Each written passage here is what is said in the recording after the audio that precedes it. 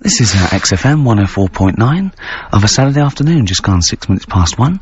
I'm Ricky Gervais, with me Steve Merchant. Hello there, hi. Good to talk to you. Karl Pilkington is over there. Alright. Hey, keeps it real. Yeah. Respect, Karl. Oh. Rick, I just think, we want to lift off the show straight away. Yeah. Into the, stratosphere. Yeah. And, the best way to do that, it seemed to me, was to resurrect a game we used to play when we first began the show in old XFM days. Do you remember the game? Do you remember the game Make Ricky Gervais Rub me hard. Rub you hard? No. No, that was only in the pilot. We never actually did that on live. Okay, right. No, it was the game Make Ricky Gervais Laugh. Oh, I remember, We used to get people, Karl, you probably didn't hear it, we used to get people to sort of send in pictures and, jokes and stuff. And if I could make Ricky laugh on air with those, he won a toffee. Then they won a gift of some kind. Yeah. Anyway, a lot of emails actually saying people love your laugh, Rick. So in a sense, we're giving the public what they want. They must be taking the mickey. But this is a picture I found in today's copy of The Sun, so if you're listening at home and you want to know what the picture looks like, rush out and buy a copy, only 40p. Yeah. And, are we sponsored by The Sun? We do White Van Man. Exactly. It amused me straight away, this, because bear in mind, Right. it is one of the world's biggest rock stars. Okay. Just check out the face. Oh, that's fantastic! Look at that. Oh, that is Michael Stipe. Oh dear, with sort of like, looking like, I don't know, some sort of Nazi officer. That's not libelous. That's not libelous. In your opinion, Michael Stipe, Yeah. he's outside there during the press conference for Peter Buck's. It's not a good picture. I love R.E.M. and I love Michael Stipe. I think he's a lovely man, but that's a bad picture, isn't it? He's got big glasses on, and stubble, obviously, still bald head. He doesn't appear to be looking at anything. He's looking right beyond everyone else. Can you see that, Karl? I'll tell you who he looks like. He looks like Zig, I think, from Zig and Zag.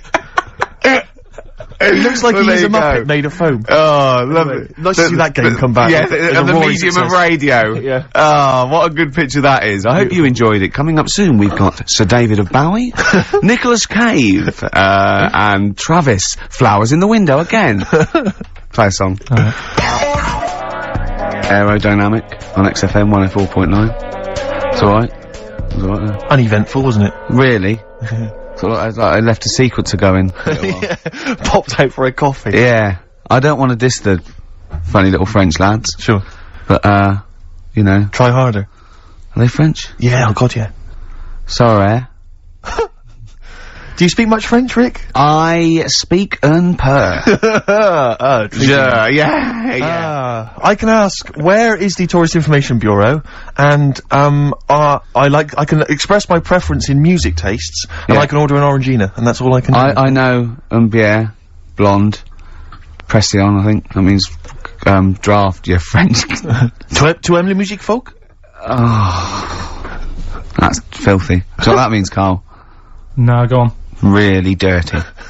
Really dirty. To Emily Music Folk. Yeah, you dirty. you filthy little Frenchie. Alright. Do you know much French, Karl? Have you got any fromage? That'd work. That's cheese or fish. It's cheese. It's cheese. Would you not care which one you were given? You like both? I think that's a whole different kettle of poisson. Yeah. I just think when you're in a country, you should have a little go. Yeah, well, that's a very little go. Yeah. You mean like football hooligans have a little go? What do you mean? You know, try and have a go at their language. And well, what I do is I go in there and I point and talk a bit louder than usual in perfect English, and if they don't get it, I go mental. Exactly. Securing the fact that I've tried my best and they're having a laugh. And that is the prerogative of all Englishmen. Or just point. Point and shout? Yeah, point and shout. Don't forget, you know, because you can never be foreign if you're English anywhere. No, they're speaking funny. Just remember that. Yeah? Yeah. God save us. Sorry, go on then. You were going to say something else. Yeah. That picture you were showing me. Yeah. I wish we could post one on the website of Karl. Remember we won an award ages ago. What was it called? The British Radio Authority Award. Yeah. And, we made Karl get in the picture, and he was a bit reticent, but it came out nice. But, his head is perfectly circular. I put a coin on it, and only the ears popped out from behind the coin. Isn't it perfectly round, isn't it? I mean, when you've been saying I've got a round head, I was a bit like, yeah, everyone has, stop having a go. Yeah. And then I saw this picture last week, I thought, God, he's right. Can't we just pop it on the XFM website? I'd rather not. I'll go on, just get someone. Have you seen that man in a jar without a brain? Sorry, is that something? Is that a product you can buy? in like Sainsbury's? Is it a dream you had yesterday? Man in You a wondered if jar. you could. Can I? Yes, hello. Could you make my dream into reality, please? Oh, we can't actually, sir. In plastic would be good. Sorry, what do you mean? In the future, you'd be able to download your dreams and then just like act them out again, probably in the year 2000 or something. Soothsayer. No, there's some museum somewhere Yeah. that's got this little fella who was born without a brain, and he's in a jar, and it's just that he's got a really round head. Right. And when I saw this picture, I thought, God, it just reminded me of this little fella in Yeah. a jar. Oh, and what do you mean he's born without a brain? He was born without a brain. So it's a baby? He's not a little fella. Yeah, but it's weird. Do you know the difference? Do you have conversations with like people in prams thinking that fella's little and he doesn't talk much? Yeah. You know babies aren't like little people. Well, maybe... Well, they are little people, but I mean they're not very small adults. They're not like midgets. They don't do a job of work, is what we're saying. Yeah, you're very, no. What do you I mean? didn't read about it, I just saw the picture. And This it is looked where like you're a going man. wrong, Carl. This is always your mistake. You see the picture, you don't read the little caption. But what do you underneath. mean? How do you think- guess at what you think the meaning But how is. did you know it didn't have a brain? He said something like the brainless man. Yeah, but people say that about you. It doesn't mean you haven't No, got a no. spinal cord. I bet somebody's seen it and knows what I mean. It's a famous picture. It's Right, like- call in 08700 800 1234. Once again, you win a prize if you can tell us what Karl is talking about. Just in general. It's an ongoing competition. We're trying to find some CDs to anyone who knows what Karl is talking about. Stereophonics, Vegas, 2 times. Well, we've had calls confirming that there was indeed, a fetus, or a stillborn child. A pickled baby. A pickled baby. No wonder it died. Born without a brain. But everyone has, you know, pointed out that it wasn't a little fella. It certainly wasn't a little fella. No. Because it had been in the jar for a long time, I think it had aged a bit. What are you basing that on? You do carry on growing, yeah. Yeah, of course. Yeah. Well, your ears and your nose. Your ears and your nose. And your eyes don't grow, so, Yeah. you could probably, yeah. I'll dig it out for you. Yeah. Imagine if like, there was an experiment where they were raising a child just based on the information that we said on the radio. What kind of a person It was like would they download, be? yeah, yeah. And What kind of information would they and have? it took everything literally. Exactly. And I think, yeah, there's no irony or, yeah, it was just. They just, everything we said they assumed was fact. Everything that Carl said. And they any assumed was fact. question it had about the world, it could only ask Karl. Exactly. And it would See, be now, his- this worries me because without wishing to be disrespectful in any way, Carl, you know I think you're the best man on earth. When you have a child, we could be in a situation a bit like that. Do you know, is it a concern for you, do you think, that, like, when your son's growing up, or your daughter, and they're asking you questions, you're conscious, I mean, you yourself have admitted that I'd just say- you have a sphere of knowledge which you are an expert on. Ask your mother. You'd say ask your mother. That's good. That's great, fair enough. That's good. And I'd play with it. I think I'd be a good dad. Yeah, I think you would. But I wouldn't be the one who's shouting at it. No. No. I'd Who would just you let- get to shout I'd at let it? Probably Windsor Davis. He'd be good, wouldn't he? You horrible little man! Well, you know, I'd tell it the rights and wrong. You don't have to be a really bright person to know the rights and wrong in the world. Yeah. No, I think you are bright, Karl. You are. And at what point in their life would you tell them about the evolution of the baguette? Which you told us. Or the story of the bee. Yes. That you scored once. Or the 2 children. Would you ever get them to meet as maybe like that? They could be godparents. The friends you had at school. Yeah, with the webbed hands. the big heads and Big webbed heads. They hands. weren't my friends. That weren't friends. I wish we could track them down. Oh, that'd be great. I imagine they're in a zoo.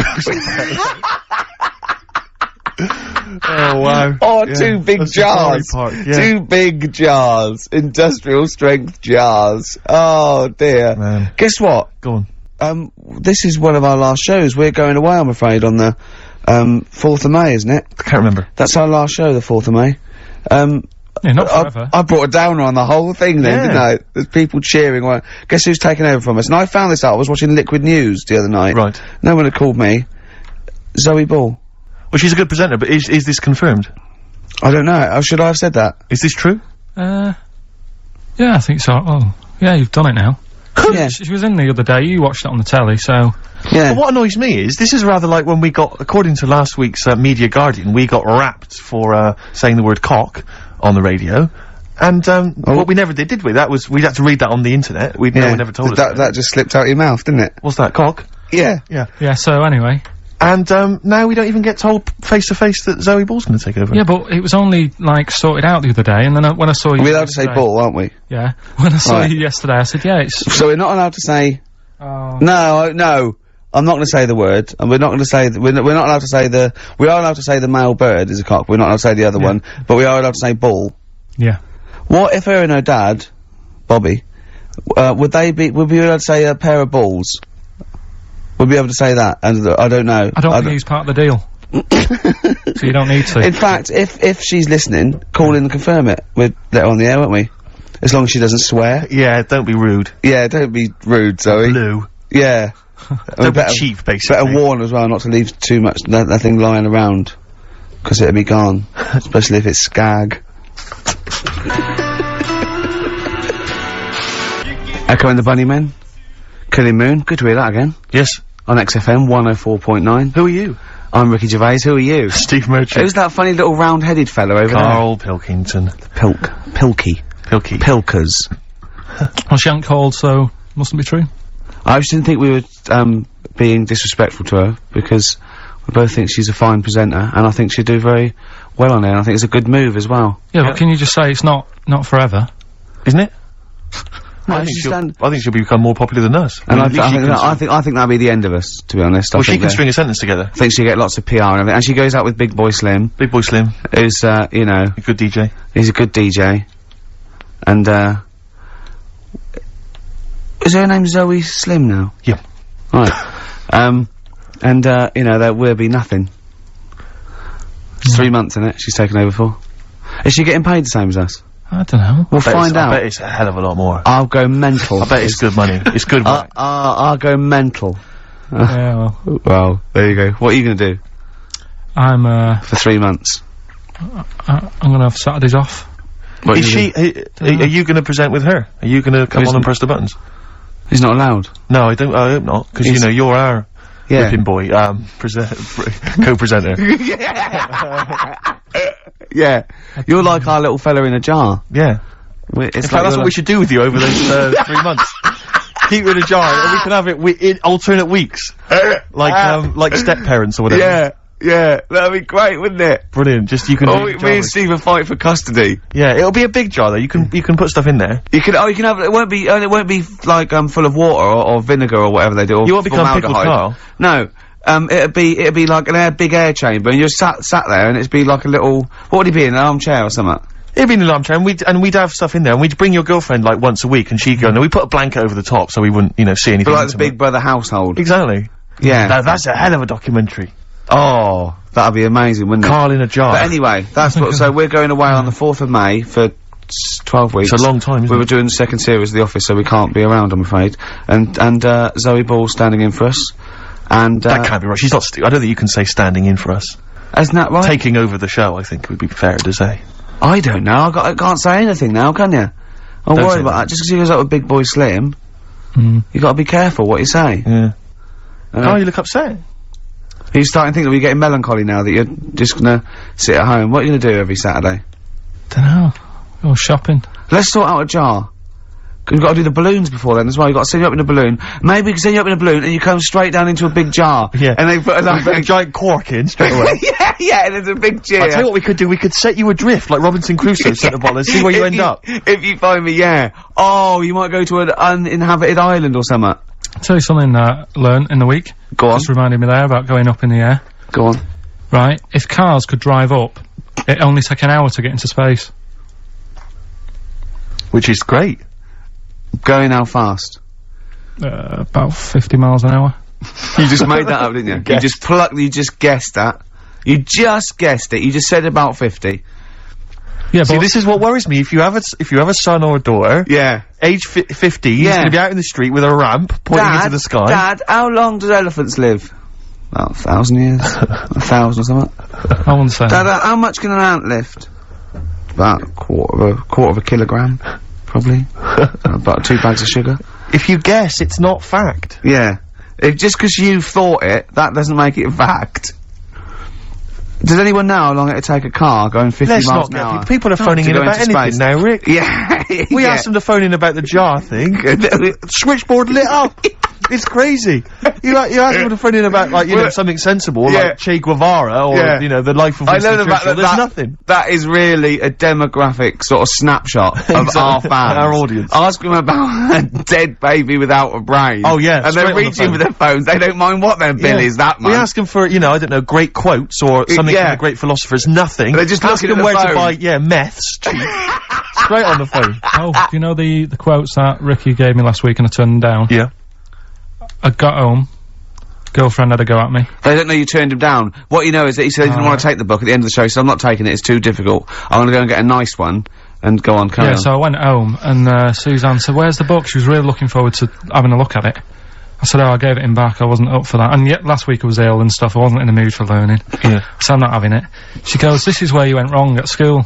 Oh. She said, this is exactly where you went wrong. She said, you know, you liked infants, you liked, you know, you're colouring in and you're painting stuff.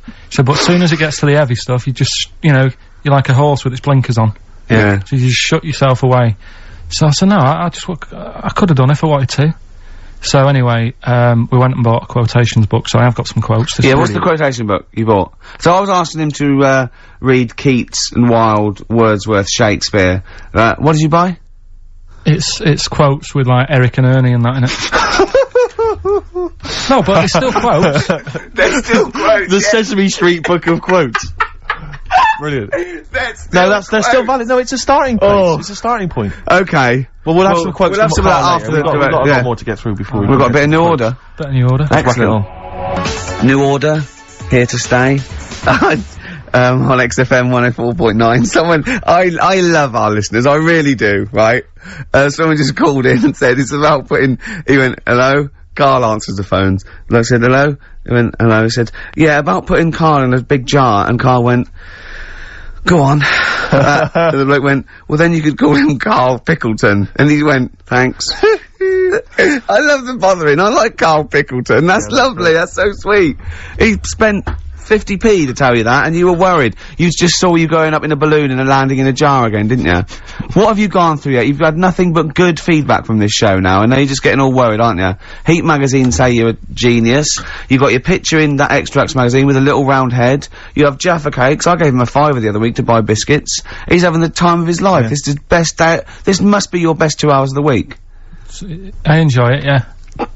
It's alright sometimes. Yeah? What's better regular than this for you? What's a better 2 hours a week? Sleep doesn't count. Actually, you're probably right, it might be this. Yeah? Yeah. Or, that 24 thing's good. Alright. Probably worth mentioning, Suzanne. Yeah, your girlfriend. Yeah, well that goes without saying, doesn't it? Oh, he's done it, he's pulled it round. He's pulled it round, he's a charmer. If she could come in and sit in the corner, then yeah, it would be the best time ever. That's pretty sweet, actually. Oh. She's not even in London at the moment. Oh, so you want have then? to say that. Yeah. You have to say it, and you did anyway. Yeah. That's lovely. She might be listening sometime. Yeah, it's Sky Digital, isn't it? There's always that. There's always that danger. Yeah. Anyway, Steve, over to you. I just was wondering, because I've had an exciting week, relatively speaking, Rick, because instead of just spending it all with you, sat in a little room, as is our way, I've been doing some acting this week, as you know. I know. And I don't normally act, but I, basically, there's some people at the BBC who are making a comedy pilot, kind of comedy TV show, and, you know, and I auditioned for it, and the role was to play a sort of freaky-looking, sort of lanky geek, you know, and I don't want to say— how did you beat off? I don't want to sound arrogant, Rick, but they gave me the job on the spot. You know, so it was like, you know, obviously I'm, you know, because I'm not a bad actor, I'm not as good as Rick, but I'm, you know, What is it? I play a really tall guy, like a sort of— That's the part though, isn't it? About, you've got a beard. I'm a character who's, 6'7" tall, and I'm trying to win the world's, tallest man competition. That's it, yeah. But, there's always a man that beats me every year, because he's slightly taller. But this year, I think, for some reason, because I've been training, I can beat him. That's the conceit. Sally Phillips, I don't know if you know Sally Phillips, she's a very good, comedy writer and actress, and she's written it. So it was good fun, and so we went down there, and it was good and everything. It was, you know, a little trailer and everything. It was like the proper deal. It was really good. And, the problem was yesterday, I had to dance. One of the sequences had me dancing. Now, as you know, I think I'm a pretty groovy dancer. I'm a bit of a mover. Yeah. And I have to tell you this, Rick. Do you have anyone's eye out with your elbow? I have come to some serious realizations about my dancing. Really? I was moving around like a Shire horse dancing. Really? It was terrible. I was just like quick, and they had this choreographer trying to show me some moves, and it was just— he was just like crying by the end of it. It was they were yeah. It was so bad, but the worst thing about it is, Today, my whole body is ravaged with pain and agony. I'm utterly devastated by the agony of it. Trying to get down the stairs this morning, I swear to God, I look like Thor Herd. Trying to hobble that, it was mad. I was like I'd had several hip replacements. I was like, I had to go down at an angle, going down the stairs. It was ludicrous, and I was really worried. Suddenly I'm thinking, because I thought I was pretty fit and pretty groovy and everything. And I had been discussing with, this mate of mine, my housemate, that we should maybe start doing some exercise, because I'm putting on a little bit of weight, right? He's quite a thin, tall guy. He has a belly.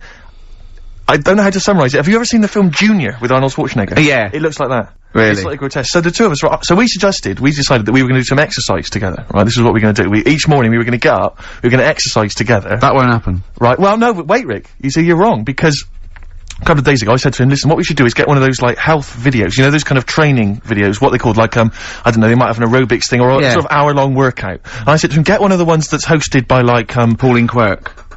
Elle Macpherson or Cindy Crawford, you know, someone like that, someone sexy, right? So, I swear to God, we went down this morning, we put it on, right? Just want you to picture this scene, right? It's me and my mate in our shorts, right? 9 o'clock in the morning, working out. You didn't actually do it. To Helen from Big Brother's video, right? It was the cheapest one, Steve, you told me. Thanks very much, mate. We saw that advertised as well. Working out, right? And the two of us in our shorts, she's there, like, you know, she's the closest there is to a living Homer Simpson, right, shouting out stuff. I just wanted to be reassured, Rick. There's nothing gay about that, is there? There's nothing a touch kind of fruity about that image. No, I mean, the ones you'd avoid would be sort of Liza Minnelli workout. Cher. Graham Norton, obviously. Yeah. Dale Winton. Gay Byrne. Right, sure. He's not gay. No. But, I mean, the name's a little bit gay, isn't it? Yeah. So I think Helen from Big Brother, you're probably safe. Who else? I don't know what else to tell you, really. But I mean, because I know you've got a personal trainer, I'm obviously not in that kind of stakes, there's kind of stakes at the moment, I don't have that kind of cash. No. But, you know, I'm obviously quite excited. What have I got to look forward to? Do I go through a my trainer, Pink Eric, we call him. Yeah. No, I sort of box a little bit. But what I'm saying is, do you go through a pain barrier? No, I stopped way before that. Right. And I'll sit down and have a beer. Right. There's no point in going through pain, because it'd just put you off. Sure. So, if you start feeling any sort of pain, or any, breathlessness, or any aches, sit down immediately. Now, is it right that he's worked out a special routine for you where you don't have to get up? Yeah, well, he actually said, I remember the first, I got my food diary, and he was looking at it, and I could see he sort of feared it. He feared taking on this challenge. And this is a true quote. At one point, he said, right, okay, cut cheese down to 5 times a week then. I must have haggled from 4. Cheese down to 5 times a week. And it's sort of like, I'm my own worst enemy. Because if I cut out cheese and beer, I would just lose weight. Like, it would drop off me in a month. So what I'm doing, I'm fighting it all the time. I haven't changed my sort of eating and drinking habits, but I now work out 3 times a week. It is an uphill struggle, Steve. Yeah, of course. It's just, so you're just keeping an even keel. I know, well, yeah. So I can live longer to eat more cheese and beer. Do you exercise, Carl? Do you do any exercise whatsoever? I used to go to a gym in town, but it wasn't the sort of, the hard work of doing the, you know, the stuff. It was just like, it was like 60 quid a month.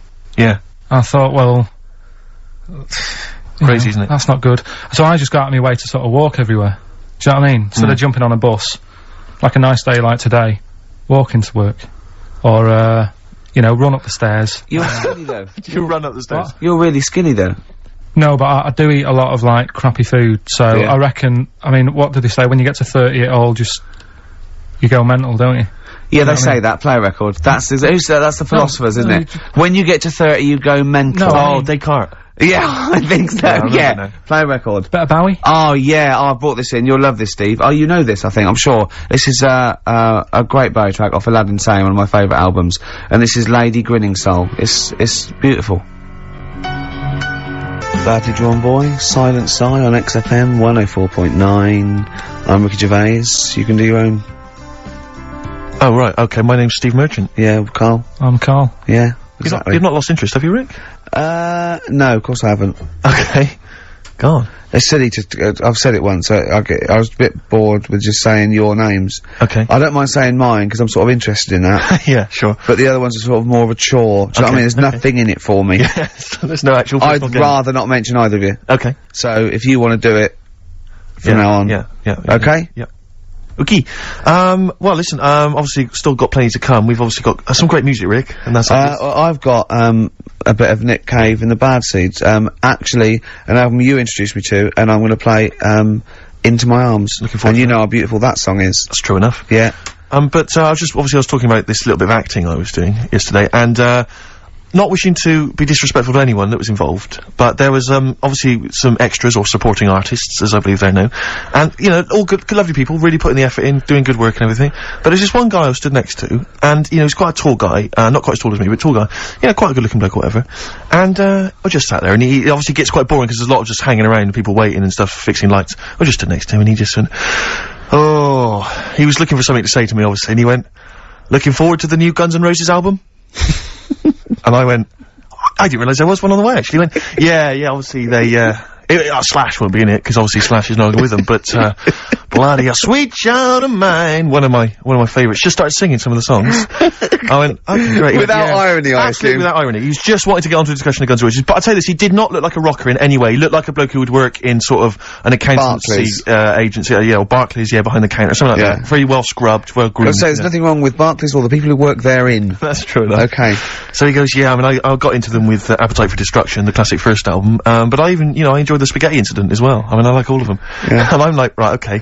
And he goes, I said to him, have you ever seen them live or anything? He went, I have not seen them live, no, but I was lucky enough to be at Donington, Monsters of Rock, and, Slash's Snake Pit was playing, which was Slash's solo effort. Yeah. And he went, I've never been to, those live gigs before, and, I was down in the mosh pit. Oh, man, and I was down there, and I'll tell you this, have you been in the mosh pit? I went, I'm not, he goes, oh, it's crazy down there. It's wild. A guy threw a punch at me, I punched him, knocked him straight out, he knocked me out, someone this fight went off. Oh, it was amazing, I went, you're gonna go back? He went, no, I won't, because once you've done something like that, you can never repeat the experience, you know, I mean, everyone there was dressed in black. I think I was the only guy wearing a white t-shirt. I was like, okay, I could just imagine him tucked in as well. That's why I attacked him. Exactly. It's like ants. Yeah. They Slash himself, so yeah. yeah, There's a termite in the nest. Exactly. And they just turned on him. But so anyway, so I'm going, okay, so do you go to gigs often? He went, no, I don't think I'm ever gonna go to another rock gig. And I said to him, why? And he went, I don't think any gig I go to will be able to top the experience of seeing UB40 live. And do you know what I mean? And I almost did what you did. That's why I've never seen him live, because I don't want to end my life. But I almost laughed. I thought it was a joke. I thought he was making a joke, and I was about to laugh, and I realised he was deadly serious, and I went, UB40. Oh, good were they? He went, absolutely blinding. One of the most incredible live experiences I've ever seen. I imagine. Did they do songs in a sort of mock reggae style? Apparently for 2 hours. And then he began to tell me which of his favourite, he went, I don't know if, I said, have they done anything recently, or put anything out? He went, I don't think they're gonna be able to top, those classic albums, Bag of Riddim, and Rat in the Kitchen. I remember once when I went to sign on, okay, and I don't know what year it was, must have been like 1979 or something, and, I left school, and, tell me if I'm wrong if it wasn't out then, but this bloke was at the back with sort of like a ghetto blaster, and he was playing 1 in 10. Right. Obviously making a point, he was in the dole office. Yeah. Everyone ignored him, and when it finished playing, he turned it down. And he took a number and queued. The days when they were a protest. When was that? What year was that? What year did someone can pinpoint that for me. Phone in 08700 800 1234. I know it had just come out. But what was amazing is when he said that about UB40 being the best live experience you've ever seen, it was one of those moments where you thought, I never thought I'd hear someone say that. Yeah. Do you know what I mean? I don't know why I can't understand what kind of person you are. I suddenly realised at that moment there was such a chasm between us. Is there anyone out there whose favourite band is UB40? Red Wine, maybe. UB40, yeah. Oh, they're a great bunch of blokes though. You see them, they crack me up when I see them interviewed. They're really funny. But, once you've heard one, that's pretty much it, isn't it? Absolutely. I imagine. I mean, I don't know. Maybe I'm a Philistine. Maybe there's some hidden depths to them that we don't understand. Maybe some great tracks that you could point out if you're a big fan. Well, I'm never gonna go and see him because why why sort of like top your experiences? Exactly. You know, because you're never gonna better it. When I know I'm definitely dying, I'm gonna go. You'll summon them to play for you. Get me UB40. Get me Labour of Love live. Do Right in the Kitchen. Now. This is a little bit of a treat that I thought I would charm you with, Rick. From The Cure's Greatest Hits. This was this double CD that they brought out recently, including 18 acoustic versions of their greatest hits. Yeah. And this is the acoustic version. What have you gone for? I've gone for, glad you've asked, Just Like Heaven. Wise choice. XFM 104.9. Lovely, that one. Brilliant, isn't it? The acoustic version of Just Like Heaven from The Cure's double CD. I'm loving it, loving it. Collection. Now, again, I broke the rules in the week. I met up with Karl. I had lunch with him. And, we were chatting, and having a cup of tea. And it got onto one of Karl's favourite programmes, was the Tales of the Unexpected. Ah, of course. And all I can think is that he's probably the only person in Britain where they were unexpected. I mean, to him, when that twist came in, and you go, gee, I can't... Yeah. Oh, God. Can't believe So it was the tree that did it. I mean, he was probably the only... And we were telling all these stories of horror, and he liked horror stories. And I told him this story. And I don't know if this had come across the radio, but I told him this story. It was a short. It was a horror short. This was a film you saw, was it? Yeah, yeah. And, what it was, it started off, just there'd been a car crash. You see this horrendous wreck. And you saw it from the point of view of the person in the car. And he was calling for his mate, and he was going, Dave...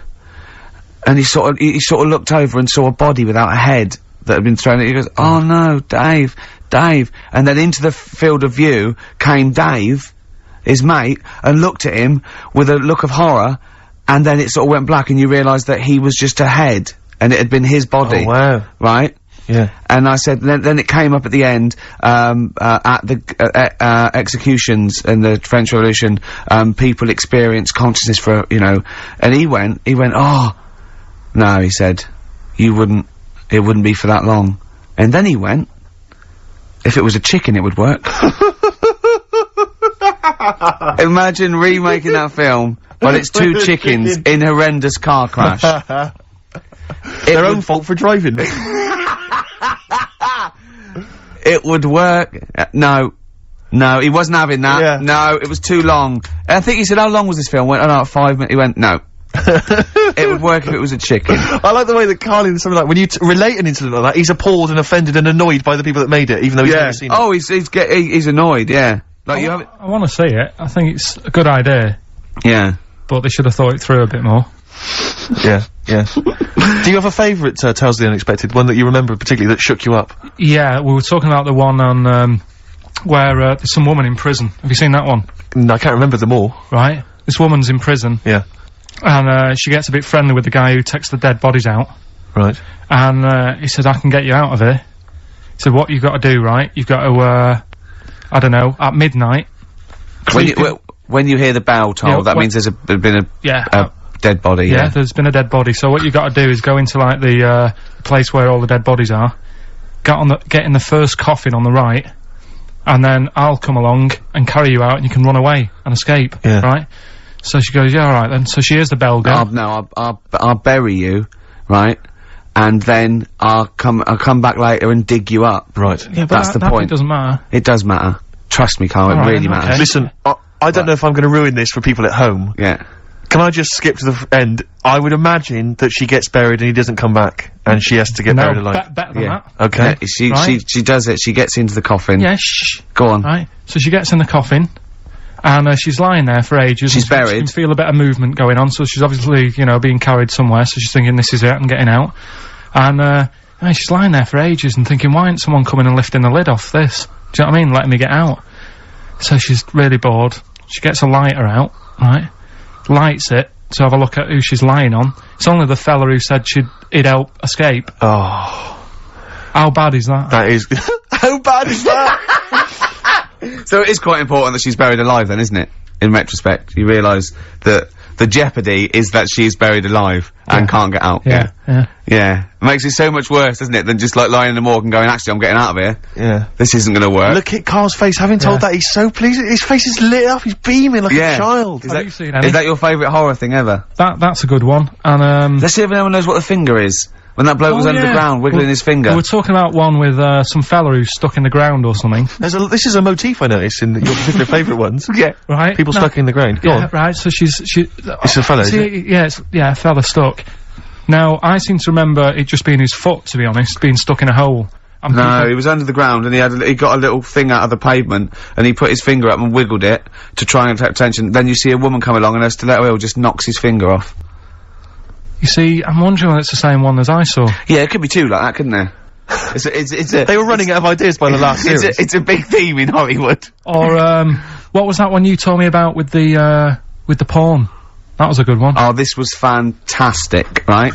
Right. There was this, Sorry, can I just check now? We're just remembering classic episodes of the Tales No, Unexpected this is important. Well, I saw one, right? I saw one, on Tales Unexpected, right? And it was, these two gents, what they used to do, they look down the obituaries, and they'd blackmail, the wife or the son of a dead eminent person, like might be a priest or a doctor, or something, and they'd go and they'd say, he bought some, erotic, stuff from us, before he died, and he owes, 100 guineas and all this sort of stuff. And they'd pay up because it'd be so embarrassing. They just didn't want them, so they'd just pay him, right? And this one bloke said, who are these people? I'll meet with them. And he goes round there, and he goes round, and, they go, your father, he goes, my father could not have bought any erotic material from you. They did it, he goes, he couldn't have, he's blind. Right, and that was the twist. And Karl went, so it was magazines, not videos then.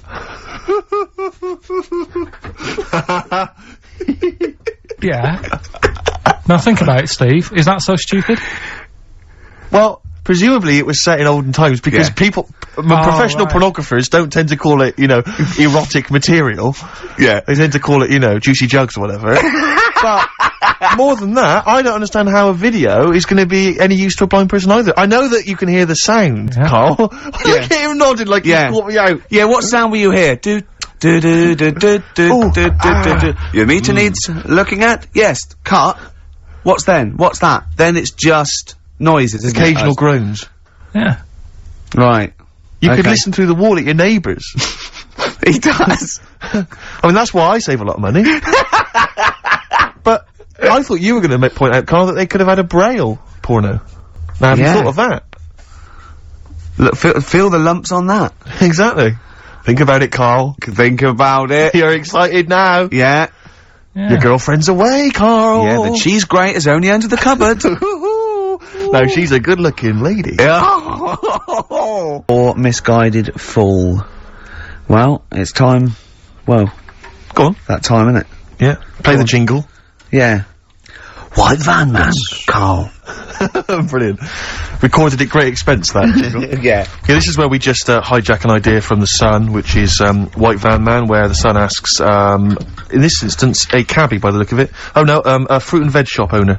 Ours is slightly different because The Sun sort of like, pick on a perfectly normal member of the public. Exactly. So that's where we've got the upper hand. Yeah. And, they ask him about the, you know, the hot potatoes.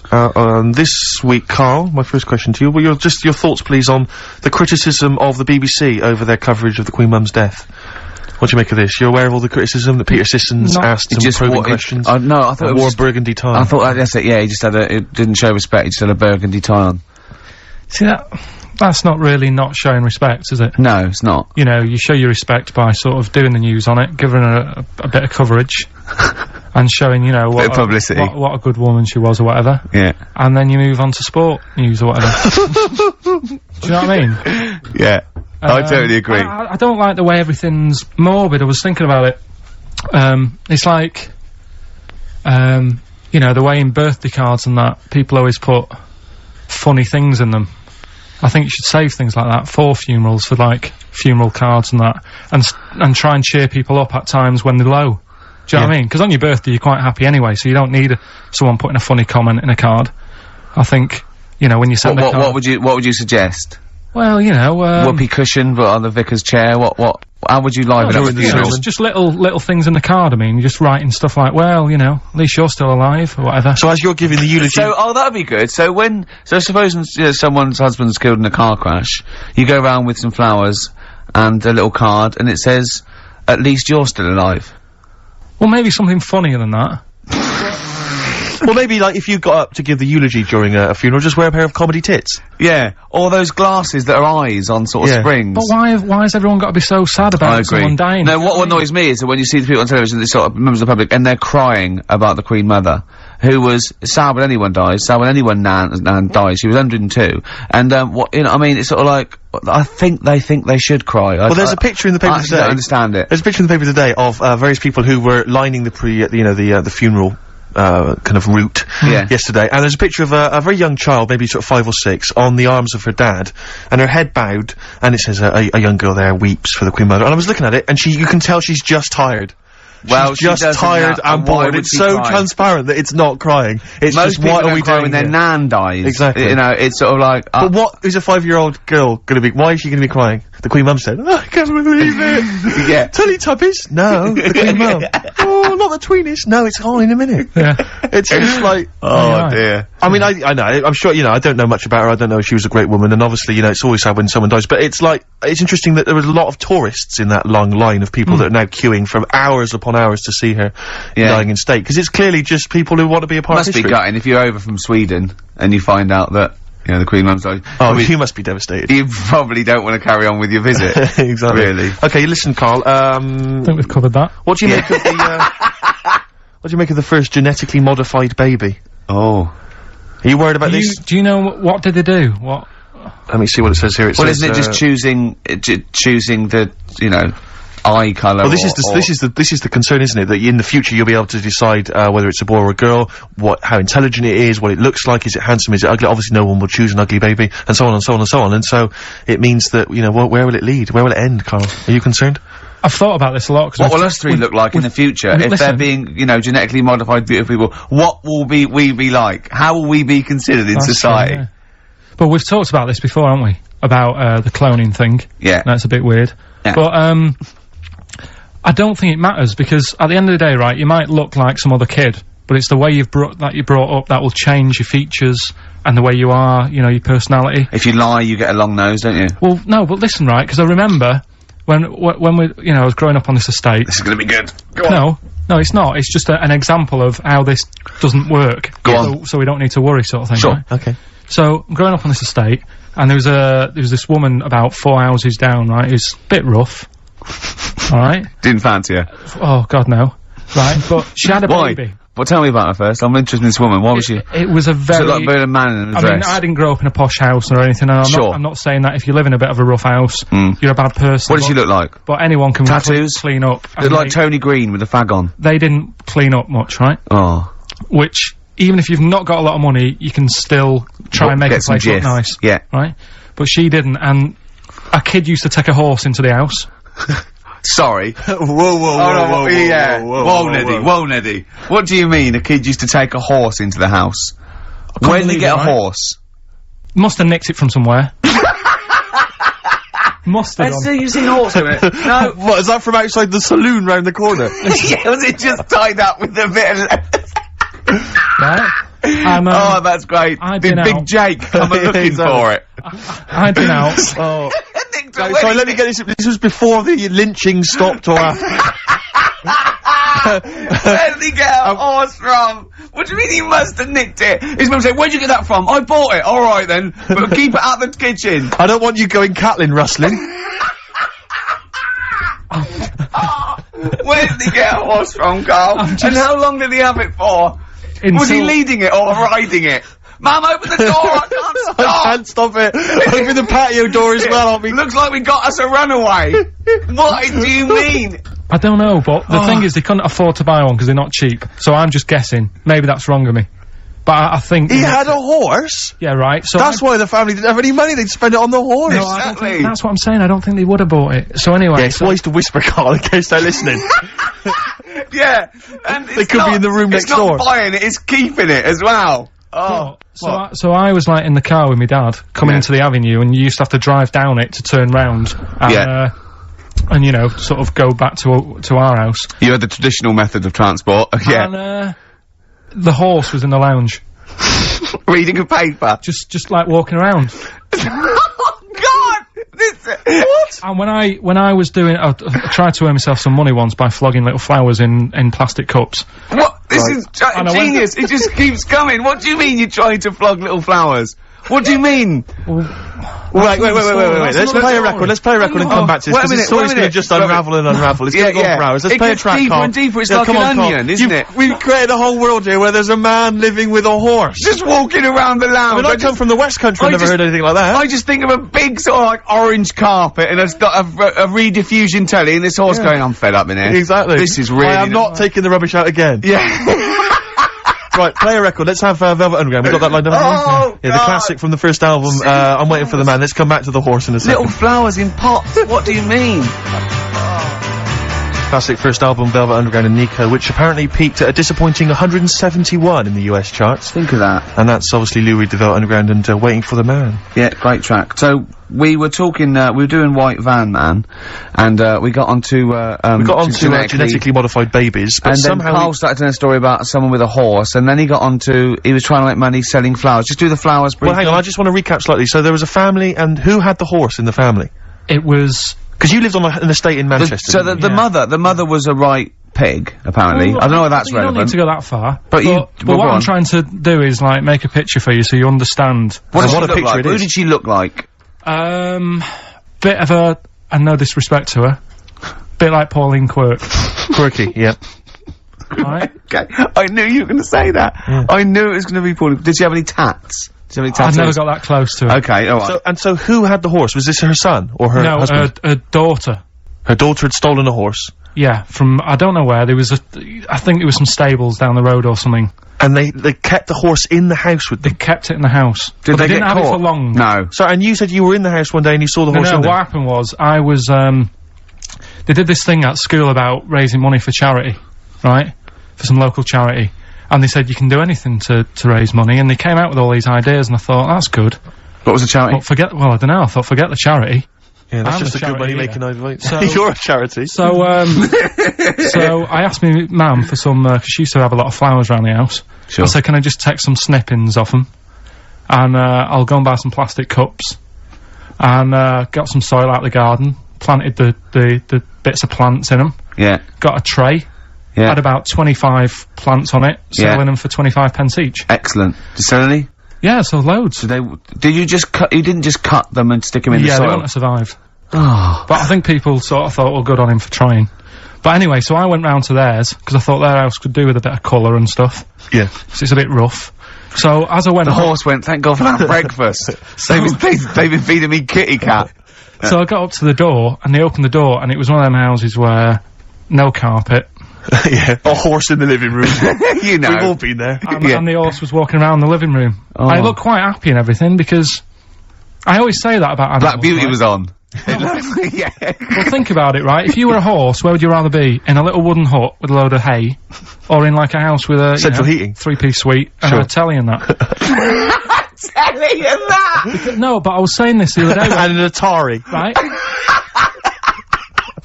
I was walking through London... the other Commodore day. 64, Yeah. rubbish. Exactly. Walking through London with Suzanne, right? Yeah.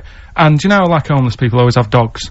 And Yeah. she said, oh, I hope she looks after it. I said, that dog is happier than most dogs. Right. Because people always walk past and give it a pat on the head. Yeah. It's with its owner all the time. Yeah. It's out in the open, it's not locked up in a house. Yeah. It doesn't You know what I eat, mean? but other than that... No, it does eat though, they're always alright. So that's what I was saying, I think this horse was doing alright for itself. Do you know? Well, not many horses have got their own house. Exactly. For a start, yeah. But anyway, that's That's what by we the were talking by. about. Yeah, so anyway, this family, who's a bit, what we were talking about, it was about cloning. Genetically modified kids Yeah. and all that stuff, yeah. Right, now what I'm saying is, you could say, you know, right, Steve, you could have a baby, right? And Ricky could see it and say, God, I want one that looks like that. Yeah. Right? It could happen, Rick. So, Come on, work with him. so you take it to the doctors, and I don't know what they do, they inject it with something or whatever, Yep, that's how it's done. Yeah. and, get a little baby, and there it is, it looks the same. Now the thing is, you separate, you both go off and do your own things. Yep. Right? Now, you look at Stephen, you look after your baby, Yeah. you treat it well, you give it good food and I'm that. a good dad. All the vitamins and stuff. Yeah. Ricky just gives it cheese. Right? So, then it changes its looks, it goes a bit fat, you know, it gets tired easily, and that sort of thing. Now, when this family... Why am I just feeding a baby cheese? Right, this family who had a horse in their house. Yeah. They had a little baby, and my mum went round and said, "You're not going to believe this, but it's a beautiful looking baby," right? Yeah. And I was like, well, you know. And the weird thing is, it was a good looking kid, but as time went on, they didn't really look after it. And I'm not saying like abusing it, but it used to run around, it used to play out till like 10 at night. Yeah. It used to chase cars. Right. It was a bit... Did it have hooves? Yeah, no. Chase cars! Right. What sort of kid chases cars? Oh, God. No. Was it called Rover? The weird Did it catch sticks? It's Liam, it was called, right? Right. Now, the weird thing is, it was a good-looking kid, but as time went on, and all that, like, not eating properly and its hair was all patchy. It's not Liam Gallagher, is it? And chasing cars on that, and it became an ugly kid. It's definitely Liam Gallagher. And that's what I'm saying, right? You can clone all you like, but at the end of the day, it's how you brought up. Brilliant. Wow. Whoa. Wow. That was a hell of a point. Oh, God. But am I right? You're always right, Carl. Finally, White Van Man, what do you make of the fact that Sainsbury's are bringing in square tins? Is that a concern for you? Is that true? Apparently so. Why? Don't It's know. like it's easy to stack. This is what the guy in the Sun has said. That should be interesting for that should be his comment on Sainsbury's are bringing in square tins is that should be interesting for meatballs.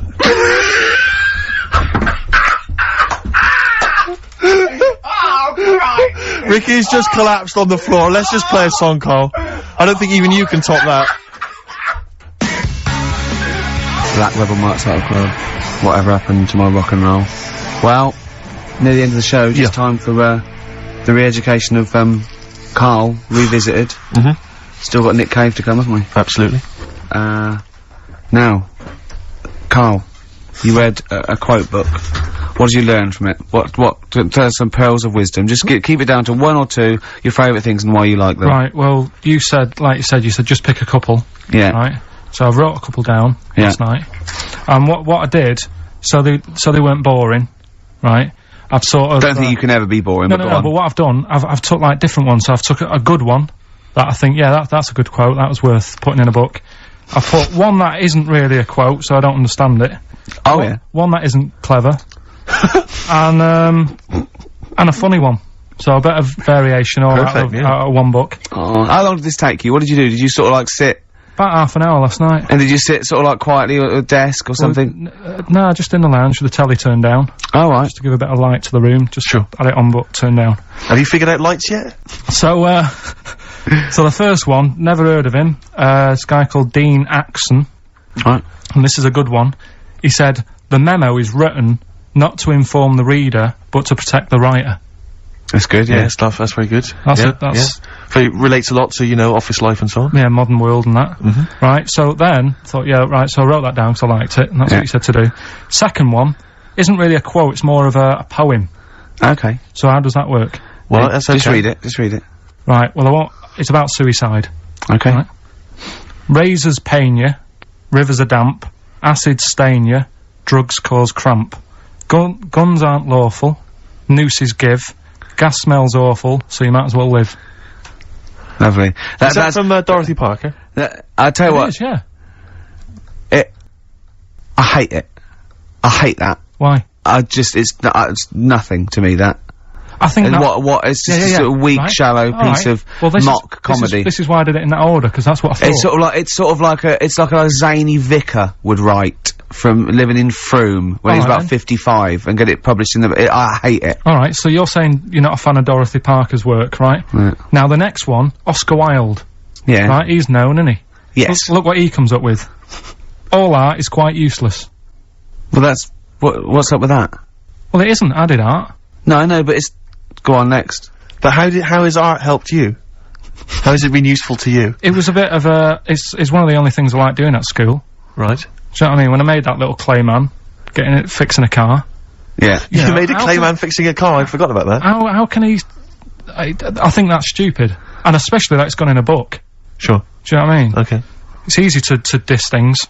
Yeah, it's harder to do things out, you're right. I don't think art is useless, by the way. But then you don't have to agree or disagree with some of these things. Some of them are, you know, sometimes it's just their thoughts put eloquently or poetically, isn't it? And it's just, to provoke a reaction as much as anything. Yeah. Well. And the good one, Ozzy Osbourne. I mean, sorry, but let's go back there. The irony is that is art. That he was an artist, wasn't he? So. But okay, so you don't like Oscar Wilde, but you prefer Ozzy Osbourne. Yeah, go on. Ozzy Osbourne, cracking one this. Funny and educational. I bit a head off a bat the other night. It was like eating a crunchy wrapped in a chamois leather. Genius. Oh, you're right, Carl. Yeah. So there's. What do you like about that? The way he's described what it is like. I think, yeah, if someone, I mean, you can imagine what it's like, because I like crunches. Yeah. And, it's like and a chamois leather's really chewy, so you can imagine that's like the skin. So you like And his the like his descriptive writing. The crunchy bit is like the bones and that. Yeah. Perfect. But you know, Carl, it's interesting because you've analysed Aussie there, and in a way, that is the first step on maybe doing a new English GCSE. Yeah, you know, you being able to said, study you said why language you and liked understand it. and You said because it describes what you've never eaten about yourself. Yeah, but my teacher, Mrs. Kane, if I would have come into school with, you know, a quote by Ozzy Osbourne, she wouldn't have been happy. Really? Do you know what I mean? And that's the difference between She'd go, right, Carl, get your horse and go home. Well, listen though, we were talking about other quotes. Yeah. Neil Armstrong. Yeah. Do you know his one? Yeah. what one giant leap for mankind. Do you know it wasn't meant to be that? You know, it says, it's one small step for man, one giant leap for mankind, right? Yep. It was meant to be, this is one small step for a man, Right. i.e. Yes. me, the individual, on a microcosmic level, one giant leap for mankind. And he mucked it up, because if you say, this is one small step for man, one giant leap for mankind, man there means mankind. I know, it's embarrassing. So you shouldn't give people, he's not a trained actor. That's true He's enough. more of an astronaut, to be Has he honest. won any awards, Rick? No, there are no awards. Is he BAFTA nominated? Don't think so. But listen, right, he said another quote as he got back into the rocket. Have you heard about it? Go on. We're running out of time, and I'm just wondering whether it's worth saving as a bit of a teaser for next week. What did Neil Armstrong say as he got back into the rocket? Yeah. Is it going to Chopped be away. something like, that was boring, wasn't it? The mic's not still on, is it? Yeah. They're not still listening. Well, that's what I was saying to you. He could have said that, and it would have That's still not gone down. cheese. It would have still gone down as an amazing quote, wouldn't it? Well, listen, I think you should save it, Carl. You tosser, I was meant to go No, I'll tell you what we'll do, Carl. We'll squeeze it in before the end of the show, because Ricky, you got to play your song for the lovers. Oh, we should yes. play this. I don't think we'll fit it in. We might have to save it. Don't worry, we'll see what we can do. Well, Let's next play, week, by the way, you've got happiness quotations, a collection of thoughtful words and beautiful paintings. I'll just give you an example of one. Happiness is a perfume you can pour on others you cannot pour on others without getting a few drops on yourself. It's lovely that, isn't it? Brilliant. You can't be happy with that. Okay. This is Nick Cave and the Bad Seed, from the Boatman's Call. It's a beautiful song. Any song that starts off, I don't believe in the interventionist God is alright by me, and this is Into My Arms. Nick Cave and the Bad Seeds, Into My Arms. Well, that's it, we've run out of time. We have indeed.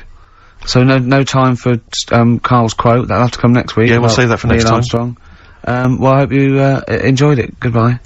Alright, Rick, come on, I'm sounding a bit chirpier, it's not that depressing. Well, yeah. Sports next. You're now excited.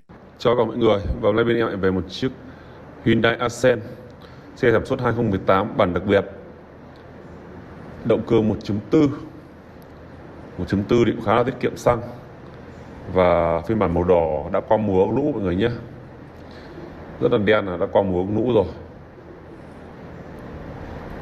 Xe thì còn khá là đẹp.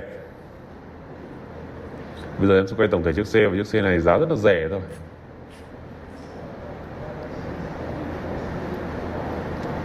Đầu tiên em sẽ quay tổng thể chiếc xe đã nhá.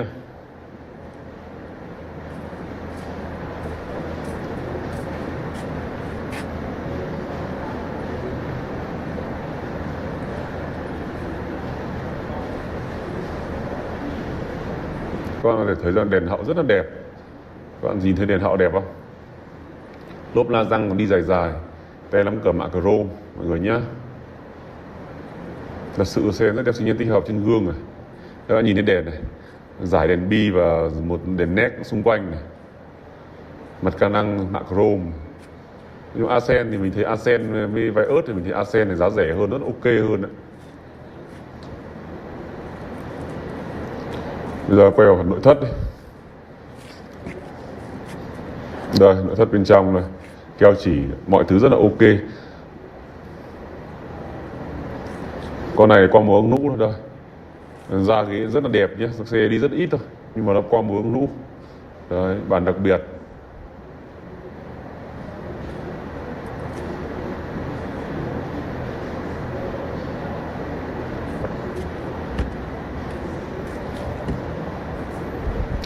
Đây các bạn có thể thấy là hàng ghế trước này, da ghế còn rất là đẹp, vô lăng đã bọc, DVD tiếp kem nồi. Đấy, cần số rất là đẹp, mới. Xe Accent thì nó cũng rất là nhiều option.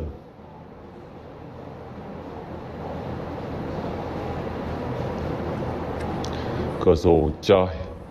Bản đặc biệt có cửa sổ trời. Bây giờ thì em sẽ khởi động xe cho mọi người xem. Đấy. Xe vòng tua dưới 1.000. Đấy. Điều hòa rét buốt, gió mạnh, bản đồ mọi thứ.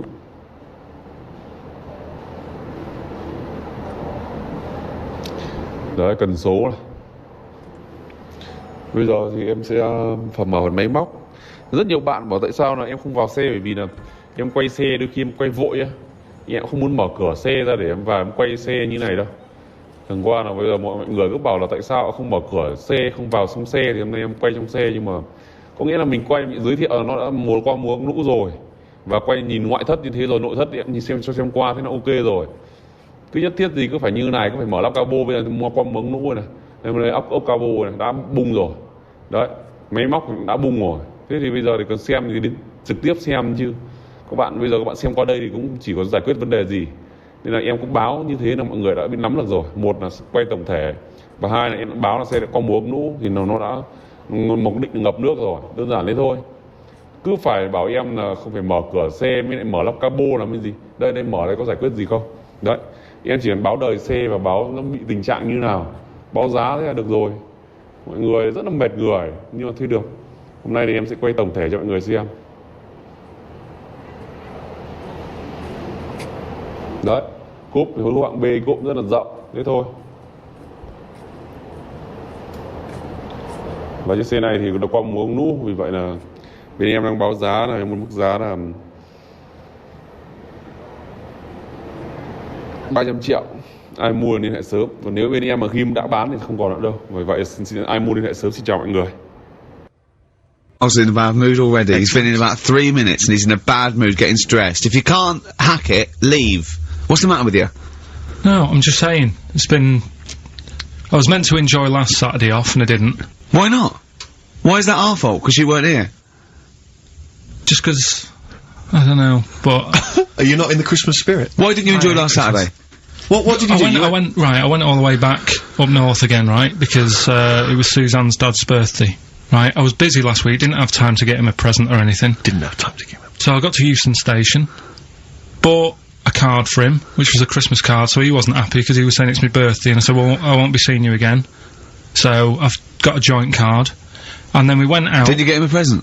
Well, no, because we went out on Saturday night for something to eat at this pub that he likes. It does nice steak and onion rings, right? Lovely. So he should have been happy anyway.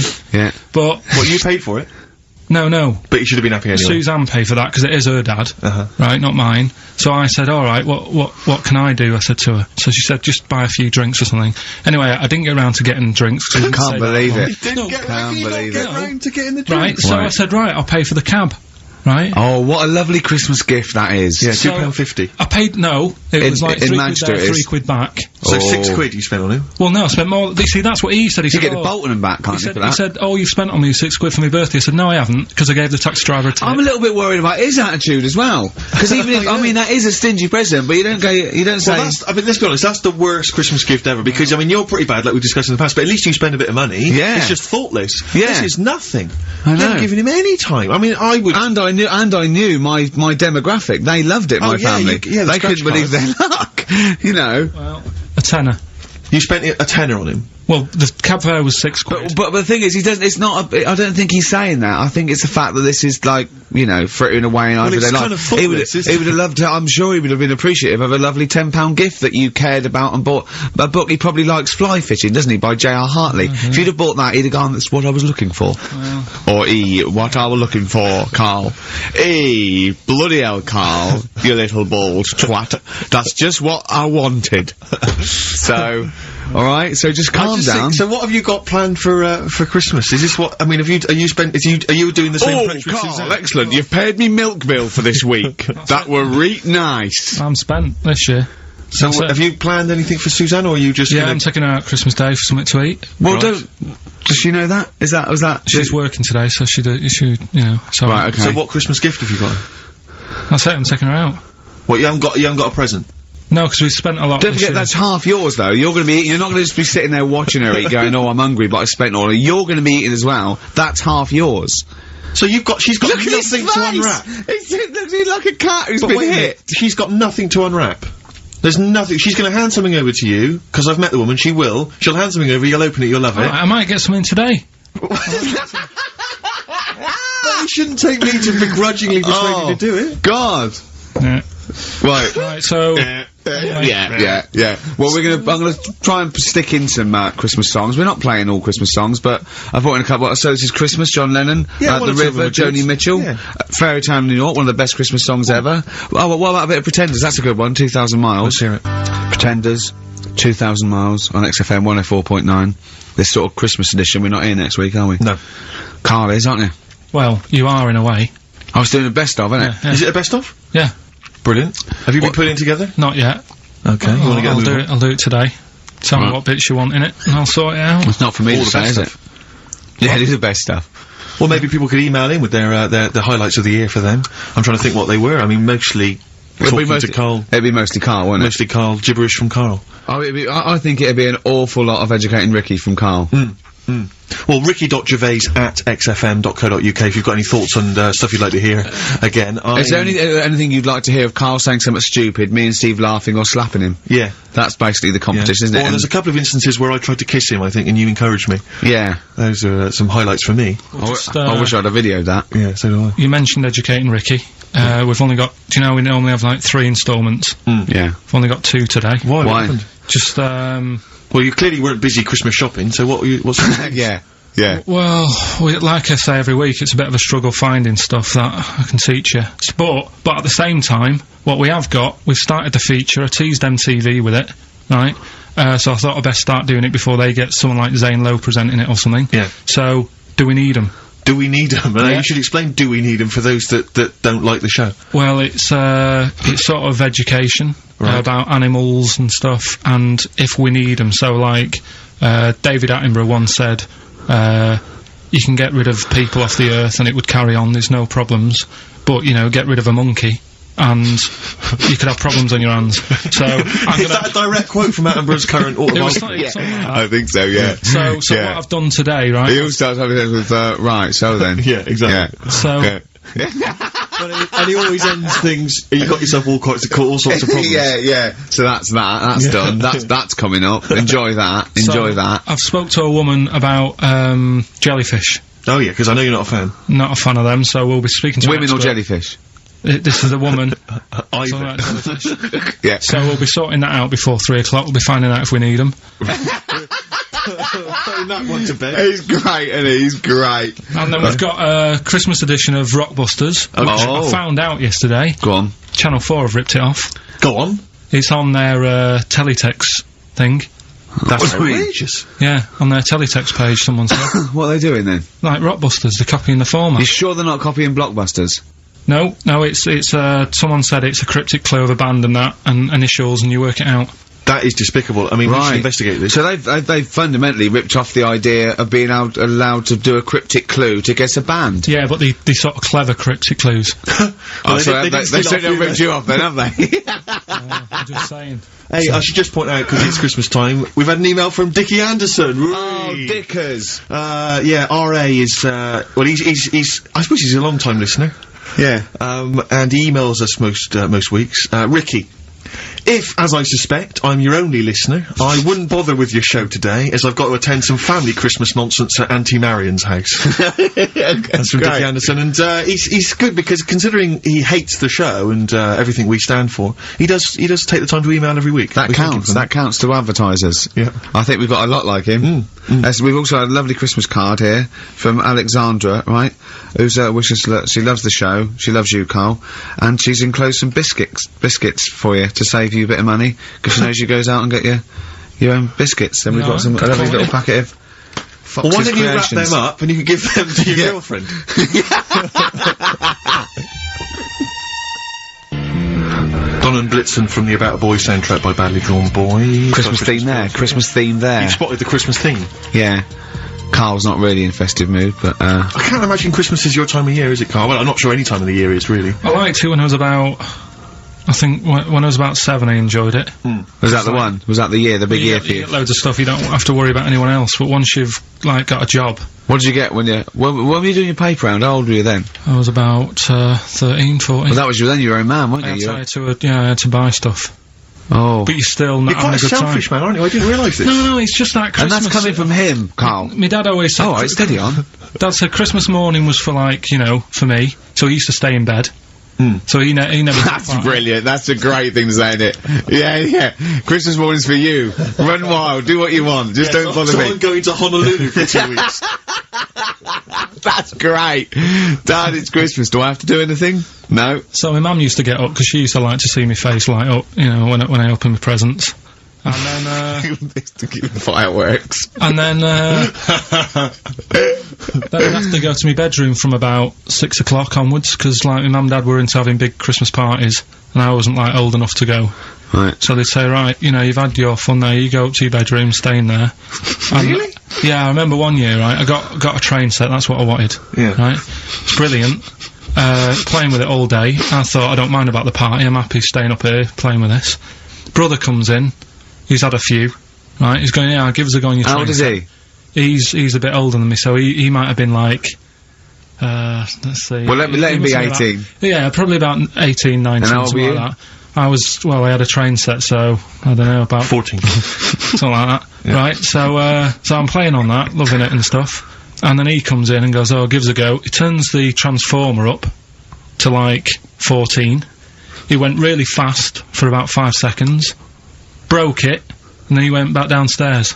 Wow. So Christmas, I hadn't even got to Sounds Christmas like Day. the Conservative government with British Rail. Satire, that is. Rick, I just thought that there's satire. If there's any satirical shows listening or it doesn't work in any way, because there's the analogy falls down, apart from there being a train. Think it through, though. British Rail was trains. Yeah. And the government broke the trains in many ways. They didn't break them, like, not officially breaking them, but they kind of... Yeah, it does work, it's perfect.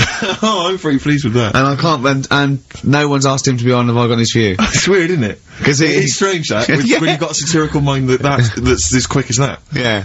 All And right. he's broke your little train set, so what did you do? I just, like, watched telly and had some sausages. I bet you were happy with that, though, weren't you? It's a bit annoying, though, isn't it, when your main present of the year has been broke. And did it ever get it fixed? No, that was it. Put away. I'm intrigued why your parents wouldn't let you come and join in the festive fun. Was it like really debauched down there? Was it like eggnog everywhere? And Well, no, but I mean, that's fair enough. 6 is a little bit early, but I just think, you know, if you're your kid, you know, he had his fun, put him to bed at 8, maybe. And you think so on Christmas Day? I thought that was a day for family. Well, not if there's a party going on. And Well, don't have the party on Christmas Day. Is Well, my point. that's another option. Yeah. Your parents are weird, aren't they? A strange breed. Well, I think that was the year, right? You're talking about buying presents and stuff. I think I did treat my mum to... I didn't buy my dad anything. I think that was, like, when I got a bit older, I used to get my dad something, because he wasn't that bothered anyway. No. So, got me mum, there was a cheap shop, right? Of course. Thank God for that. Called Snips, right? So I went in there and I thought, let's see what I can get her. And remember, Victoria Plum? I don't think so. Well, it's like a fairy character. Right. Right? And my mum's into gnomes and stuff, right? So, I thought, right... She must be pleased with you, then. Victoria Plum. I was thinking, is that one of the neighbours? Is it like a brandy Do you liqueur? remember Victoria Plum? Victoria Plum. Victoria Plum, yeah, it's like a little fictional sort of character, right? Okay. So I saw it, I thought, yeah, she'll love that, right? So I did my paper round, saved up for 2 weeks, right? Aw. Got that sorted, went to Snips, bought the, Victoria Plum. Next day, I'm in town with her, right? So I think, oh, I know what I'll do. I said, come in here a minute, right? So we go in, and we're looking around, and I tested her, right? I went, look at that there, that's alright, innit? And she goes, oh, it's bloody awful. Oh, Carl. Oh, Carl. Oh, God. So then, Christmas Day comes, I said, don't bother opening it. She said, no, why? I said, Oh, "Don't no! Why did you still give it to her? So, well, it was too late, I'd already bought it. Oh, Carl. So she opened it, and I was like, and she said, oh, that's nice. I said, why are you saying that? I said, the other day, so it's bloody awful. She said, oh, no, I thought you were pointing at something else. Oh, no. So that's why I don't get anyone anything anymore. Oh, God. Play record. Oh, God. Oh. That's good, isn't it? Not bad. Gold Rush. Let you down. I'm actually quite affected by Carl's Victoria Plum scenario. Just the fact that, like, that eagerness, he wants to make sure it's a great present. He's saved up his paper round. He thinks it's like a gnome, but modern. I'm worried that you're using it as an excuse now, and that's why you're not buying anyone any gifts, because you've had your fingers burned once. I mean, you were 6, 7 years old. To be fair. No, you weren't. You were about 13, weren't you, if you're doing your paper round? Yeah, it must have been, yeah, 11 or 12 then. Alright. Yeah, so I'd saved up. Oh no, I'm not using it as a thing, it's just that... What do you get your mum this year? I've sent them some money so they can, get a passport.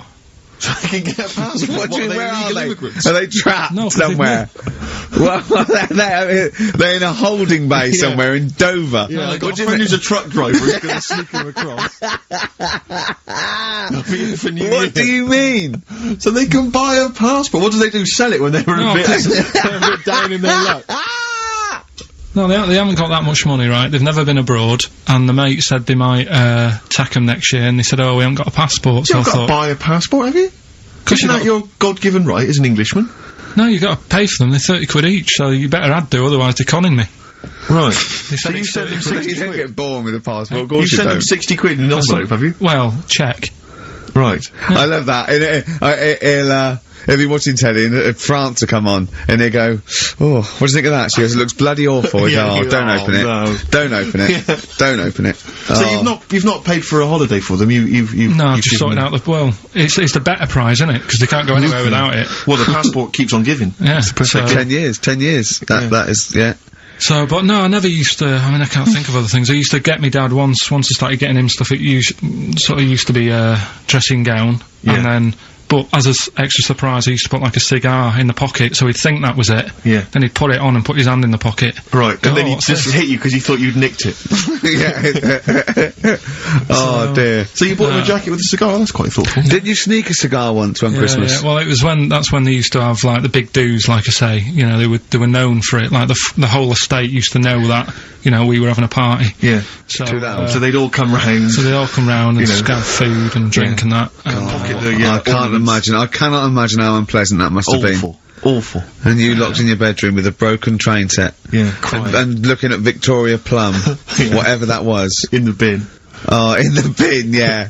And hear a mum saying, and he got me this. Got me this Isn't this piece shit? of rubbish. You could hear him just throwing it against the wall and laughing. And all the neighbours laughing. And you'd come down and just be in pieces with loads of spit on it. Just loads of gob on it. Eyes. And all the Polaroids of them just like laughing at it and pointing. stamping on it. Alright. Just brought it all flooding back. But no, I used to get up in the morning and then like they'd still sort of all be there asleep on the floor and on the sofa. And Oh, that's awful. Oh. That's terrible. Christmas is surely the one day a year which is a family thing. It's for the kids. They're the ones no, that but are... that was Boxing Day. Well, I know. Oh, that's all right. It's not as it's not It's over. Yeah. Back on the Christmas bike. is over. All right. Who's going to pay for this? What, me? Yes, Carl. You're doing 2 rounds today. Yeah, was your paper round supporting the entire family? Yeah. No, so I used to get up and like go downstairs and they'd be asleep, so I'd be mooching about trying to find like another present that's still working. I love the idea that these people from the estate had like squashed his presents. Yeah, so I found a cigar that had been sort of lit up and then put out, so I thought, oh, I'll have a go at that. Yeah. I went outside and had a go, and that's the last time I smoked. Right. Sort of, I tried it, I thought, I don't like that. I love the fact that he does everything once. Yeah. In his life, it's a line of, I've done everything once. I don't need to do it again. Oh, dear. You know, I've said in the past to you, Rick, that my grandparents, so I love them dearly, but it's like, for the last 30 years, they've been waiting to die. I know, It's yeah. like they just sort of, it's like, you know, the novelty wore off of like... Life in the 50s. Yeah, they got kind of bored of it. Like, yeah, in the 40s, it was brilliant. All sat around the old Joannas, the bombs Yeah. fell, singing. They loved that. The 50s, you know, that was great as well, because that was the post-war years. It was, you know, it was a bit tight in the pocket, but it was alright, everyone pulled together. And then the 60s came along, all the crazy music, the funny hair. Let's stay in bed. Exactly, they basically stayed in bed. And, it was one Christmas when, my grandmother said to my dad, what do you like for Christmas? What do you fancy for Christmas? And, this must have been, I don't know, 20 years ago. She said, what do you fancy for Christmas, Ron? And he went, well, you know, I could do with a nice big kind of warm winter overcoat. She said, don't worry about that. Don't worry about that, because your father will be dead soon. It's right, you can have his. Meaning my granddad. Well, to be honest with you, my father's still waiting. which is good news. Good news for my grandfather. Less good news for my dad. Freezing. He's freezing. He finds out, how is he today? He's fine. Oh, okay. Oh, I'm freezing. It is such a weird mindset, that. I think that, to me, is what sums up people from that older generation, the 40s and 50s. And it seems to me that you've got that kind of mindset. It's like you were born in the 30s. And whenever you talk of your childhood, it's like you had, like, a baked potato to take to school. And a hoop and a stick as a Christmas gift. The other thing is, I think that that sort of generation, it seems that the man is dependent on the woman. There's a total dependence. Oh, absolutely, If she dies, he's done. Yes. He's done for. Just pine away. If he dies, she's got 30 years of pottering. Absolutely, yeah. Do you know what I mean? And going to, like, you know, the youth club and the church. I know what you mean, it's sort of like that. It's sad. Of course, it's sad for them, but it's not the end of their life. No, sure. And it sort of is the other way around. I don't know why that is. Yeah. It's terrible. That's a little melancholy thought for. I know. I've really you brought it down. You've brought it down. I've brought it. This isn't a nice show at all. This is terrible. Well, we're gonna have people just killing themselves. What? Well, I didn't really want to make it a Christmassy type show because I don't really like it. Oh, he's done it again. Well, you did Christmas once, didn't like it. No, it's just play a record. No, I'm not religious or anything. What are you? You're not anything. Teenage Fan Club from the XFM Christmas album, and that's Christmas Eve. Their guitar sounds are just brilliant. They're just always so nice. All right, Carl, would you like that? Would you like Teenage Fan Club? Yeah, they're good. Carl, I feel like you've never kind of enjoyed the wonder of Christmas. I can't ever get the sense, maybe except when you were very, very young, you know, that kind of bright-eyed, you know, thinking of Santa, you know, kind of, landing on the roof and coming down the chimney and drinking the sherry or whatever. I like the idea of it, right? Sure. The sort of, you know, I used to get a couple of annuals every year, you know. So did I, yeah. And I was allowed to open one on Christmas Eve. Oh, that's brilliant. So they could throw it on the fire. I think the, it is sort of like a quick skim through, do the work so right. Yeah. I think that's to light the cigar off the cooker. Well, anyway, listen, a good friend of ours, Ross Noble, the comedian, brilliant, he gave me this picture, Carl, which he's got from a magazine. He loves you. And I have to say, I think this, I just looked at it then, obviously it's not going to mean much to the listener. Oh, this is self-indulgent. But it is currently available, I think it's in the current edition of Bizarre magazine, so, you might want to buy that. It's not horrible though, is it? There's a certain grotesqueness about it. Oh, it's a deformed person, isn't it? Well, to a degree, but I think what it's going to do for Carl is give him, I think for you and I, Rick, we're going to see his face. Light up. Brighten up, lighten up, like opening a wonderful Christmas gift. Oh, you know what? I think I've seen this. Is this the one with the kid with the big head? I'll be honest with you, Carl, it is. Have you seen it already? Yeah. Let me just show it to you again so you can Let me have a look. It's like I haven't seen it. It's like... yeah. We shouldn't be laughing at that. No, but that is like the kid who I went to school with. That is the same. That can't be the So same. do you recognise him? Seriously, that is the same thing he had. I mean, I have to say that it does look like it's been computer generated. It's so odd. Yeah. But look at the child's face. I Look know. at his reaction. Don't take another photo of me. I'm not sure this is right. It's not right. It's not right. But I was hoping that would give you, Carl, just a little glimpse of. We've had a request as well on the best bits. So someone wants to hear you talking about your mates with the big heads. I'll leave it because every time we go there, we get some sort of complaint about something. About what? Just leave it. Well, that for some reason that always goes from the story with my dad going to Blackpool for taking those kids there. And what kids? And, leave it. No, what? No, I don't know. There's people that know what you're talking about. I'll tell you when we put a song on. No, well I know what it is, but you can't just say that. Well, is it when? Is it when your dad put a kid in the wheelie bin because he was getting out of hand? Yeah. So we're going to be. We can't go through it again. It's too controversial. We're gonna. What's her name? No, well, the thing is, right. You were just saying about what are you about Christmas. That's the funny thing, right? Because in our house, there's no one who's religious, right? No. My dad got annoyed when I went to church that day. He was like, "What are you doing that for?" Of course. I went to see a gig in Liverpool. Remember the band The Christians? Yeah. He thought I'd join some club. Yeah. I said I've been to see The Christians. He was saying to me, "Man, what's he doing going out with them?" Yeah. Yeah. And then the other thing is, because I'm not christened or anything, my mum used to say to me, "Don't tell anyone that, because there's witches and stuff." I want to go back and see his upbringing. I just want to go back and see him at 7. One day in the life of Carl, age 7. Just to have 3 ghosts visiting tonight.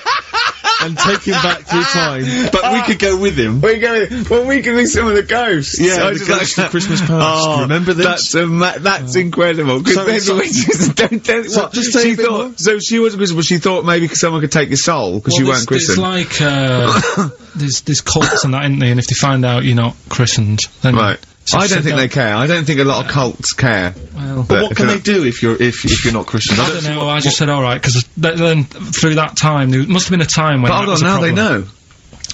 Yeah, but I'm older now, so I'm alright. She used to worry about me playing out on the street. Oh, she was worried about whether you were naive and stupid and easily led. Well, yeah. No, good point. No, you're right now, yeah. So, yeah, good. Rockbusters. Rockbusters. Well, tell the prizes, Steve. Yeah, tell we them have Christmas gift. This is Christmas gifts. I don't know if you'll receive them in time to actually pass them off as gifts. I wonder if I can tell that, Ross Noble story that he told us. I don't know. We'll have to discuss that when the record's playing. Okay. Okay, so you heard a track from it just then. This is the XFM Christmas album. I think that's been knocking around here in the office for years, hasn't it, Carl? Or is it new this year? It was brought out about 2 years ago, but Christmas songs are Christmas songs. Yeah, it's not bad. There's Scott bands on there, like Dandy Warhols, the Webb Brothers are on there, Drugstore, Bell and Sebastian, Flaming Lips, all sorts. So we've got that to give away. We've also got this Smashing Pumpkins compilation, which we've seen, again, that seems to be knocking around for weeks.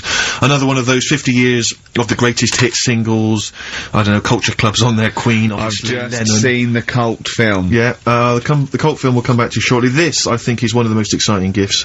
If you have a video player and you want to get trim, then surely Big Brother 3 champion Kate Lawler and her cardio combat video, in which I think she uses kind of, I don't know, military kickboxing training to get you trim and taut and looking as good as her. Then you can get that as well. We've also got a exclusive 7-inch single from the White Stripes, a kind of Christmas single. Is that from them? Yeah. That must be quite rare. That's probably the only thing. That is rare. That is worth something. And the current Badly Drawn Boy album, Have You Fed the Fish, which I think is slightly mediocre. They've gone up, actually. I think that the level of prices there has gone up. Not a bad selection, but here is the big movie, and actually I have to say this is not a bad one. No, it's not, again, it's not terrible at all. It could be worse. It's James Caan in the original Rollerball, not the disastrous remake that came out recently, but the DVD version of Rollerball, so that's there as well. So something fairly interesting. That's worth winning. Right, come on then, let's do Rockbuster. Well, will we play a song to give people time to get a pen and paper and that? Yeah. Yeah, so we're doing it next. Yeah. Karl Pilkington, the man of the moment, with his Rockbusters coming your way with all those great prizes. Yeah. Right, we're doing it now? Yes, sir. I noticed Heat magazine sort of put a bit of a spanner in the works. Why? Because they were saying, oh, maybe it'll be a Christmas edition of Rockbusters. And I'd already sorted them out. I wouldn't worry, Carl. Well, what I've done, I've cleverly tweaked them to make them Christmassy. So the Christmas bit in it has got nothing to do with it whatsoever, but I just thought... So you mean the clues have a Christmas element? Well, yeah, but it's nothing to do with the answer. It's nothing to do with the answer. Right. So why don't you just ask the normal ones and I'll ring a bell, I'll shake some bells. Well, Go it's the equivalent of that, but in sort of speech. Right. Brilliant. So the first one, there's a load of letters there asking for advice. Put them on Claire's desk. Oh, and have a good Christmas.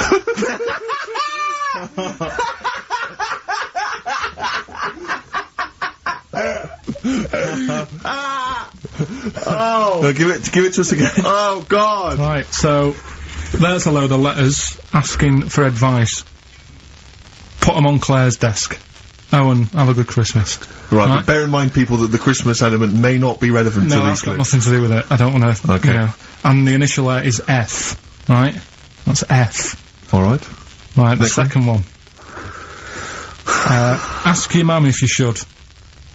After you've wrapped the presents. Right, so ask your mum if you should. Ask your mum if you should after you've wrapped the presents. That's S. S. Alright. Okay. And the last one, a couple of people were arguing in the supermarket at the fruit and veg counter. But it's busy in there because it's Christmas. That's probably what brought it on. So that's B. Oh. B.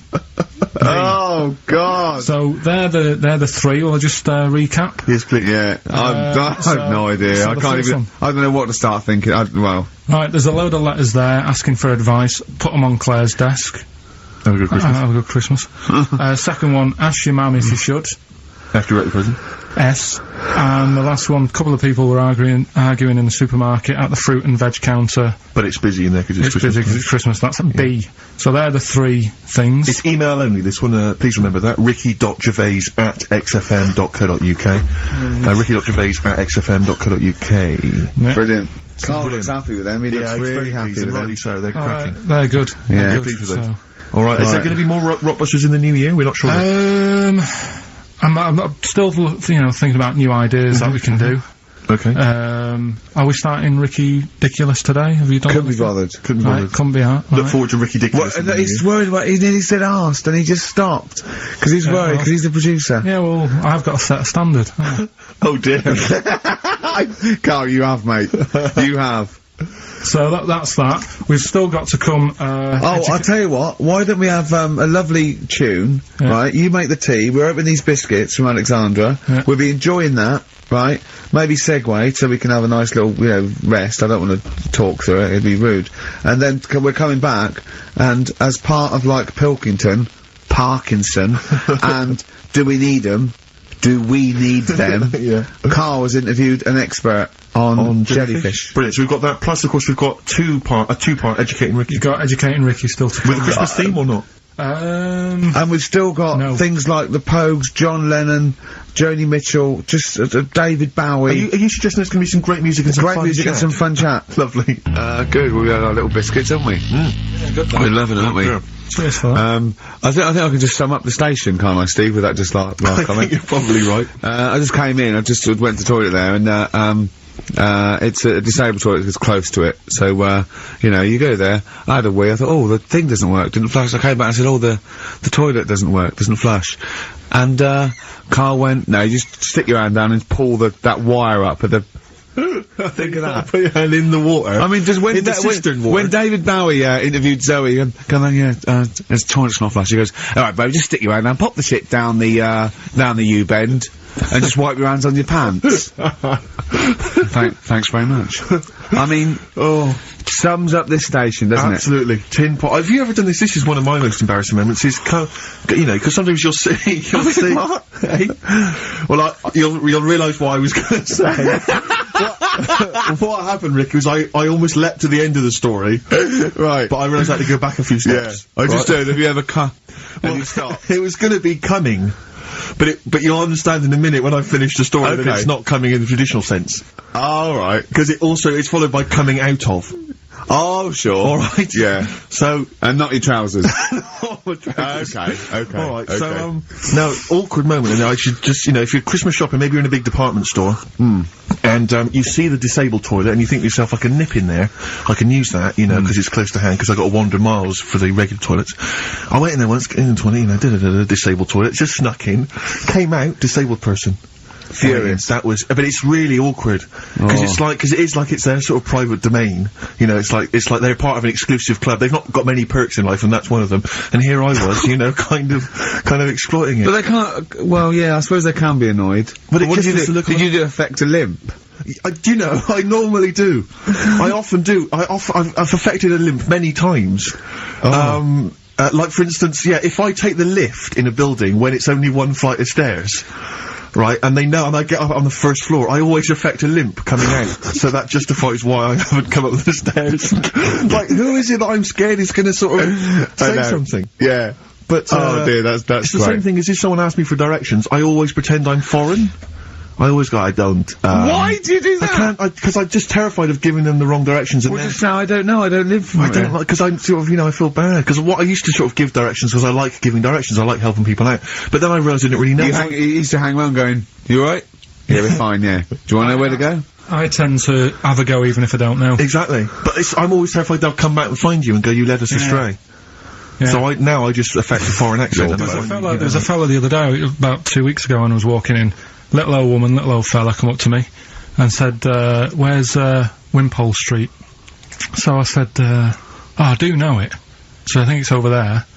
And then, I'm not very good with street names, but I'm good that if you say, oh, there's a Boots on it, Do you know what I mean? If there's something near it, it's like the same with directions when I used to drive a lot. Yeah, or historical facts. I don't know, like, old motorway names, you know, like M this and M that. I can never remember that, but my dad used to always say, right, there's a horse in the field, turn right, and stuff like that. Good stuff, yeah.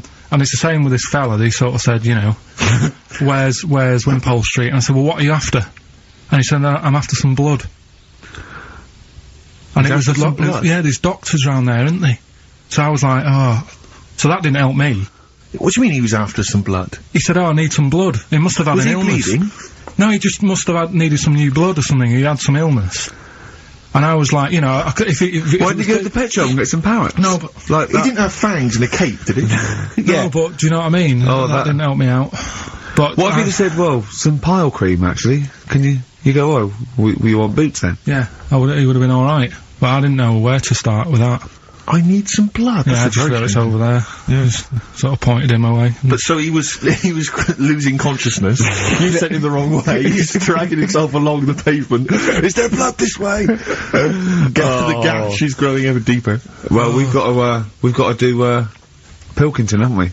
Do you want to? Yeah. Okay, we should explain this, I think, shouldn't we? Well, it's Carl's new idea for a TV show.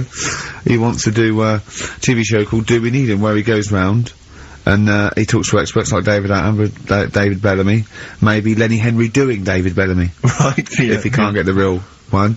And he just picks on an animal that he doesn't really like, doesn't think you need him, and an expert will tell him, if we do, if this is the first instalment. Let me put a song on, right? Now we've got him, and then I can set it up and stuff and tell, you know, because explain it fully. Explain it and that. Let's do a classic. Let's do a big stomp in one of the best Christmas songs of all time, shall we? What are you thinking? Fairy Tale in New York. Excellent. Oh, it's always amazing. Hoax featuring Christian McCall on XFM 104.9, the Christmas edition. Indeed. Next week, we've had loads of suggestions, Carl, for your best bits. It's basically all your best bits. Me and Steve are largely irrelevant in the voting. Yeah. So, yeah, you can compile your best bits next week, and they'll be loving it. We had a request for the little Chinese fella in his pants, a horse in the house, cutting your hair on the railway station. If you haven't heard those stories, what does that mean? The little Chinaman in your pants, you've got to be tuning in next week to find out what that is. The only thing is, the old horse in the house was in the last best of. Was it? Yeah. Well, that doesn't stop. What's his name? If you're one of those people that want to see these clips again, tune in. Oh, is it on Christmas? It'll be alright on the night 84. Yeah. Someone kill me. I think I'm gonna live forever. It's like we said before, who goes to the recording of one of those? There's always people in the audience. Yeah. Aren't there? That'd be great. Tickets for it'll be alright on the night. And they laugh at his jokes, but I mean, I don't know I what think the how jokes many are. takes it, you know, I mean, how long it takes to record that. The show's about 3 hours, so the recording must be about 9. Have you, ever seen Kirsty's home videos on Sky One? I think so. It's, Kirsty Gallagher. dogs falling down It's slides. it's like you've been framed, but falling over in a wedding. It's got audience laughter. But I'm assuming it can't be a real audience. I'm assuming it must be like No, they've Flintstones. just lifted it from the Flintstones. Yeah. They laughed from the Flintstones. A lot of people forget that the Flintstones had an audience. If you watch the Flintstones, there's laughter when Fred does something funny. Yeah. The idea of people being shipped in But we were to watch a cartoon. I like the idea that some jokes weren't as funny as others. Like the director going, we'll put a laugh on that, and the producer going, it's not as funny.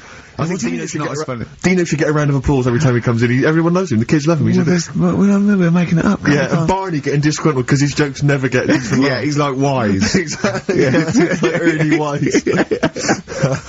Okay, Anyway, Carl, here we go. It's an exciting feature that I think will be picked up by Channel 5. It's going to be Karl Pilkington, Do We Need Him? Where Karl goes around checking out animals with top experts, asking whether we need them in the world. Yeah. So, this is the first one. We won't do it next week, but I'm already sorting out the contact. We will be looking at octopus, because they're a bit weird. Okay. So that's what you got to look forward to in 20, you know, in 03. Again, if you have an animal that you feel is unnecessary in the world, then email us, and I'm sure Karl will investigate for you. Well, the other thing as well, whilst we're onto that, I want to sort of have a bit of research with me, so when I speak to the bloke or the woman about the octopus, right, I want, like, you want to be armed with the facts. Well, sort of response from listeners, so I can say, well, 70% of XFM listeners said we should get rid of them. Sure. Do you know what I mean? Like Jon Snow does on Channel 4 when he does all, like, politics stuff. So, if you agree with me, just send an email saying yes, And What, if you don't- so yes, we should get rid of them. Yes, yeah. Or, Yes, get rid of them. Because you're always, the house believes always we should get rid of these animals. You're picking animals you want to get rid of. So yes is, get rid of them. No is, don't get rid of them. well, and not no, it's Noah, because they go on the ark. The ones we keep go on the ark. That element I'd completely forgotten about, and I think that's a wise move, because I don't think that's working. I don't think you've thought through the whole Noah. So, and that's just complicating the show, I think. So yes, we get rid of them. Noah, they're saved on the ark. Yeah. Right, okay, Right, so here we lovely. go then, jellyfish. So we, Do we need 'em? today we're looking at jellyfish in Pilkington.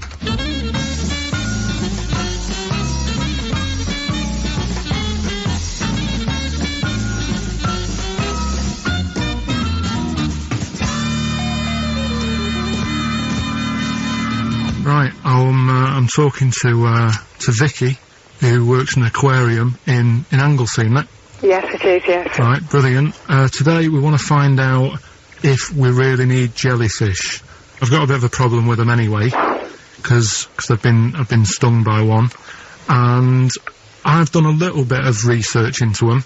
So I'll tell you what I know about them. Okay. You know, you might learn some stuff from me, Oh, well, you never know. and if I'm talking nonsense, just tell me. Absolutely. Yeah. Right. So first of all, they don't have eyes, do they? No, they don't. Right. So I'm right with that. No lungs. No. No lungs. They haven't got a heart. No hearts. Heartless. And they're made up of like 97% water, Yes, they are. so they're pretty useless, really. Well, they have got a nervous system. They're actually about 650 million years old, so they've evolved and they've outlived the dinosaurs, and they're even older than the sharks, and they can even outfox us, because NASA scientists have worked with them to try and work out how they operate in weightlessness, and they still don't know how they do that. Took them into space actually to figure out how they did that. Seems like a bit of a waste of money, but... Do you know Port Maddock? I used to go there a lot for my holidays, and there used to be a load of them washed up on the beach. People on motorbikes used to go over them and stuff. Yeah. Which is Well, we get the moon jellyfish. That's the ones with they've got pink bits in the middle. Yeah, That's their reproductive I bodies. think that was them. I think they're the ones who went over on the bike, because you could see pink bits. What do they do? If the jellyfish went, would we have a problem on our hands, do you think? Okay. You might have a bit of a knock-on effect, because things like turtles eat jellyfish. Yeah, but do we need turtles? Well, don't forget that when you take out something from the marine system, something normally feeds on. I mean, they're not just there for the fun of it. Something either feeds on it or feeds on what they excrete. What you're saying is they exist to sort of feed others and also to eat some stuff that's Well, in the yeah, sea. they control the population of other fish and species that might otherwise be a problem. Okay, well, let's kind of wrap this up, right? The question that I'm asking today is, do we need them? Say if Noah Yeah. had his ark, right? You've swam and got on the boat, you're alright, you're safe, he's going to keep you to sort of populate the world as well, right? So it's you and him. He's not a bad looking fella, so you're happy. Yeah. He says to you, Vicky, do we need him? Absolutely.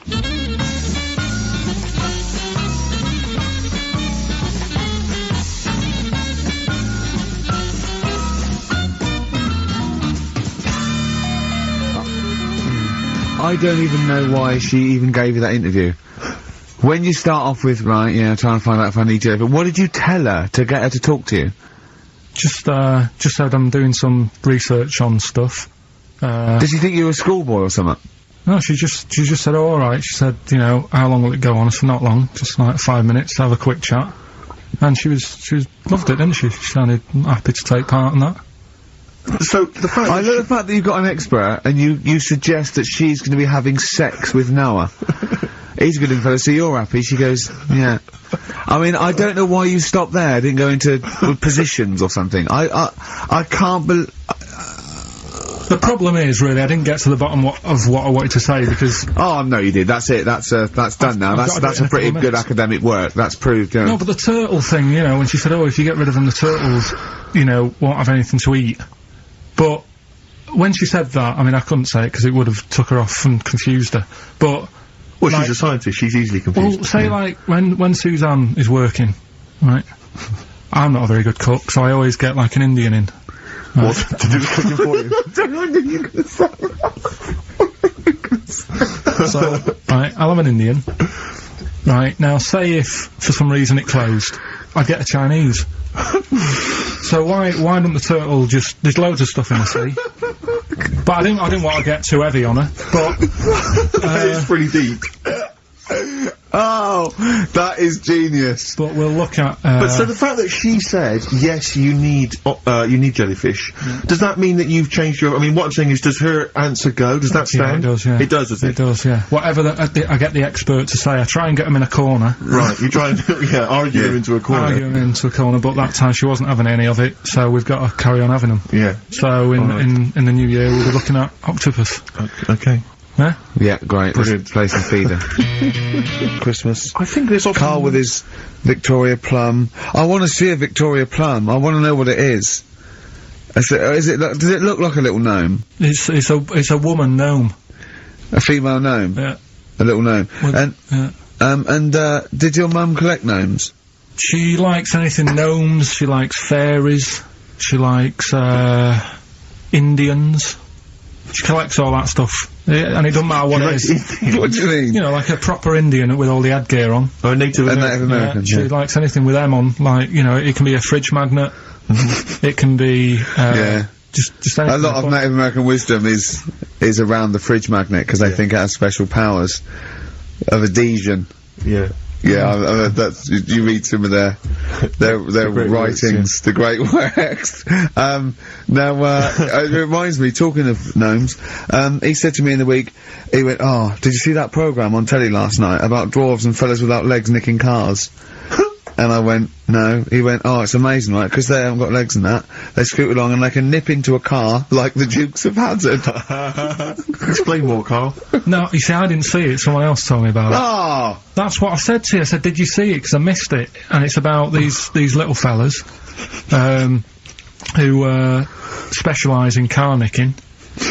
And the thing I wanted to know is, because this lad who sort of only watched half of it. Is he like you? Well, I said, I can understand how it's easy to get in, but then how do you get away? Because you can't reach the pedals. Yeah. Can there be two of them? But presumably he opens the car for someone else. Is it? What do you mean? What, so he's steering and he's like, right, press the brake a bit. And then there's one that's just legs, but without the top half. I don't understand how this helps them, though. Why does this make it easier for them to steal Because they can just get through the window really quickly, like in the Dukes of Hazzard. What? Because their legs don't get in the way. Right. Do they just run? And just... But what do you mean, the window, I mean, what? So someone's driving along... No, I didn't see it. And This is leaves why the I'm window asking open? you. I didn't see Do they it. leap in when there's someone still driving the car? I don't know. Well, there's too many things left unanswered here. I can't go maybe over someone's seen Christmas it and they and can not know. email in. But that's sort of... This panicked you anyway, I imagine. I bet you were gutted you missed that programme, weren't you? Well, I'm interested in stuff like that. Because I like learning, which gets us on to educating Ricky. Oh, excellent. Slick. We've had a good year of stuff. Teaching We have. stuff. Yeah, I've learned a lot. Can you remember any of the Of course I highlights? can. There was a deaf girl and she hit her head and she could hear. Yeah. There was also, some people who ate tomatoes thought they were poisonous on lead. There was also a doctor who gave a blood transfusion, with some parrots from the pet store. Yeah. Because, the doctor in America, and it was the olden days, when the lines were bad, said, give him his parents' blood, and the doctor this side thought said, give him some parrot's blood. So that was true, and that educated me. That was fact. What have you got for us? Well, we've only got two, because I've taught you about jellyfish today, that we need them, so we've only got two things to go at, and I give them a little headline so you remember them, to make them snappy. The two headlines you've got, oh, what a catastrophe. Okay. And the second one is, well, you'd think it'd be Bughead, wouldn't you? What? Well, you'd think it'd be Bughead, wouldn't you? You'd think it beat... No, you'd think it'd be... Yeah. You'd think it'd be Buggered, wouldn't you? Bughead. Bughead. This can't be. If this is anything with a bug living without a head, I'm not interested. Because we've done it. All you've done is let's just do what a cat. So it is that. Well, do that one first. Which one are we doing? No, do the bughead one. Right, well, the bughead one. We've talked a lot about animals and that, haven't we, without heads. Surprisingly, we have. I think a disproportionate amount on it. If you're a new listener, and this is the first time you listen, you'd be surprised. Yeah, we've done all that. We've covered worms. The way if you cut their head off, it grows back. If you don't cut too high above its neck. We've covered the chicken, the fella who blinked. Yeah, I can't go into it again. Right, let's not go into it again. We've had the chicken with no head that lived for 8 months. Yeah, and we've had cockroaches living for a week without an head. Right, okay. Well, it's a bit more on the cockroach front, really. Right. They've found that if you get a cockroach and you cut its head off, right, and then you find a cockroach that's still got its head, but it hasn't got any legs. Right. Right, it's not over for both of them. Right, because what you can do, you get the one that's got the legs, right, with no head, sort of running around. Get the one with the head, sit it on top of it, right. Get a little tube, okay, so that the fluids. So is this auntie's go out of the room? Finish. This is like Blue Peter. Let him finish. You could get this for Christmas. Right, you get a little tube. You sit that on top, so the bodily fluids are still running between the two. Right. The head of the one on the top will control the feet of the one on the bottom. Okay. What about that? Good. And, will it continue to live? Yeah. Okay, you don't know that for sure, do you? That was just a question out of the blue he wasn't expecting. What do you think of that? Good, yeah, it's great. Yeah, just a primitive nervous system that can, yeah. Did you expect us to be more impressed and excited by that? Well, did you fall off your chair when you read that? Did you literally topple off? Going, did you think you were going to be the Frankenstein of the insect world? Yeah. No, I just was thinking if they can do that, you know, can they do it with humans? Because I also did a bit of research on. Did you come to the sort of conclusion that apart from the moral aspect of it, that the human was probably more complicated than? Yeah, but do you know what I mean? Things move on, don't they? Do you know Modern science, Rick. You know, I had Binatone as a kid. Now they've got PlayStation 2, and the difference in 10 years They have found that if you lose your head, a cockroach can live normally on your body, but not the other way around. Your head on it cannot control its legs, because it's too complicated for your brain. So, yeah. Well, then other research, because I thought if you don't learn from that, I'll give you something else for free, right? Go on. Free. That they can clone people. The only reason they don't do it, right? Say if, like, Ricky needed a lung, right? They could clone you and make you the same, but the only reason they don't want to do it is because it'd be a bit horrible, wouldn't it? So and it would take sort of 18 years for me to get an adult lung. And there's all kinds of moral implications. Yeah. What do you mean, yeah? You hadn't thought of that? So, sorry, because lest we forget, Rick, he ended with the only reason they don't do it is because it's a bit horrible and that. Which scientist said that? Right, that's a quote. Right. That's not it. That's not the other one. That's it. No, that was just, you know... We've got another one to come. Oh, I can't wait. The headline again? What was the headline again? The headline, oh, what a catastrophe. Looking forward to it. Mark. Yeah, a bit more counsel. This is from his covers album. This is called Snowbird. God. He's so happy that the XFM listeners understand his stupid clues, and he knows it annoys me. We've got some right answers. We'll be giving out the answers just quickly, just in case someone sort of missed one of them. I'll just quickly do them. Yeah, go on. First one. There's a load of letters. There's a load of letters there asking for advice. Put them on Claire's desk. Oh, a Merry Christmas. Ask your mum if you should.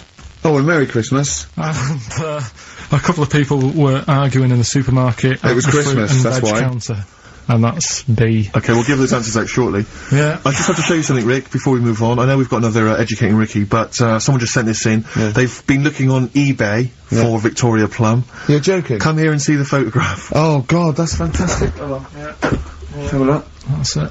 Oh, God, he got that for his mum! It's the worst piece of tat I've ever seen. Oh, Oh, Carl. Imagine how... Oh. Gutted. Carl, imagine how... Look, think of him now, right? There it is! That's the worst thing I've ever seen! I'll tell you, it looks like a Diddy man gone wrong. It's It looks like a extraordinary. Diddy man prostitute. That is... Is that the one, Carl? Is that... Well, it was a different colour. It had a yellow at mine. No, but look, how do they get... Tell them they Okay, so, go into eBay. So you need to log on to ebay.co.uk. I'm sure you've used it before. It's the online marketplace, ebay.co.uk. And if you type in Victoria Plum, I'm assuming that you can track this down. That's amazing. It's the worst piece of rubbish I've just ever think seen. how cute he was as a kid, though, doing that. Just think of him, just going... just seeing that and thinking, oh, she likes gnomes! It's the worst thing I've ever seen! I mean, to be fair, I mean, I don't know what her prize collection of gnomes looks like, but I can't imagine they're much better than that. I mean, gnomes are a fairly grotesque thing.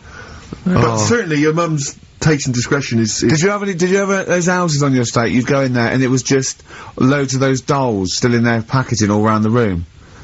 And sort of like one of those homes that keeps the, sort of packaging on the three-piece suite. Why don't you buy another one for her for Christmas? Yeah. It's $3.99 it looks, but that's £2.49. Because that was $3.99.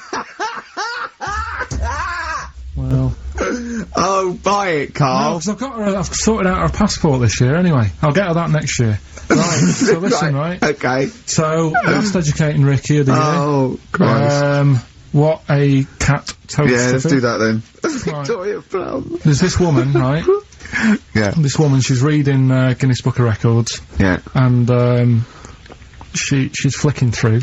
Yeah. And she notices that there's a world record for a cat, right, with 27 toes, right?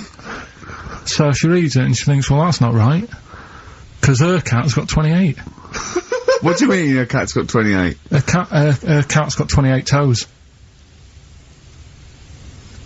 So she was like, well, hang on a minute, mine should be in there. So there was I missed the very beginning of this. She's looking through the Guinness Book of Records. She's the record.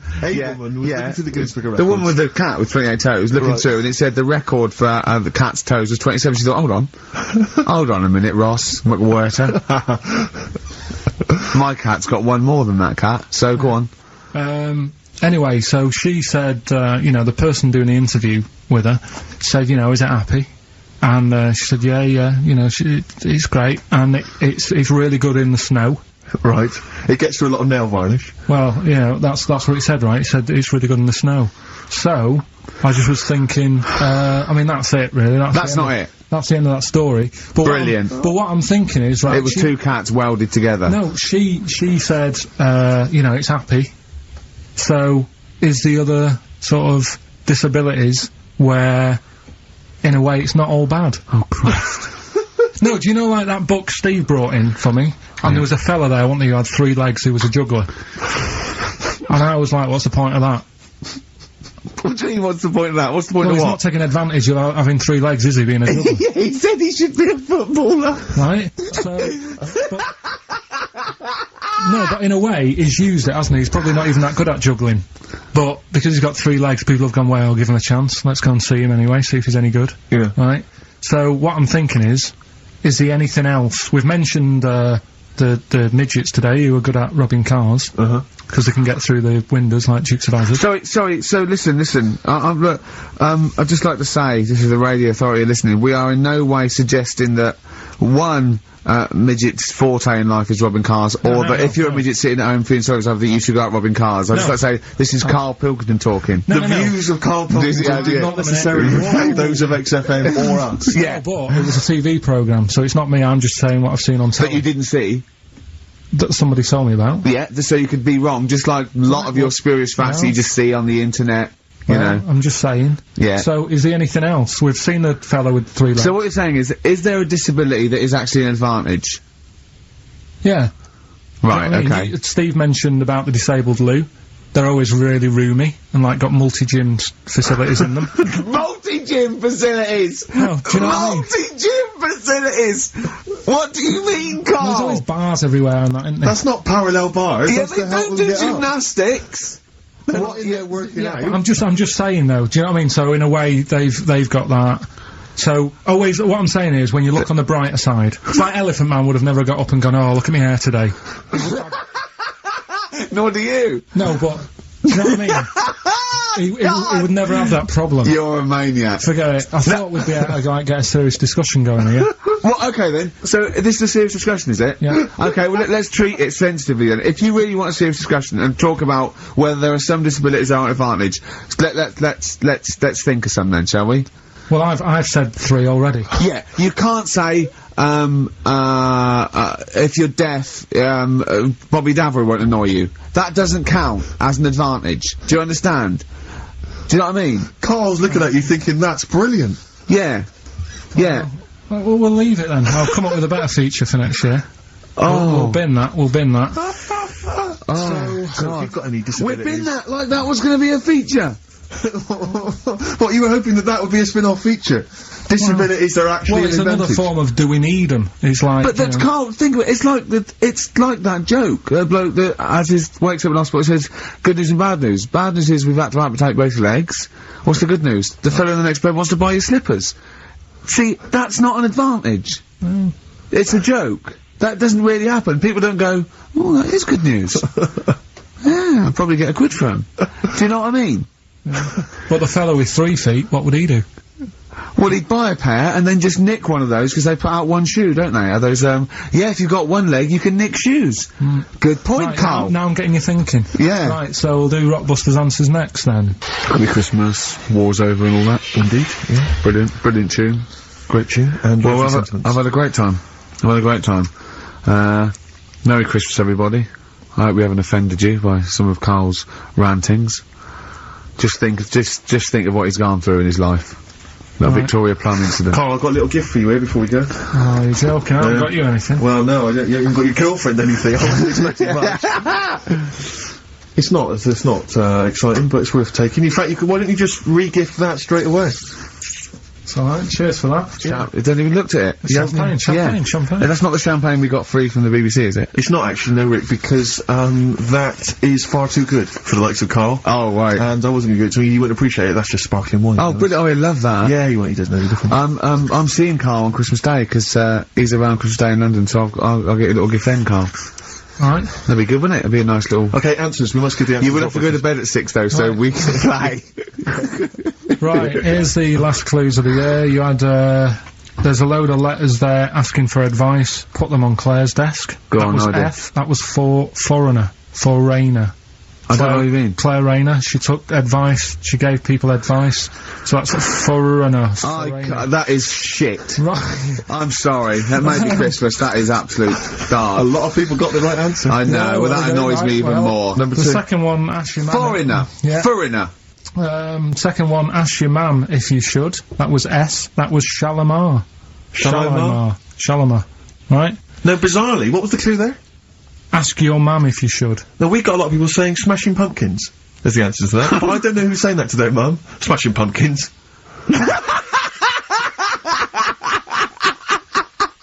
Merry Christmas, Mum. Smashing Thanks Pumpkins. very much. Nice bollocks. Oh, that's great. That's great. Right. Smashing Pumpkins. Your dad bought them for me for Christmas. Yeah. And the last one, Lovely plums. What, my Victorias? Oh, God. right, we've got to wrap it up, we've got to wrap it up. Come on, then. A couple of people were arguing in the supermarket at the fruit and veg counter. That was B, that was Banana Drama. Who were, like, having an argument. What do you mean Banana Drama? What, no, wait. What group is Banana Drama? What group is Banana Drama? So, You're a fool. You're a twat. When you say that, but you accuse Carl of that, you're also accusing lots of the listeners, including the winner, Nicola Rogers, of London, and she wins those great prizes, and she got them bang on, so... Banana Drama. so, can we finish there now?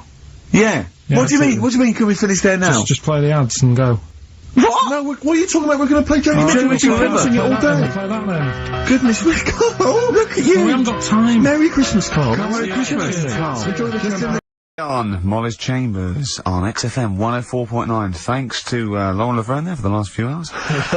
Coming up, we have got some great music, Steve. We've got Kings of Leon, you heard. We've got Alba, we've got The Darks, we've got Coldplay, Coral, Rolling Stones, we've got some Springsteen, The Smiths. Do you know what I mean? Do you need any more? And with all that, we've still got Pete Skinner with his wacky weather report.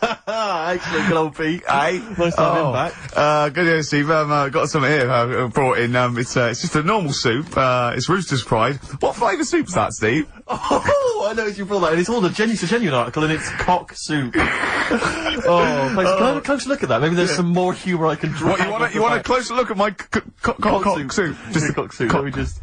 It says here delicious, appetising. 3 to 4 servings. Because you know what I'm thinking of when you're talking about the soup. I'm trying to think of innuendo. I'm just thinking of a man's cock. Penises, yeah. Let me just. It's the darkness. Use Rooster's Pride cock soup as a snack with crackers or toast. Still thinking of a normal knob. An appetiser, again, or a soup base. That doesn't really work as an innuendo. No, that's disappointing. We'll work on that though.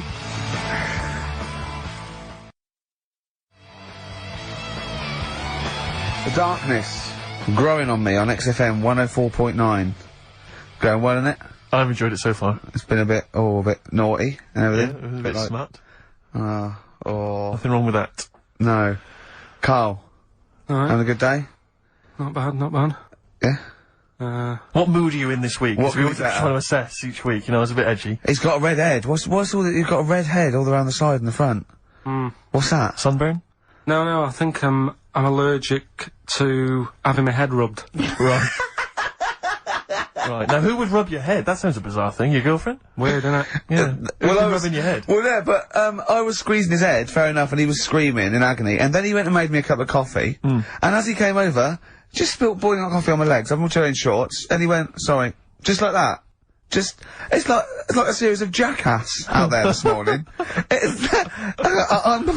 I mean, my legs are burnt, your head's a little bit red. But apart from that, having a good day? Not bad. I was on the way in today, right, Steve? Walking in? Walking in, always walking in. I get left early and stuff. I like to get in early, get some bits done, that. Yeah. Monkey news, songs of phrase. That sort of thing. And living in London, right, there's a lot of shops that open early and stuff, do you know what I mean? People say that's a good thing about London. Yeah. It's almost like 24-hour city and stuff, right? I'm walking in and there's like, you know, you've got your news agents open. Obviously. You know, selling newspapers and that's good, they've got to be open early. Then you've got your coffee shops, your Starbucks, your... Have a cup of coffee in the do you know what I morning. mean? Yeah. They're doing well in the morning. Then you see, like, the odd restaurant, and you think, well, maybe they sort of got the doors open, but they're preparing for lunch, so you think, fair enough. Yeah. I'll let that pass. Yeah. Carrying on walking down the road. Bondage shop. Open. Sure. About 10:30. Yeah. Busy, was it? There's a couple in. Really? Some good offers. 10:30 for a bondage shop. I'm assuming if you're into bondage, though, you stock up at any time, day or night. I mean, you don't... Yeah? Well, I assume it... I suppose you get up and you go, ooh, I've got nothing on, I need to be a bit tied down. Yeah. I need some rope. These clothes are too baggy, I need more belts. Oh, God. I need more straps. Yeah, get some rubber on my face. Weird, though, isn't it? What were you doing in there? So, just having a browse. But, so a bit worried, really, because the things that I've noticed this week, like that's probably a little bit small. You've brought your soup in. I just found it out there. Sorry, yeah. It is Rooster's Pride, cock soup, noodle soup mix, chicken flavour. But, I mean, do they not know that is obviously just going to be used on the Graham Norton show and Chris Tarrant when he's doing his show abroad? Yeah. I mean, do you know what I mean? How could they call it cock soup in this day and age? Don't keep saying it. Well, no, it's fine, because you can say cock as long as it means the male we've done this. Oh, do you mean the chicken? Yeah, look, it's a picture of a chicken. Yeah, sorry. What did you think it meant? No, I don't know, I don't know, it's in my head. Okay. Sorry. Yeah. But, yeah, there's something else that's a bit sort of...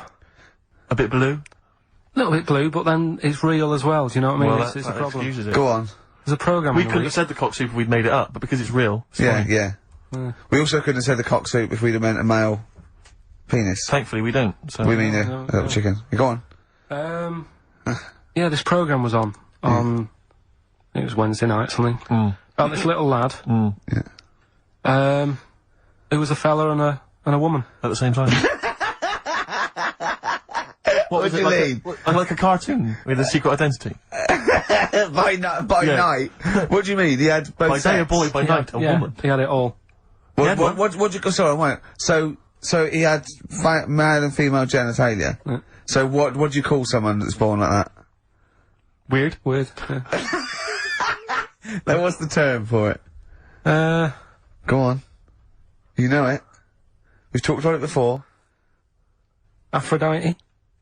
Nearly! So close! Hermaphrodite. Yeah, hermaphrodite. Yeah. That's weird, though, isn't it? Yeah. And he had the ball. Yeah. And he had the... Well, what happened was he was born, right? Obviously. And the doctor said, there you go. Lovely little boy and girl. So the mum was like, what? So he said... No, I don't think the doctor was sarcastic. Yeah, I don't think the doctor was, sort of dissing them. Yeah. There you go. What do you mean, doctor? We'll have a look. There's the cock, there's the minge. Alright, see you later. What are you gonna call her? Hit. But doctor, what do you mean? Have a look. He wasn't sarcastic. He didn't give clues. Tell me what you mean, give me a straight answer. He probably went, oh shit, she's got a cock. He didn't go, he wasn't sarky to the parents. No, but I'm just getting across, do you know what I mean? I always had a little bit just to... Yeah, I know you spice do, it yeah. up, You should spice be it a up. newsreader. Be brilliant. So there's a little kid lying there. Yeah. And the mum says, you know, what am I gonna do then? So, the doctor... I mean, I'm condensing this, it was like an hour long... Sure. Yeah. Yeah. So, he says, she said, what will I do? And the doctor said, well, he's not sort of well hung. Right. Oh, So, he's not sort of well on.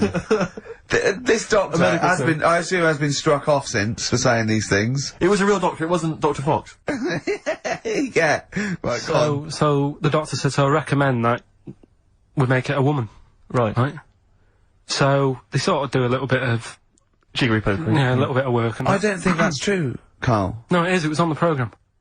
But I think they can tell, really what they were meant to be from their chromosomes, can't they? They can tell whether they're X, Y, Y, or Yeah, X. not just, it's not It's very just- well hung. No, I Yeah. tell you what, because back then, when this was going Yeah, on, no, right, I'm just thinking they might not have had to. the doctors then thought if you had a kid, right, and you thought, it's a bit ugly, maybe it'll have a better life if it was a fella. If it was a girl and it's a bit ugly and you think it's gonna get hard time. Right, don't talk shite. What? What? That a doctor would go, right, you've had a young girl, I'll tell you what, she's a pig, let's pop a cock on her. Don't No, talk I'm not saying, shite. I'm not saying that. What I'm saying is, say if you have like I say, a girl. I just think it's harder if a girl's ugly and Yeah. she's growing up, she Yeah. has a harder time. Yeah. Don't you agree with that? Possibly, but you don't change someone when they No, yeah. you don't change their gender No, because but they're a I'm just bit of a saying minger. what I'm saying is the Elephant Man would have had a harder time if it was Elephant Woman. Is what I'm saying. Lose that. Let's get rid of that. Let's make it it a into a woman. girl. Okay. I'm with you so far. Go on then. So, anyway, gets away with it a little bit in the early years. Right. Starts going to school. Gets away with it a little bit. Sure. Right. But then, do you know when you get to that age and your head goes all funny? Like when you're a teenager and you sort of, I don't know, your skull goes. Mine never did. What are you talking about? No. Yes. That's What sort do of you mean your head goes all teenage funny? years when you look a bit odd. Do you know what I mean? You go from being quite a good-looking person and then your body starts growing. At a different rate, so Yeah, you never know you never know till 21 whether you're going to be a looker or not, or whether Yeah, it's just. yeah. I know. Right. Go on. Yeah, I'm still waiting.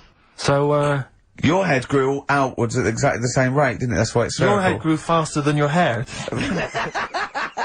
He's got a lovely head of hair, but Exactly. just below the skull. Yeah. He's got a little afro in there, Yeah. but it just couldn't get through the follicles. It couldn't catch up the skull. Expanding. Oh, bless him. Oh, come on, Baldy. but the thing is, right, so you see these pictures of the lad stroke woman Yeah. who's trying to be a woman at the age of 14, 15. Yeah. She's got one of them big heads, Right. like a okay. lad. Doesn't, you know, she starts having a hard time.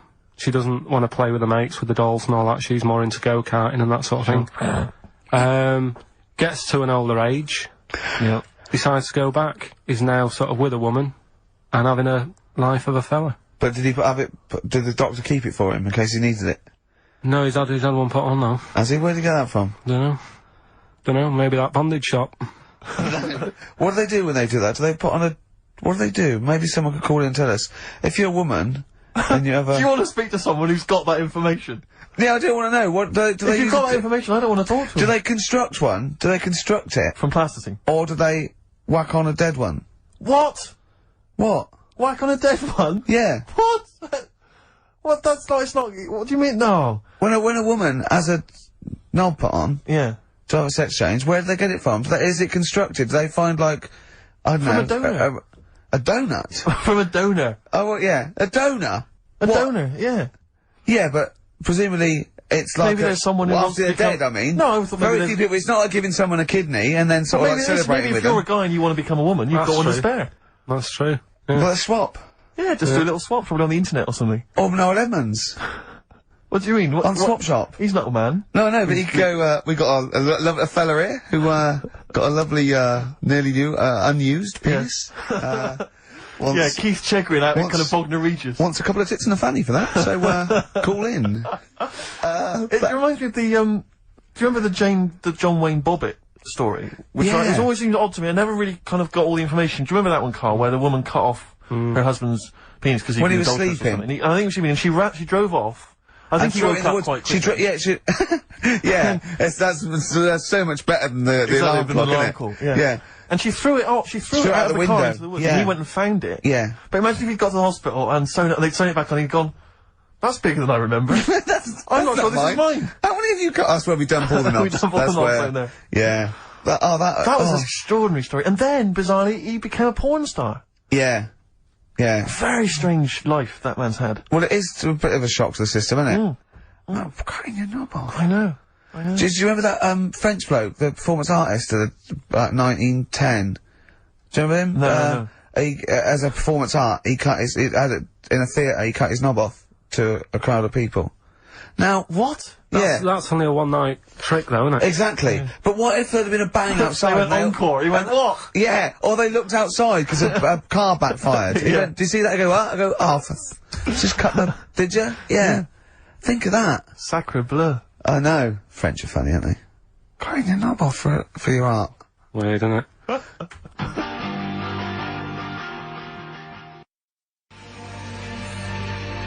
Longview. Further on XFM 104.9. As we're having so much fun with penises, yeah. I thought perhaps I should just mention... That's a slogan. We should just mention this story, briefly. It's in the paper today. A Russian is selling what he claims is Hitler's mummified penis for £12,000. Yeah. Ivan Zadurprov says his ex-Red Army soldier dad hacked it off as a souvenir after storming the tyrant's Berlin bunker after his suicide in 1945. Yeah. Not... Why did he wait till now? Yeah. He's found out that, that might get a bit of £12,000. Which doesn't seem a great deal. Doesn't seem a great deal of money, really. Well, it's useless, isn't it? True. You're not gonna be able to use it. It's not gonna be able to... It's not gonna be a donor. Imagine that, if you walked round... Yeah. You'll never... Making love to a girl, you'll never believe who this is. Yeah. You never believe who's doing you, love. Exactly. This is gonna freak you out. This is, just relax. Exactly. Okay, sit down now. Was that I got a little surprise for you. It was brilliant, yeah, so you enjoyed it? Yeah. Right, are you a fan of the Third Reich? Exactly. Well, no, awful racist.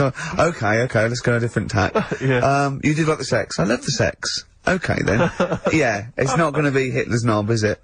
But, I like the idea that, I mean, you're in the Red Army. Yeah. You've just stormed Berlin. Yeah. 1945. You crash into the bunker. You've gone through terrible. How you've lost 20 million comrades. Unbelievable. Oppression It's been everywhere. going on for years. You're in there, you see the man.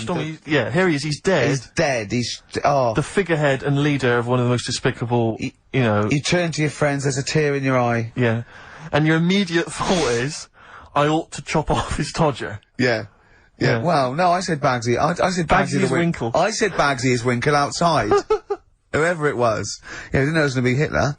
Brilliant. It's just, I can't, it just doesn't make sense. It's ludicrous. It's ludicrous. And I don't know how is he expecting to prove this? Because I want some proof. Well, I think that's why he said that. He probably started off with, I've got Hitler's face. And they went, brilliant. Oh, let's have a look at it. What do you mean let's have a look? Well, just check Hitler's face. Obviously I know what he looks like. Oh, yeah. No, it's not. Yeah, you know what no, it's not his face. What wouldn't you know what it looked like? Well, I mean, no one's ever seen his genitals. That's what I've got. Yeah. I've got his... It's got a little swastika on it. Is that proof, is it? Yeah, little Have you got his ball? Well, no, the Albert Hall's got one, his mother's got the other, so I don't know. See, the Albert Hall, I would have thought, would probably be paying that £12,000, because apparently they've already got his ball. Yeah, they got one of his balls. They got one of his balls in the Albert Hall, his mother's got the other. Yeah. But if they got the Todger If they can track down the one his mother's got, they would have a complete set of Hitler's... I'm just hoping it doesn't fall into the hands of some kind of crazed genetic scientist. What, I could clone it from his knob? Clone Hitler. Back to, I don't even want to think about the future if that's the sort of way we're going. Exactly. If that's the sort of way we're going, Carl, I'd rather not know about it. What do you make of it, Carl? Weird, isn't it? It is weird. I mean, I don't want to go on for this too long. We've probably got about a minute left for the first half hour, and I reckon should can this sort of... What, 30 minutes of genital talk? Just quickly, on a Saturday afternoon? there's Go on. one in a museum, I think it's like that London Museum. What? One what? Well, do you know like how people are buying weird stuff and that to put in museums? Yeah. There's this device that, but, I mean, think about it, years and years ago they used to torture people, didn't they? Yeah. Really badly. And the device that There's they've got... no real good torture, but go on, I see your point. Yeah, but this device, right, think about it, you've done something really bad years ago, Yeah. right, and you're thinking, oh, what are they gonna do? Do you know what I mean? Could do anything here, it could be the end for me. The device they've got is this thing that you put on your bits, as a fella, and it's sort of metal, so it means you can't, sort of, you know, get excited. It puts a stop to you, sort of... That wasn't a torture device. I think it was a Victorian thing to stop, adolescent boys wanking. They used to have things like wrist things as well with, like, spikes on them. It's not a torture device. Isn't that? Well, not really. Imagine that being captured by, No, I was right, gonna you're say, never I was gonna get gonna hard say. on again. Alright. Not really a torture device, is it? And there wasn't that many nice looking women wandering about anyway about then, was there? Didn't get excited about stuff. What are you talking about? Well, they filthy, they stunk and everything back then. What are you on about? Right, we've covered that. No more of that talk now, right? Let's move on. Filthy, All Victorian women, filthy and stinky. Yeah. Oh dear. Bit of Rolling Stones Yeah, and then let's set go up for the it. old songs of phrase. Yeah. Stones, Beast of Burden. We've not played it before. It's an absolute jam.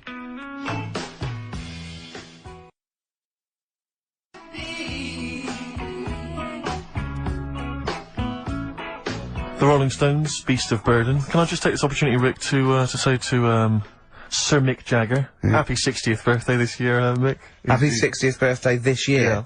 Was it today? No, I don't know. Well, otherwise you'd be saying happy birthday to everyone every day, every year. No, because I don't know Mick Jagger, do I? So I'm just taking the opportunity in case he happens to be listening today to wish him a 60th. Happy 60th, or someone who knows him might What be about listening Brian online. Ferry? What about Brian Ferry? How's Brian? Right, well, I I'm mean, not- he's not- got I'm not a really a fan birthday of this Brian year. Ferry. I'm not going to wish Brian Ferry a birthday. Oh, happy birthday, Brian. Well,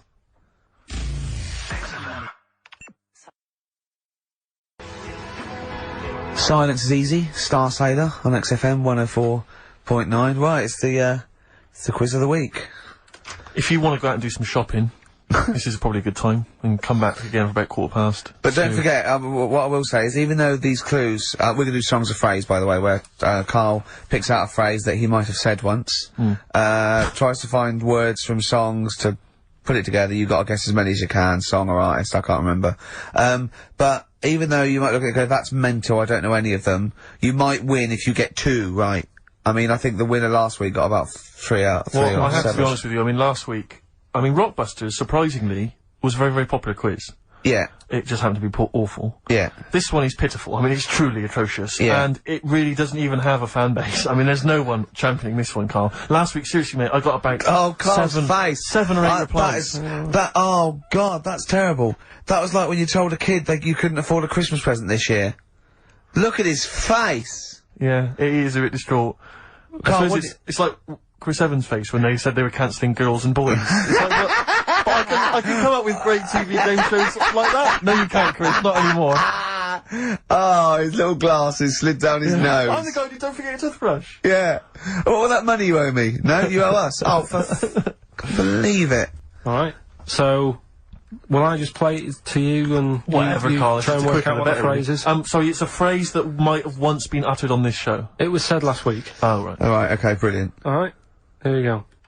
I know you're just 16, but looking all of 21.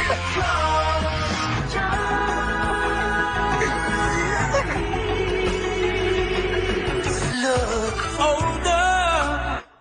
Right, I can't quite hear Right, it. I know what that is. That's ridiculous. What was Right? it? What it is it's something like, right, you're only 16, but you look 26, and the Chinese look older than they are or something, because he said that, the Chinese Chinese don't age well. That is mental, Carl. It's the most convoluted, ridiculous, racist piece of material ever to be uttered on radio. Play it again. I know you're just 16, but looking all of 21. That's...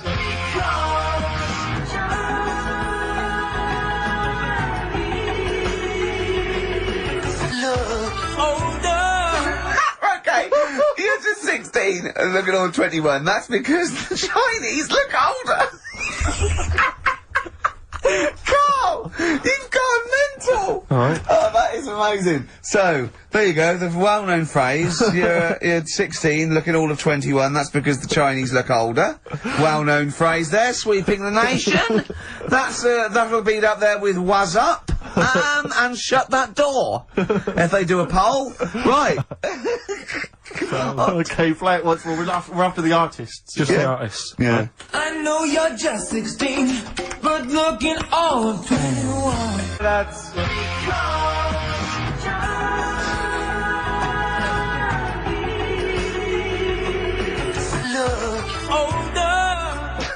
Unbelievable. Alright, let me tell you what the prizes are. We've got, I assume this is the new album from Mower. Everyone's going crazy for Mower. I've not heard people stop talking about Mower. But there it is. We got the new album from the Webb Brothers, which might be quite good. The Polyphonic Spree album, the best dance album in the world ever, which is ideal perhaps if you're having a barbecue and you've got lots of 8-year-old children coming. The Polyphonic Spree, I look at them and I think, well, you know, you're a pretty good band, but, if that album sounds like $1 million, you're gonna make that 40 quid each. I know, it's extraordinary. I mean... They're the sort of indie equivalent of the So Solid crew. Yeah, you're not gonna make any money. The manager's getting 20%. Exactly, yeah. And also on DVD, Red Dwarf Series 1, so, some absolutely barnstorming prizes. And if you can identify what artist to use in this well-known racist phrase, that's because the Chinese look older. Play it once more, Carl. One more time. I know you're just 16, but looking all of 21. That's...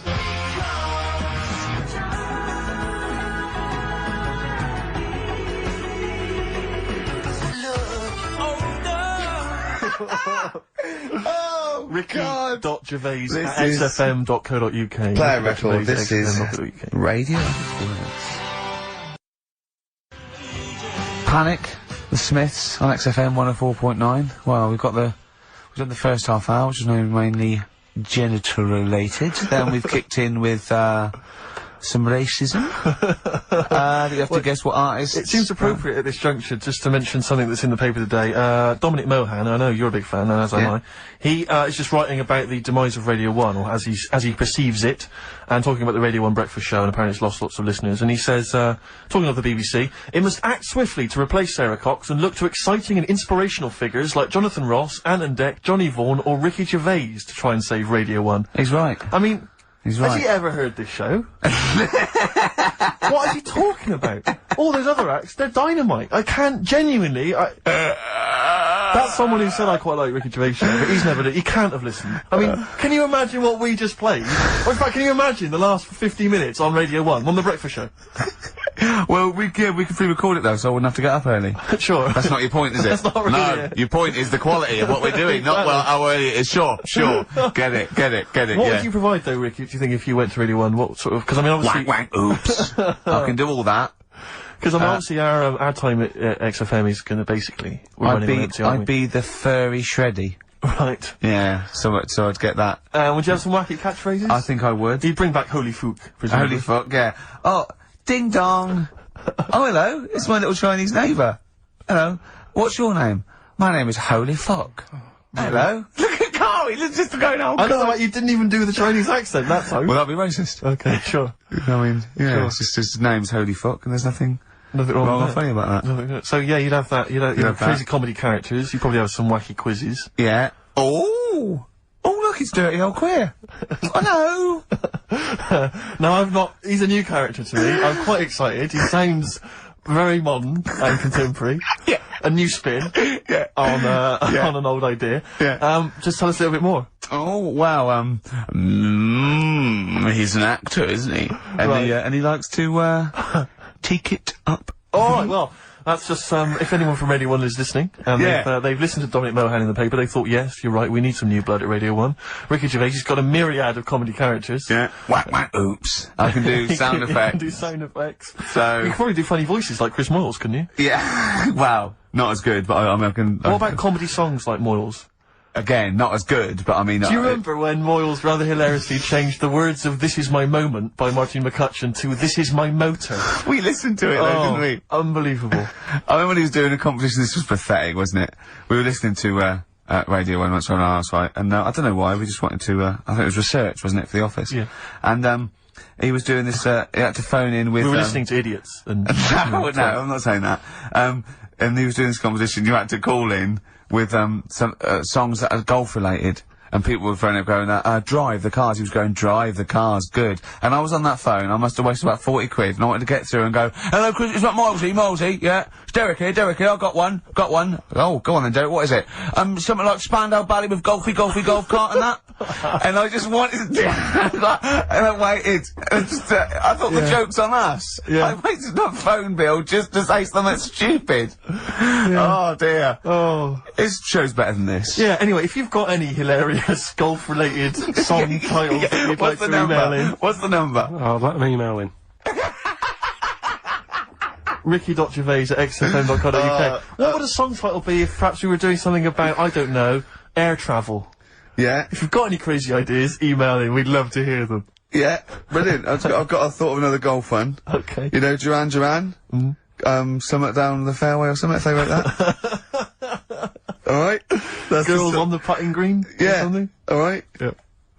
Oh, hello. Have you introduced you? My name's Holy Fuck. I'm Dirty Old Queer. I could do all that. Ding dong, whack whack, oops.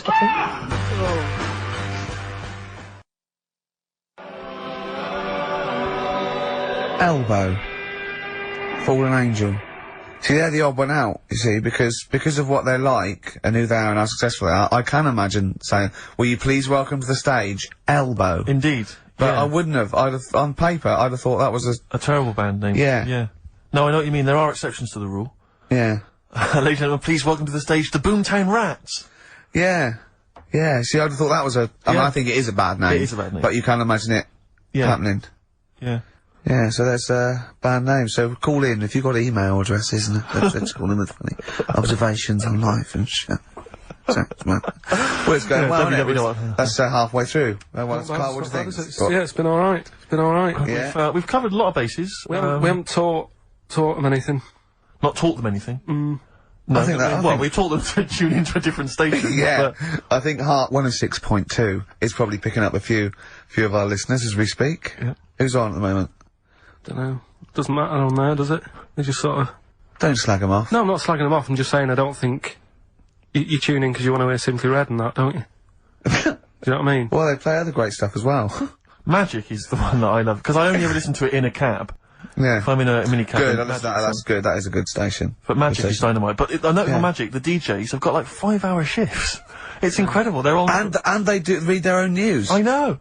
It's like they've cut out any expenditure on that channel. It's just some old records. Yeah. And one guy has to go on for 5 hours, read his own news, his own travel. There's nothing else. I saw a bloke struggling once. He sort of wants to be a bit of a sort of comedian. And, he does one link. It's sort of one sort of 15-second link between each record. Goes, that's Celine Dion. There's a story in the, paper again that, people were late for work, on the Underground because there was leaves on the track. Just wondering if, leaves are ever late for work because there's people on the track. It's Simply Red. Oh, bless him. He's got to come up with them for like 5 hours. He's been sweating. Before I was going, I'm going to kill myself. I'm going to kill myself. Share's almost finished. I was just thinking this story about, war on Iraq. Imagine if I can't do this anymore. I can't imagine if humans become extinct. With leaves. Dinosaurs would kill Iraq. I don't know what I'm doing. Look at Carl's face when I said that. The man moth. Yeah. They've cloned a man moth. No, but that's the sort of thing I think we need now, right? We've covered a lot of stuff. What, education? Teaching, yeah. Well, okay, what do you want to know? Don't know. Have you got something? Can you educate us on anything? I've been reading bits So and could we bobs. bring back just for one night only, educating Ricky? Oh, I'm excited. Yeah? Do you think it warrants that? I don't know enough about it. You know what I mean? About what? It sounds perfect. Play the jingle. Oh, educating Ricky. He's getting smarter. A couple of things happened in the week that I read about. Okay. Keeping up on what's going on in that. Sure. Yeah. One was about that Galileo fella. Okay. Was it about 1636? Was it? I think it might have been not earlier. bad. Go on. Did some stuff with light and that. Yeah, he did lots of physical experiments, yeah. Is that it then, Carl, is it? He That's did some sort of stuff with light and that. What did he do with light? What was that? Well, I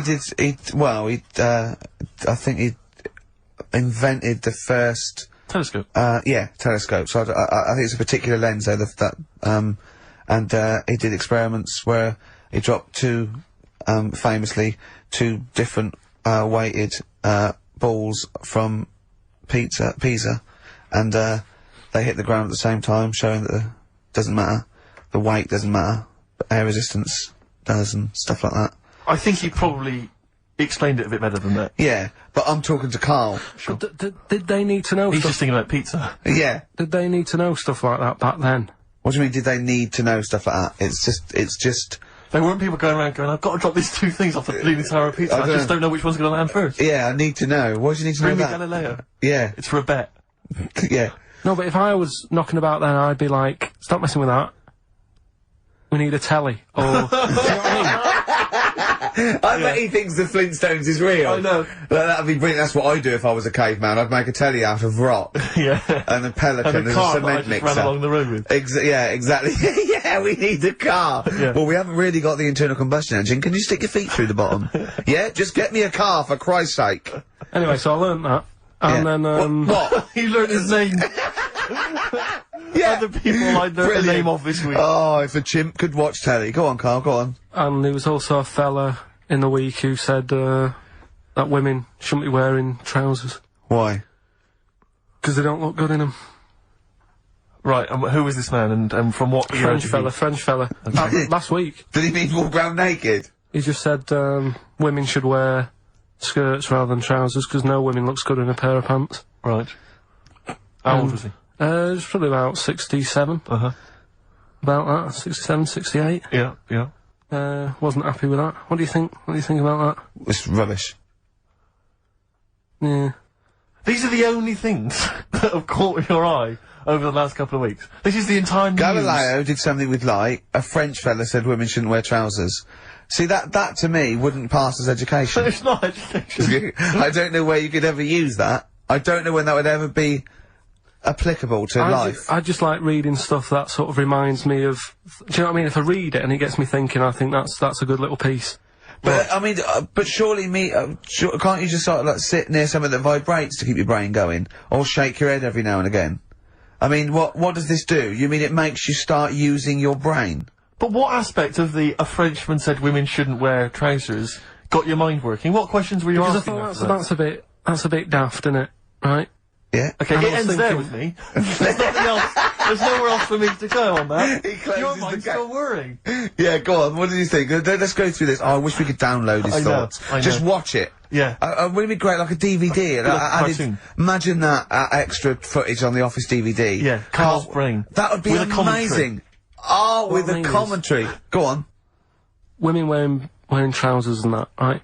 On the estate that I grew up in, Yeah. on right. There was a woman about 4 houses down, right? Right. Rough.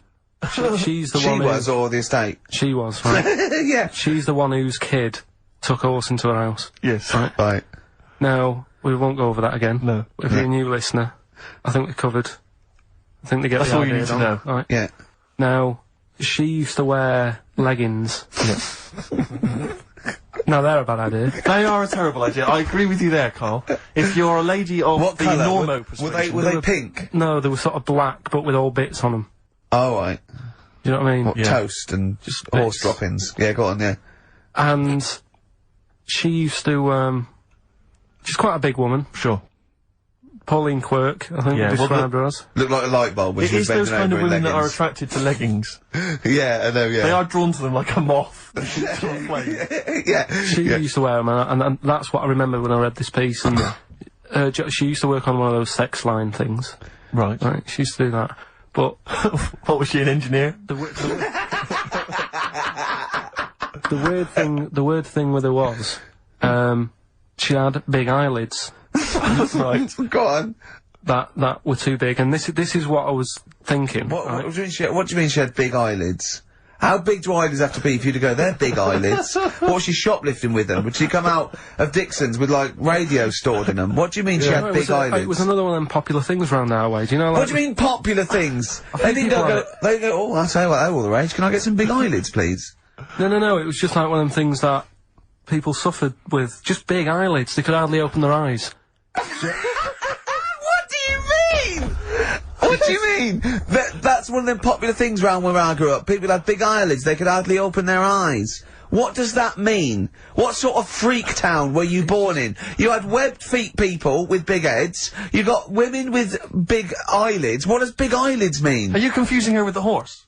yeah. Did she have hooves? Look, what? Just too much skin. It was like the neck of a chicken, but on the eyes. What's your point? Anyway, so there's this big eyelided woman with the leggings. And that's what I'm saying to you, though. That's when I read that story with people with trousers. Yeah. I went from that. Yeah. To into a that. woman who used to have big eyelids. I still not the point. But then, and also the other bloke who had the eyelid problem was a mate of mine. Right. His dad had it, and same problem, massive eyelids. I don't know what that means. I don't know what that means. I used to say to my mum, I'm going round to Dave's house, Yeah. and Or to Drew say, Pig, well, as you call it. that's all right, but make sure his dad doesn't take you out in the car because he could hardly.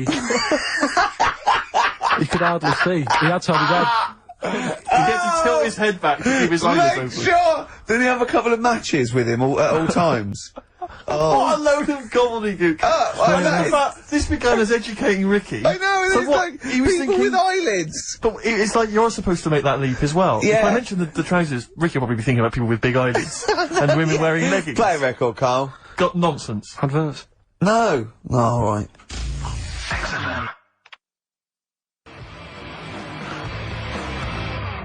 Muse, time is running out on XFM 104.9. Just a couple of emails just to update you on what's coming in here. Go on. Natasha has emailed us. She says that she's of Chinese origin, and at 27 she often got mistaken for 24. So your notion that Chinese people don't age well is obviously factually incorrect. Yeah, well, we didn't need... thank you for phoning, but I mean, honestly, trust us, Natasha, we didn't need you to tell us that. We know Carl is talking absolute nonsense. Wait till you get to 30.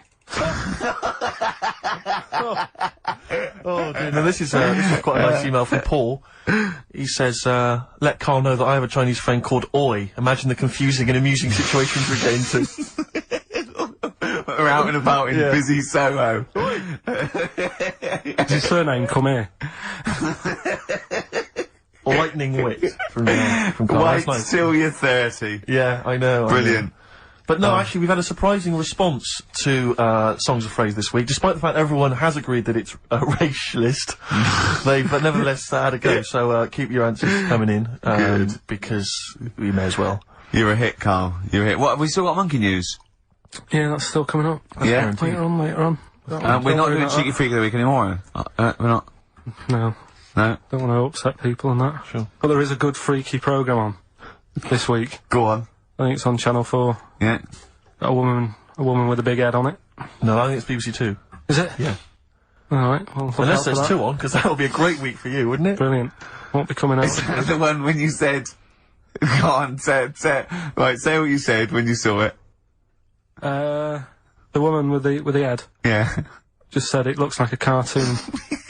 I just think... That's so mean. I don't want to discuss No, that. it's not mean. It is mean, Carl. Again, Steve, if we were in a restaurant and I'm arranging to meet her, and I said to the guy on the door, I'm meeting, Lisa, or whatever her name is here. Right. What does he look like? Well, looks like a cartoon. I'll be over there. Do you know what I mean? I don't think he'll get mixed up. What would you That's say I'm about saying. me and Steve again? If you were meeting us? No, it just starts getting nasty, doesn't it? I'm meeting, Karl Pilkington. We're very busy. What does he look like? He looks like Charlie Brown grew up. He's got a complete little round, bald head, and he's got a gormless look on his face. He's over there, mate. Yeah. Alright? That started the ball rolling for you, Karl. I love that it's okay to say what you like about people if you go, yeah, but if I was looking for her in a restaurant... I know, but... Yeah. And why have you arranged to go on a date with this woman? Be a good night out. For her or for you?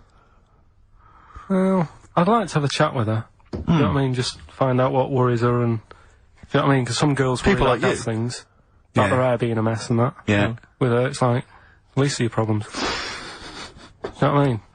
Fine, alright, well let's move on, mate. We're not doing Cheeky Freak of the Week anymore. No. Let's do something nice. Let's talk nicely about things. What's happened nice in the world, Karl? What do you like in the world? When you get up, when you go, oh, that was a brilliant day, What do you do when you go, oh, that was brilliant? We had a nice game of snooker. You like snooker, don't you? I mean, you and Steve played snooker last week. Yeah, but things are always ruined. Do you know what I mean? I might be having a nice time having a game of snooker. And then, you know, we're having a proper battle. And I'm trying to concentrate on taking a shot, and then you'll say things like, look at his little monkey hand. And I'm going for the black. Do you know what I mean? Yeah. Or maybe I'll say, I'm just going to the toilet. And then one of you will follow me in and peer over the door. Oh, yeah! Tell that one. That was when you were actually in a cubicle sitting down, wasn't it? Yeah. And Steve Merchant's head appeared and went, alright. And you went, what if that wasn't me? Oh, that was great. Doing a George Michael on me. Well, That is you one can of the benefits of being very tall. You can look over You can look over the stalls, into lavatories. It looks like a giraffe house. You're sitting down there and you look up, right? And he's peering over the top. Oh, the fun we had. Oh, it's great, isn't it? But anything intelligent. It's like the monkeys. We are like the monkeys. Aren't we, us three? I wanted to write a thing for the darkness. I want to write like the new monkeys. Like a TV show. Yeah. Do you want to do that? Yeah, alright. Yeah, okay. Well, if they're listening, or their radio show, a record company listening, or their manager, big fan of the Darkness, my favourite. Hang on, don't make a promise Well, like that. no, my favourite band at the moment. We'll do a pilot. Them and the No, Monkeys. but don't make Running that round, promise. speed it up. They can have their songs in it. They can write songs specially for us. What if they And can't it's them- act? And it's them. They can act. They just act themselves running round. We're getting people like Henry, McGee and that to come in and sort of be the actors. And, Yeah. you know, all those posh actors that appear in Ali G and that. It sounds like a lot of hard work. Yeah? Yeah. Okay, forget it. Knock on the head. Yeah, let's play Radiohead.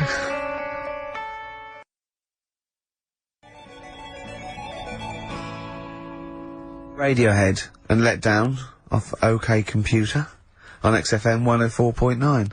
Right, let's think of some nice stuff then. Annoyed I was yesterday. Go on. Just got off the train, and, guy comes up to me, and he says, excuse me, can you spare some change? I'm from Liverpool, and I'm homeless. And I was so angry. I was in a bad mood anyway, and I just wanted to say to him, well, there's your mistake. Go back to Liverpool. That's why you're homeless. You're in London. Well, he might have been You homeless idiot. in Liverpool and thought... Well, why'd you come down here? Well, where would you rather be homeless? Liverpool or London? Well, Algarve. Well, no, but I mean, I'd certainly... Do you know Yeah, what I mean? but just, why am I supposed to say I'm from Liverpool and I'm homeless? Why is that supposed to be a persuading factor? Just annoyed me. I thought there was enough problems here already. He's going for a double sympathy vote. Yeah. I'm homeless and I'm a Liverpool. He could have just said, I'm from Liverpool, I'd have given him some change. Guy he was from Manchester once, I gave him my sandwich. Yeah. There's a thing the other night, right, they did this programme, it's only on in London, so if you listen out of London you won't know about it, but it's about, Oxford Street, right? And, About all the thieving that goes it's on and like stuff. thieving, Yeah. you know, drug problems on Yeah. the streets and that. Yeah. You know, what gets on people's nerves, those people with the boards, you know, golf sale and all that. And, there's this bit that concentrated on the homeless problem, right? And, he said, you know, this fella looks after the homeless, he goes up to him, says, how you doing? Are you hungry? Do you need food and that? He said, you know, a lot of people worry about the homeless, but we do try and look after them. And the Salvation Army were there, and they said, and this is where they can come if they need anything, if they need any food, or, any clothes, if the shoes are worn out. And he said, oh, can we have a look at that, right? So they go in this little room where all the clothes are, and they go, and there's like a load of jumpers for them in the winter in the cold. And the camera sort of pans across. Load of ties. Right. For the homeless. What? ties. The Ties for the homeless? Round the neck, like, to look smart. No, they use them as belts. I've seen a lot. Or as a lead for their dog. Yeah. Yeah. What are you talking about, ties? That's what they did. They said, here's the room with all the stuff in it. Right? Jumpers for the homeless. Jumpers, shirts, trainers. And you got a load of ties. Nobody wanted one. Some evening dress. Any They got a formal cravats? function. Any cravats? Now, where's the cummerbunds? I'm thinking of being homeless outside the Royal Albert Hall tonight. Yeah. That's where the real pickings are. I'm breaking in the back door of the Savoy this evening. Oh, dear. Another charity thing that I was reading about the other day that they're doing. Do they give them trainers? Because I've seen a lot of tramps with new trainers, and I think there must be like a equivalent of a soup kitchen where they get shoes, because that's it must be, yeah. Otherwise, that's weird, isn't it? You blow any money, you beg all day and get a nice new pair of Nike. Yeah, no, don't waste it on clothes. Get some tenants. Get some, special brew. That's the best value. Go on. Some smack. Go on. If you've got a lot of worries, Yeah. on the street. Little starter bar. Take your mind off it. Yeah, I know. Take your mind off it. Yeah. Yeah. But that's weird you say that, because, you know, a trainer's the most important thing, because, like, you know all the problems in Africa. Sure. Right? Lot of problems going on there. Yeah. The other day, they're asking for people to send their spectacles to Africa. Right. Would you be happy if you were over there and, like, you're hungry and that? And then they say, here you go. Well, yeah, but it must be for a reason. I don't think Hey, they've got bad eyes and that. Yeah, I know, but I don't think they go round. It's not like when you see those things on Live Aid and there's people dying but they're putting specs on them. No, I think that's what it is. No, it's not, Carl! They sort that's out what they food and medication before they put a little pair of specs on the lads. That isn't how it came across in the advert. I think they probably walk hand in hand. You know, the people handing out the food are also, you know, walking alongside guys with the specs and they're handing them out as well. But what have they got to look at? What? They don't own anything. They'll realise how bad everything is. God, it's rubbish here, isn't it? I tell you, I try and help out the world. I've joined a little charity thing. They pay me £5 a month. Yeah. Yeah. I'm all up for helping. Yeah. But sometimes you think, what can we do? You know what I mean? Yeah. What can we do? Okay, what can we do? We can't do anything. Okay. That thing. Play a record. We were talking about the debt the other day. I was reading up on the amount of debt that South Africa are in and that, and it's just like, that's without any shops. Do you know what I mean? If they had shops to spend the money on, there'd be murder. That third world debt isn't because they bought too many smeg fridges from us. It's shopping. Look, who's been shopping? I have. Oh, well, you've gone over the top. You're on a budget now. Yeah. You're getting nothing but grain and blankets for the next year because you go mental. Who Who just spent £1 billion in dictions? Oh God.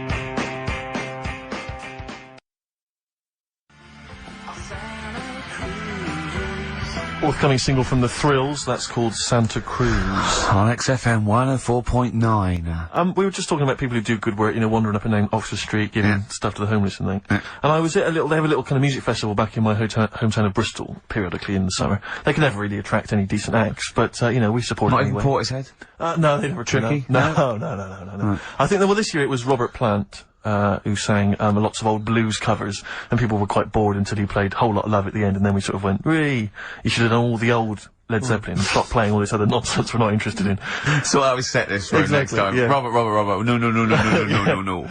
But, I was just snuck off into the woods for, you know, a waz, because I'm quite rock and roll like that, and I was passing, and these are a group of people, and I've always thought they never get enough praise, enough credit, and I genuinely, and I mean this entirely sincerely, I really do, I don't mean to be, I'm not taking the mick at all, but the St. John's Ambulance people, they're absolutely blinding, because they all look like nerds. I mean, they all look like they're normally kind of fat women, or kind of blokes. I think you're doing very well for their new recruitment campaign. Well, so, I was going to say, I think you're selling it to people who this want to is my join. point, Rick, is that they've not changed the uniforms in like 40 years. And it is normally, it's normally the kind of, the nerds from your school who went into it or whatever. It's kind of old people. I saw them, they were all sat around in this little area. No one was, you know, nobody just sat around, they were bored, they weren't really enjoying the music. And I thought, look at that, they're not, that fat kid over there, I pointed him out to my mate, I said, see that fat one over there, in the uniform? With the glasses and the hairbrush forward. The glasses, hairbrush forward, Yeah. the kind of blue navy jumper. Satchel. There's a little satchel, Yeah. yeah. He is never gonna get off with a girl, probably until he's like 30. And even then it gets to loosen clothes. And even then it's good because he's giving mouth to mouth to her. Yeah. Right, and I thought he's never going to get anything. And I'll tell you this: all these trendy young girls walking around in their kind of cool summer gear, in their trendy tie dye and the like. I'll tell you, when one of them takes something that's a little bit dodgy that they bought off some guy with dreads, right? And then they're desperate for him and they zip in there. Oh, quick, my friend's, passing out, she's had a funny turn. And he's straight there with his water and his medication. Oh yeah, they need him then, but he doesn't get any action the rest of the time. And that's what annoyed me about it. I thought, they're doing a bloody good job. They turn up at sports events, at festivals, no one gives them the time of day, you never hear any good praise about them, and they're there, sat there, Steve, hot or cold. Tell me the truth now. Did you join the St John's ambulance last week to get some birds? Got no action. Really? I had no action. And I've been passing some dodgy E's around all the festivals. By the way, your dreads are awful. you can see they're fake. They made out of newspaper. They're awful. You really do look an idiot. But seriously, I'm all joking aside, I genuinely wanted to give some massive props. If I could give some big ups to the St. John's people, because I genuinely, without any joking, I genuinely think they do a brilliant job. Could I just say how good I think the Salvation Army are? Because you see those elderly ladies with surgical supports, a lot of them, all look like Thor Herd. Yep. Well, that's a prerequisite to get into that particular army. And they play that bloody tambourine, rain or shine. Yeah. And they are just, all they're trying to do is, save you from burning in hell. And they don't get any respect. Of the Salvation Army, do they, would they have to get called off? Yeah, they'd be, if all other armies... it'd be the Gurkhas first, then all the regulars, then the TAs. I think then it's sort of like police. Lifeguards, yeah, but down to, I think, AA, and then it's the Salvation Army. Right. We send in the Salvation Army, obviously, if we really have lost a lot of casualties, sure. And they're the last to go. Yeah, but they are all highly trained, aren't they? All those old women, they can kill a man. Yeah. With a single blow. Yeah, yeah. So, good to them, good to the John's Ambulance, good to, Salvation Army, big up. But I think we should just, if I might introduce a new feature every week, let's just give some props, let's just give some massive respect to someone who doesn't get enough respect. Yeah. Who doesn't get enough respect? Who's done a blinding job? Mother Teresa, she's gone now, she's gone. She won't be listening anyway. Who's the best person that there is? Who's the best person there is? I'll tell you what, I'm gonna call, either Carol Vorderman or, Esther Anson and say who's the best one you've ever met that, did something.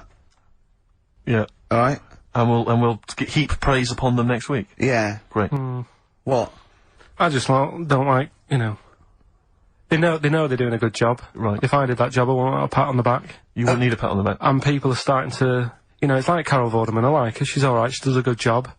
But now that Better Homes, they only tend to turn up at people who have had problems. Do you know what I mean? Right. Well, leave it. Okay, wait. Go on, what do you mean? No, it used to start off and it's like... I haven't seen Better Homes. What is Better Homes? They go around and do someone's house up. Right. Do you know what I mean? But then they get a bit of bad news. And Carol thinks, I'll cheer them up, I'll give them a new kitchen. Yeah. And it annoys me because if you haven't had bad news, it doesn't mean you're not worth a new kitchen. Did you send in an application? Yeah. You say that I'm bald, I'm from Manchester. Well, if you'd written that, they'd have rushed round. Yeah. What do you mean? What they say, so-and-so's had a bad year, his mum died, he lost his leg, and all he's ever wanted is a chaise longue and a hostess trolley. And the annoying thing is, right, they might not be the ones who write in, it might be a neighbour. Yeah. But they also get something sorted out for them. Really? So even though the neighbours had a bit of bad news, they go, oh, cash in on this one. I'll send a letter into old Carol, tell her that, mum's passed away. Yeah. I'll get a new, conservatory sorted. Sure. And sometimes a neighbour gets a better deal than the person who, do you know what I mean? The person who's had a bit of bad news gets like a new little kitchen, whatever. Neighbour next door, Leave the conservatory. kitchen, let it go, Carl. New decking in the You had to pay for your own garden. kitchen. Do Is you it know what I done mean, now? though? It's all Yeah, done now, the the kitchen sorted, the bathroom needs You had trouble with the grouting, didn't you? Yeah, don't know. Oh no, we got to do, look, play a record, we got to do the results. And then we got to do monkey news. Could we quickly do the results? Well, you say we've got to do the results. There's not people hanging on for them. Let's do it. Just knock it out there before well, let's play a tune, let's come back and do that. Eddie and the Hot Rods, yeah, surely.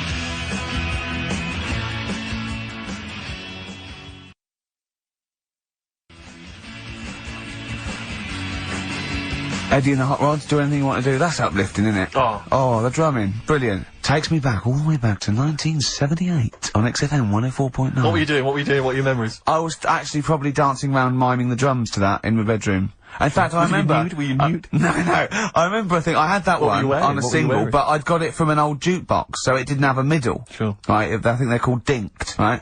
And so I had to line it up really carefully, and sometimes by the end it would just slightly go out where the record was moving. Where I just had to... Interesting anecdote there. Fascinating. Yeah. What a lovely insight. Since you're right for asking me what I was doing 25 years ago. Yeah. Carl, quick, the results, they're monkey news. I need some monkey news, but I need the results first. Right, play it again and give the answers. Here we go. Songs of Competition. Songs of phrase. Name the artist. Name the artist. I know you're just 16, but looking old. Hue and Cry. That's...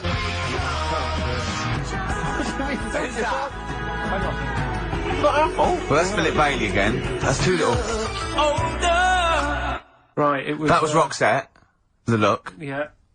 Right, we had, Hue and Cry started it off. Yeah. 16. That was Dean Martin. Because Oh, yeah. Jane's That's his Addiction. addiction, yeah. Because Because, yeah. Chinese Philip Bailey. Philip Bailey, that's second outing he's had. Look. Last one, we used him for Chinese, where there's a hairy Chinese kid. He's never got so many royalties being used in racist game shows. Brilliant. Then Roxette and finishing with George Michael. Oh dear. So, that's Brilliant. that, right? Who's the winner? Well, the winner, actually, it looks to me like he's got all of them here, from Bognor Regis. It's Stuart Birch. Well done, Stuart, and you get that bag of tat. Bognor Regis. Yep. Oh. Just need his Takes me address. back as well. Yeah, if you just email in your address, Stuart, and you can have those goodies. If you're not interested, don't bother. It's up to you. Steve. Oh, chimpanzee that monkey news. Okay, monkey-related news from Karl Pilkington. Right, do you know the monkey that went into space? Yeah. Yep. It happened in 1958. Right. Now you know that. Yeah. Yes. What did he do next? What did he did the do monkey do next? Yeah. One appearance on Celebrity Squares and it was like forgotten. Right, Yeah, cut a novelty record. Yeah, just like Rick Waller. I'll tell you what happened. He got back and all that. Heroes welcome. NASA sort of said, you know, you did a good job. And that's where a lot of people think, you know, it all ended. Sure. Yeah. But NASA were like, well, hang on a minute. We spent He's a lot of trained. time, we've trained him up and stuff. So he's like, you know, he's saying, sure, you know, I've learnt a lot, I've still got it all, I've kept it all, I know what to do. So they said, right, we'll use you. So he turned into, like, a bit of a trainer at NASA. We want to send you out on the top of an organ. Put on this little bellhop outfit. Can you smoke fags? I'll have a go. So they were getting in new monkeys. You know, the main man at NASA was saying, can you teach these the same? He's going, of course I can. Do you know what I mean? I remember it all, I know what's going on, I'll tell them what buttons to press, what to do in emergencies, that sort of thing. It was technically sort of employed by the army. Right, Because that's can I just fit in here? I don't know the story, Carl, and I might embarrass myself here. You've got an army of people out there that will probably send me an equally deranged email from a different website, but I'm pretty sure when they sent the monkey into space, it was to monitor his physiology. He didn't press any buttons or learn to dock or take off. It was just the effects of weightlessness and space on, basically a primate. I'm pretty sure he was tied in with electrodes to his head. So, Yeah. well, yeah, I'm pretty sure. Okay, I could be people- But even if that were the case, and he had learned to press one or two very basic buttons. Definitely not. Definitely But not. even if it were the case, I'm definitely pretty certain they wouldn't have brought him back to train up Neil Armstrong. Right, definitely. Go on, but go Him on. going, Neil, what are you going to say when you come out there? Yeah, yeah, well, yeah. I was thinking of just saying, hello, I'm on the moon. Hello, it's made of cheese. Don't say that. Don't What say about? I've noticed that you got little legs, Yeah. right? But mankind stepped forward. Well, how could I put that? I was just going to say, hello, I'm on the moon, it's great to be here, wish you were here. I've got to think so Hi, better than that. Mum. Yeah, go on. Anyway, basically he got back, they sorted him out with a nice pension. He was happy. Because of, like, the rank that he got, he was like, you know, he had loads of, medals and stuff. He said, right, we'll make him a colonel. He got that. Like I say, he got a pension. How was the end? He died in 1969. He was buried with his wife. He passed away. His wife. I'm sure it just goes on to a different website Yeah. about something completely different. And Yeah, it's you're just talking about Buzz Aldrin. yeah. His page is missing. Oh dear. So, Well, Carl, if someone could call in Did they train Leica the dog to sort of like, you know, dock and He never re-entry? made it back, did he, like? They didn't bother. They didn't even bother. Didn't bother to bring him They back. just sent him up there, and they didn't have technology to bring him back. And they just went, yeah, that's there. That's brilliant. Well, I can do that. Yeah. Amazing. Really? Yeah. What do you think of that, Carl? Rubbish, isn't it? Sort of brought it down a bit. But But the little monkey made a colonel. Hero. Big hero. What was he in? What craft was he in? Sputnik. just hang on a minute. He was in, Jupiter AM. Yeah. Let me see that piece of paper. Let me Yeah, put the I thing. can guarantee there's nothing there about his training other than let's hope he's not sick on the control panel when we shoot him up at 400 Gs. Oh dear. I love the fact that you think that this monkey was a high. Do you know what I mean? Do you, when you think of these things that they send a monkey's face, do you think of the Planet of the Apes? Like they're sort of talking, sort of chimps and gorillas, and they're in tunics on horseback with snub-nosed rifles. What do you think of? Just a little monkey getting on with it. He knows his job, he knows what he's got to do, he gets on with it. Look, he's pressed the button. Watch him press the button. This takes me back. Do you remember 1965, I think it was? We're gonna use him to train other DJs. That's it then. Goodbye. Thanks. Cheers. Cheers.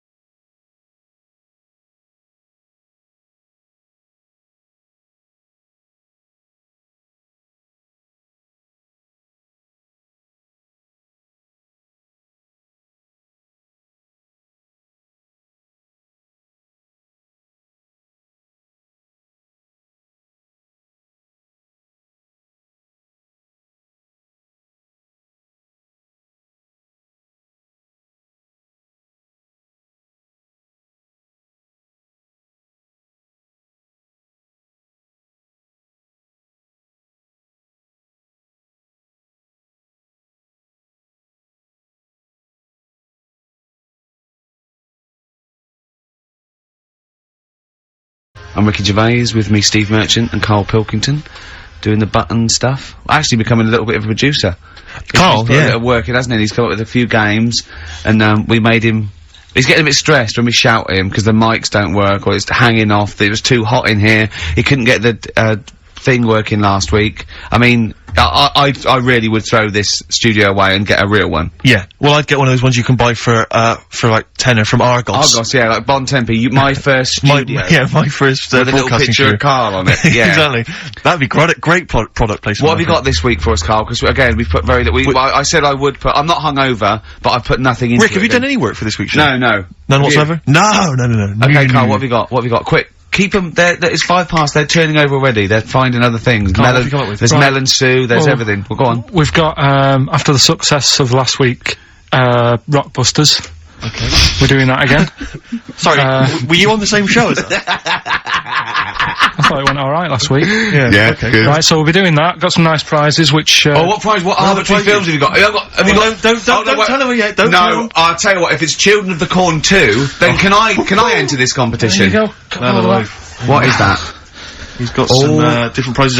Maybe I should just tease the audience with those a bit later, Rick, because there's some exciting stuff there. It's going to be amazing. Yeah. Right, so I don't want to give too much away, Rick, but one of them is a copy of The Office on DVD. Is anything like maybe Burt Reynolds' straight-to-video film? Are there any of those in Sadly, there? nothing quite as classy. Fist. Yeah. Right. Oh, so we've got that lot to give away. Yeah. We've got Go on. Hurry up, quick. educating Ricky. Where teachers stuff. Because you taught me that people used to eat tomatoes off lead plates in the land of Narnia last week, which was good. Yeah. No, Is it only tomatoes they ate off the lead plates, by the way? Why didn't they think other fruits and vegetables were poisonous?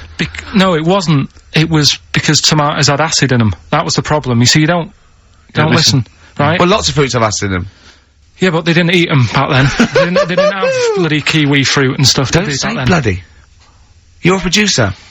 You'll start saying shit and cock and stuff. You start saying bloody Tits. Play the. Hang on, right, and Go on, play keep him hooked, right? Yeah. We've still got a song with a story in it. Yeah. You don't want to play Babushka, do you? He doesn't like the idea of Babushka. I told him that was a story. Yeah. And, he doesn't like it. Devil went down to Georgia. Someone sent in.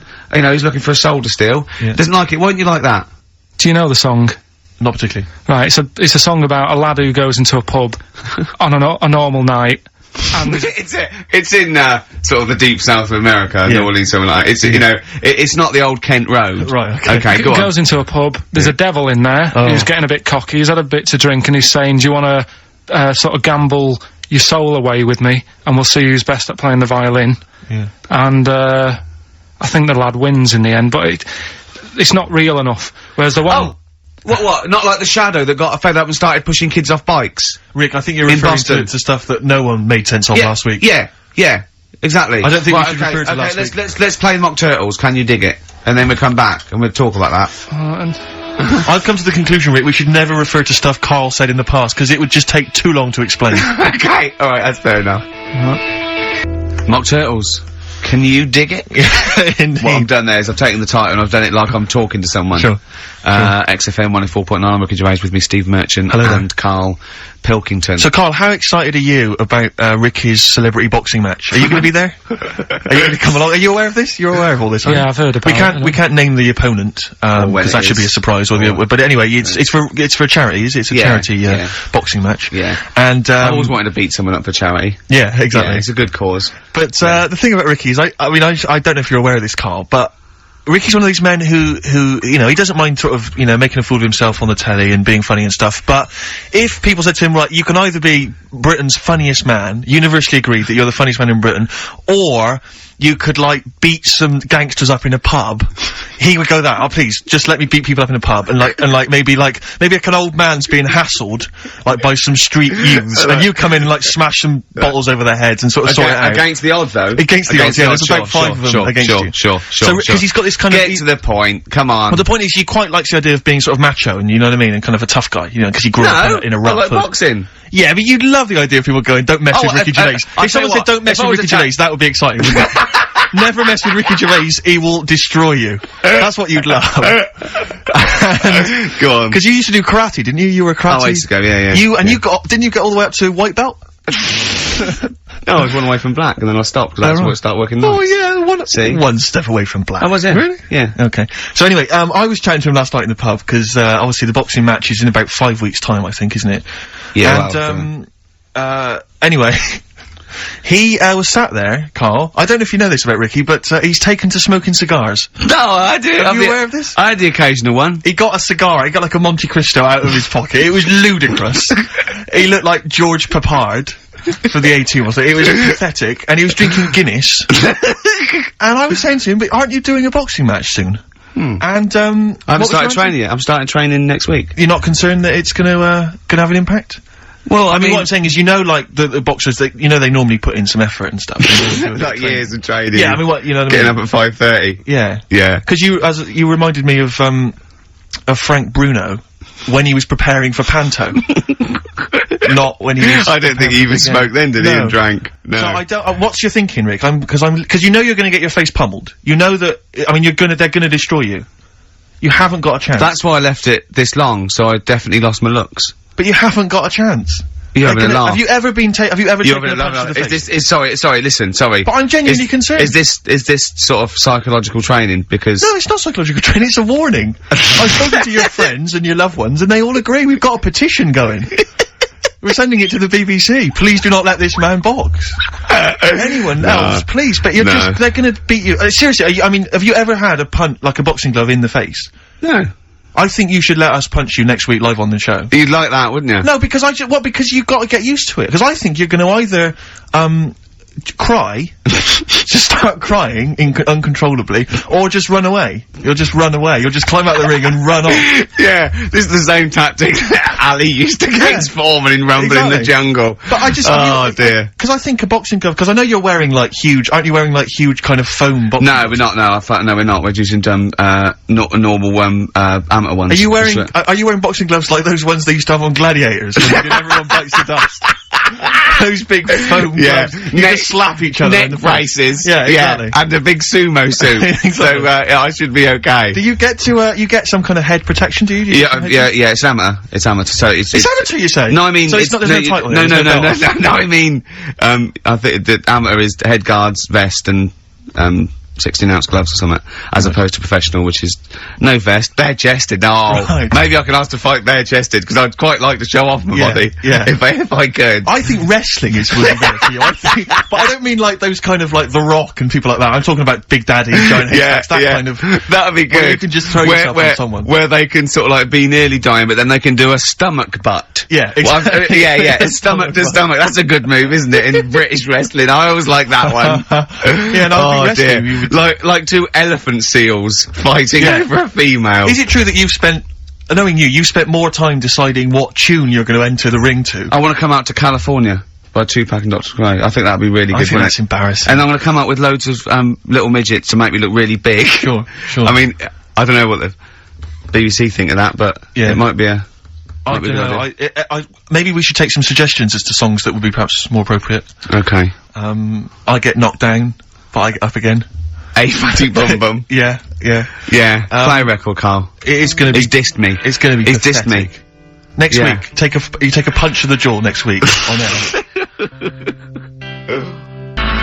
Cheering breaks, long distance on XFM 104.9. On the way in, right, you know those little cars? They look like a little bubble car. They're modern ones. They look like half a car. Is that like a smart car? Is that what it's called? They look like they just look like a toy car, and you can park them sideways. Is there only room for two people? Yeah. It's just like the half of the front of a Volkswagen just cut in half, right? And I saw one going on Oxford Street, and it's a police car, a real police car, right? Really? Yeah.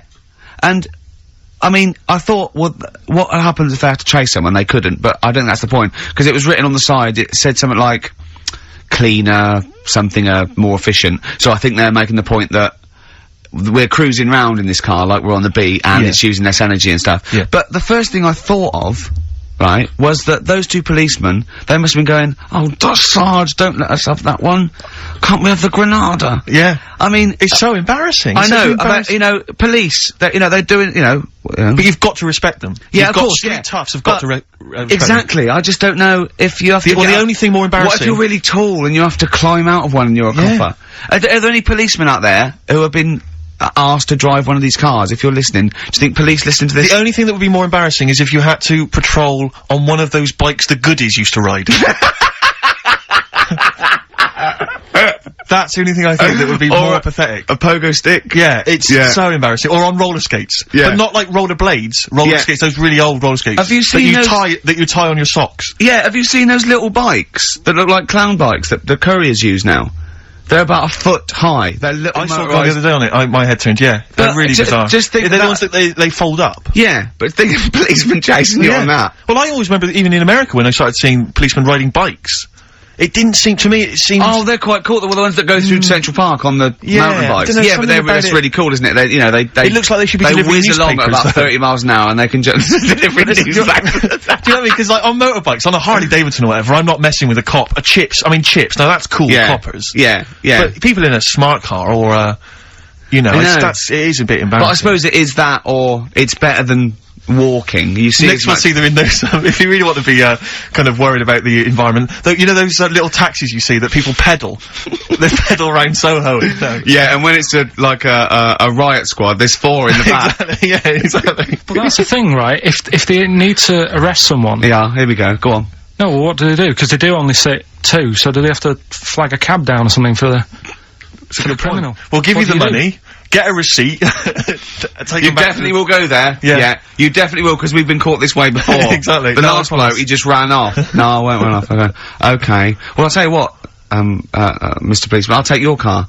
Then okay, go on then. Yeah, you definitely bring it back though. I will. Well, isn't there something in America where when they arrest someone in America, they don't take them back to the station and fill out all the forms, they just take them back to the station, and then they go and fill the forms out in a cafe or something, so they're still looking out. Yeah. Yeah, Carl told me that. They're what? So they're still on patrol, is it? Yeah, so they said they're doing all their paperwork, but they're in the, a cafe window, and they're looking out. Do you know, like how they say in this country so much police time's wasted by having to go back to the office and filling out loads of forms? That sounds like some policeman going, yeah, I could get a lot more work done if I was in a Starbucks. Yeah, no, there's a lot of criminals in the pub, and, if I would, you know, and I get to keep the receipts. Yeah, I mean, what's safest is if I didn't wear my uniform and probably got drunk. Yeah.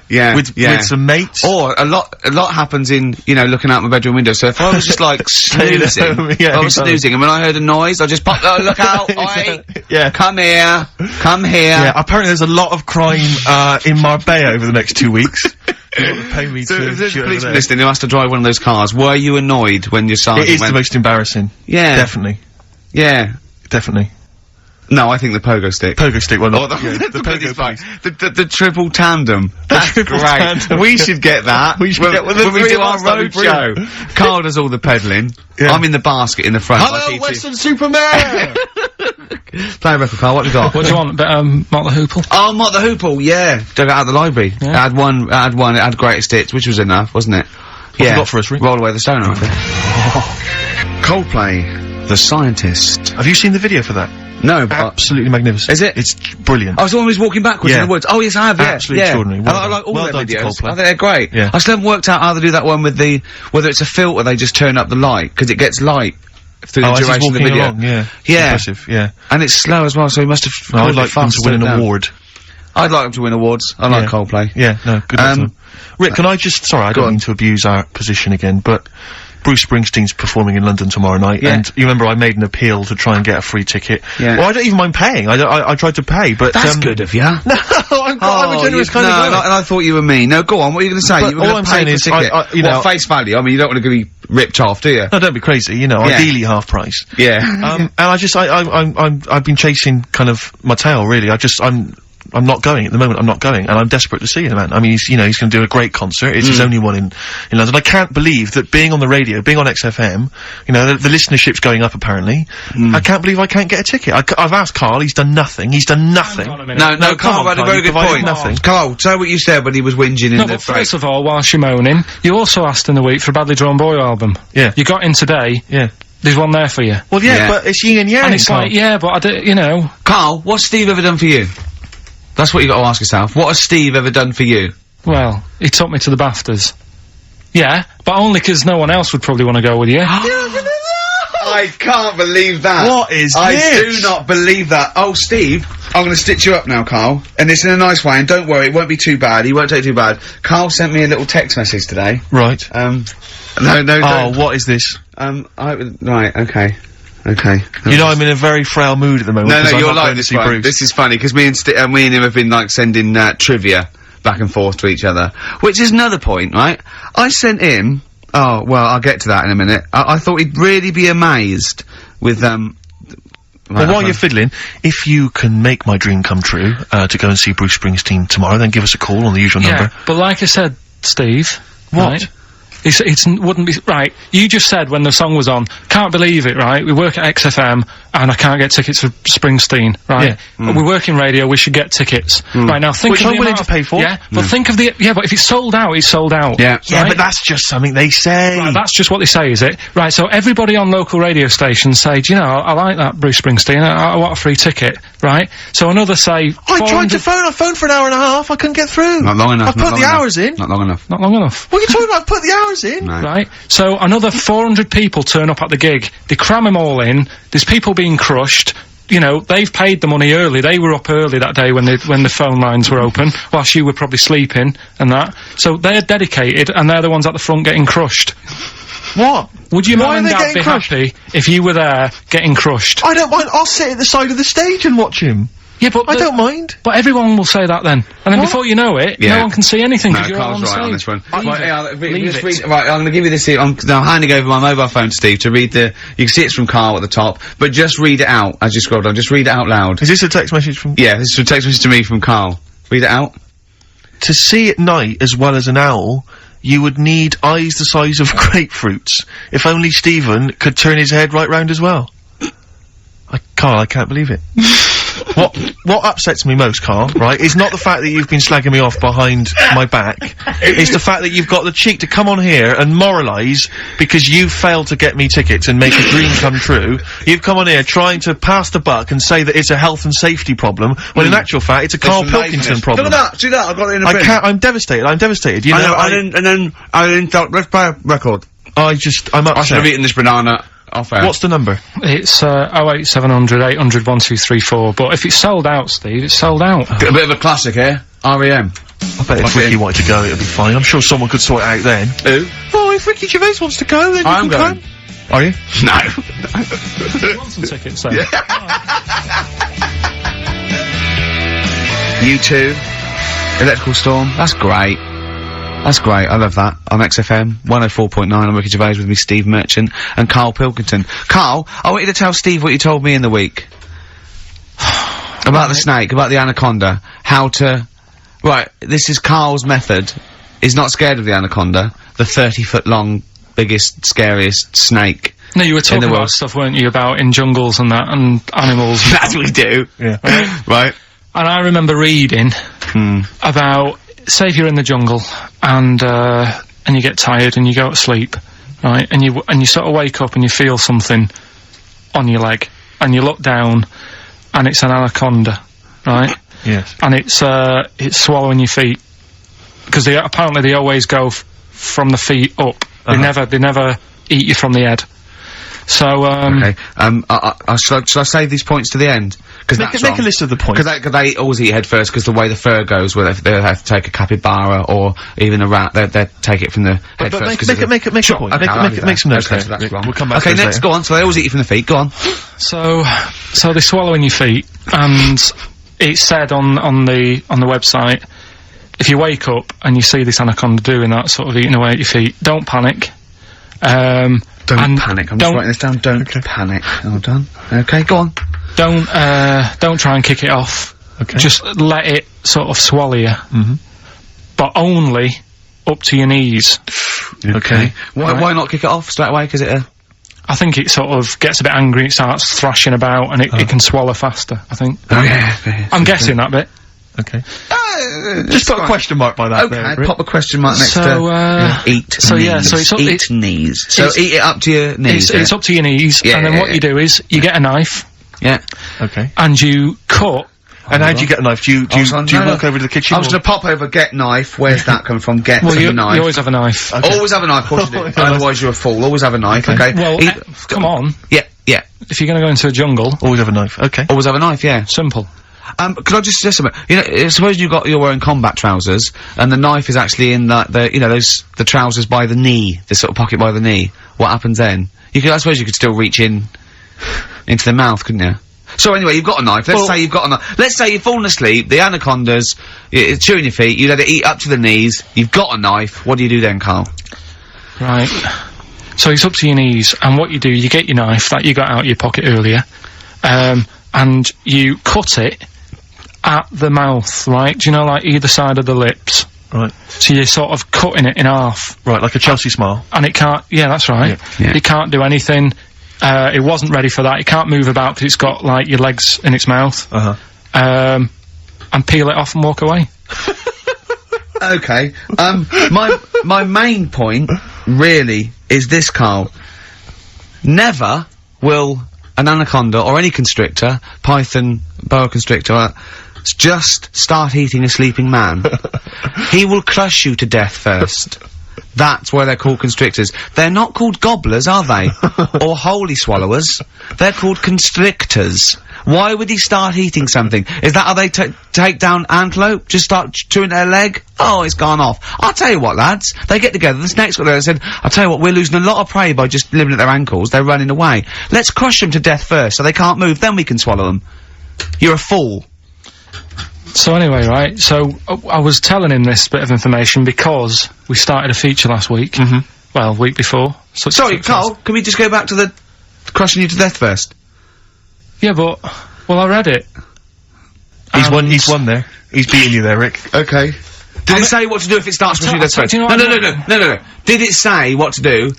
Supposing it had this meeting, and it started crushing you, and you woke up and it was actually round your chest. And every time you tried to take a breath and breathe out a little bit, it just tightened its grip, because it can feel that. What'd you do then? You sort of tighten yourself up anyway, because I've read about that. Yeah. If one does start wrapping around you, you sort of make yourself into a ball, first of all, and it'll wrap around you, but it's alright because you're protecting your lungs, so it can't crush you, and then you just sort of shout for help. And you shout for help with this 30-foot snake. Do you know how it works? It gets as tight as it can. It can feel as tight as it can, right? With these huge muscles, right? Yep. Right? When you leave a bit of breath out, it tightens again. You won't be that out of breath. You haven't been running anywhere, so you can just go. What? And when do you get the new mouthful of oxygen? Just breathe very slowly, like you do. How? Do you know what breathing is? Do you know what breathing is? It's extending your rib cage, right? Intercostal muscles between the ribs. Contract like that. Okay, making the rib cage expand, which pulls air in through. It's like a bellow. That you can't just breathe via the mind. It's a physical process. It's your rib cage pulling over. Maybe I'm special, but I can do little breaths without my rib cage. Play a record, Steve. Yeah, you're special. Play a record. No. You can't take little breaths without moving your rib cage. Can I just give you the titles, because we're running out of time, we've got a competition to do. Okay, alright, let's just leave the anaconda discussion. Why don't you agree to disagree, and we'll see who survives if you crash land in the jungle.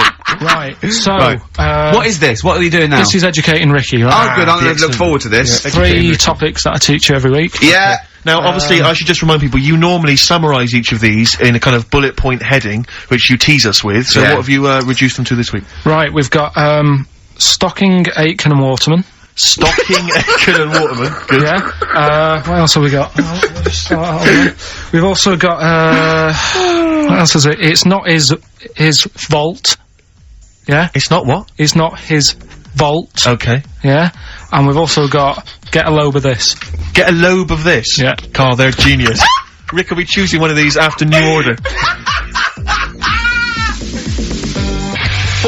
Foo Fighters and All My Life on XFM 104.9. I'm Ricky Gervais, with me, Stephen Merchant and Karl Pilkington.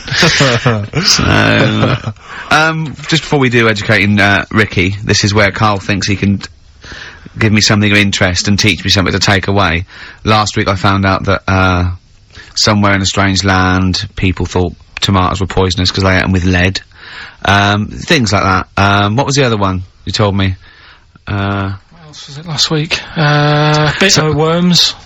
Cut me off. Yeah. Oh, I sent him a text message. I was on the train, a bit bored, and I read in, I think it was Metro, scientists have found out that worms get stressed, and they found out that the fat ones didn't live as long, and when they checked the thin ones that lived longer, they found out they had a gene for de-stressing them. Right, Carl? Do you remember what you said? No. He went, well, that's stupid, isn't it? He said, did these other ones die of natural causes? I went, yeah. He went, alright. Because it could be that the fat ones couldn't get off the pavement quick enough and got squashed. So maybe the scientists go, yeah, we didn't. Yeah, they come to think of it, they were flat as well as fat. I think the reason that the worms are getting stressed is because people like Carl are cutting them in half to try and make 2 snakes. Yeah. Yeah. Two worms. Well, Yeah. well. That's the concern. he said they can't even commit suicide if they're stressed by cutting their throat. I also sent what I thought was quite interesting, that the scientists have found that the elephant hasn't got the best memory. The sea lion has, Right. based on they've got a sea lion, and they got it back into the old laboratory 10 years after it had taught it a simple trick, and it could still do the trick. What did you say to that, Carl? I'd say they don't go up to much anyway, so if you do teach it something, it is going to remember it. Sure. Because it's got nothing else to do. Yeah. Yeah. And then it also, I mean, I like sea lions, they look nice and everything, but what do they do? What was it? Sea lions? Yeah, what are they here for? It's another jellyfish, as far as I'm concerned. It's like, it's there and people know about them, but what do they do? Yeah. What do we do? What do we do, Carl? Well, what do we do? A cat, first, Steve said, is good for your heart. So you Why is it all geared to what's good for us? well. Anyway. Educating Ricky. Good, we settled that then. Go on. The titles that are meant to sort of pull you in. Yeah. We've got, what was it? Stocking, Aitken and Waterman. Yeah. You've got It's Not His Fault. And, Get a Load with This. Get a load of this. So, which pun do I pick first? I think I'll go for, get a load of this. Get a lobe of this. Yeah, get a load of this, yeah. Well, that's a story about a girl who, she was deaf, right, for 4 years. And, it happened quite a bit back this. What year? Or was it, I think it was ages ago, was it? Yeah, quite a bit back. She was deaf for about 4 years, having an argument with her mum, it said, which I didn't quite understand. Because I don't know how they do that. Yeah. But she was having an argument, and a man pushed her against a wall, and she banged her head, and her hearing came back. Okay. Was she wearing a Walkman? And it fell out? And she'd realised, oh, There's no explanation. There's no explanation? Well, why is that teaching me something then? So I knew you'd say this, right? So I thought, right, I'll stick something on it. Do you know that bees are deaf? No! No, you can't just, no! No! If you ask someone something they don't know the answer to, they don't tell you something else. Just, I'll tell you something else then. I can't answer that, I'll tell you something else. Imagine that. If you asked a teacher. Look, how do birds fly? Wow, if you're gonna do that, tallest building is, I mean, what? Well, that was the equivalent, Carl, of running away when we asked you a question. Yeah, the intellectual equivalent of going, look over there, there's a monster. Yeah. Listen, what do you mean? What she, okay, so, So her there's hearing no came back. explanation. There's no explanation. Or you don't know. well, there isn't one, is there, really? It's a bit What, weird. did the only did thing the doctors not look into it? No, I think they just said, oh, that's good. But, so again, I don't. Where did this information? Is that if you read this on Is the net? that Is that it? all they put on There the was net? once a deaf woman who hit her head and she And her could hear. hearing came back. It was bizarre things about being deaf. Was there And- three Yeah. was there I've got that book, yeah, it's a good book, that. Was there three Yeah. more pages you just couldn't be bothered to read on? Yeah. No, it was just a little bit, and it Was there a said- little picture, a cartoon picture? No pictures, I just Are we read going, it. ow! Look, Ow, if you I don't can want to hear. know, if you don't want to learn, you know. Yeah. Okay, it's not his fault. Let me have It's Not His Fault. You gotta save this. This has gotta teach me something. It'll be an interesting story. Right, it's not his vault. This fella, Yeah. What year? Ages ago? Olden times? I'd say in the 70s, Okay. Would you? Any evidence for that?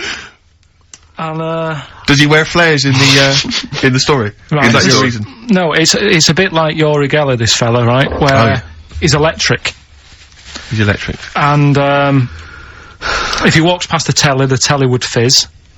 If he walked past the radio, it all goes like that. Ooh. His hair stuck up all the time, and he'd be having a bath, and everything would be alright, and then the power would sort of switch on in his body, and the electric in his body made him jump out of the bath. So. What do you mean so? What is that so? What does that so mean? You've given us nothing. You've given us nothing. You'd have to at least give us the scientific explanation. Yeah. Electric eels have 400 volts in them. Oh, is this the running away again?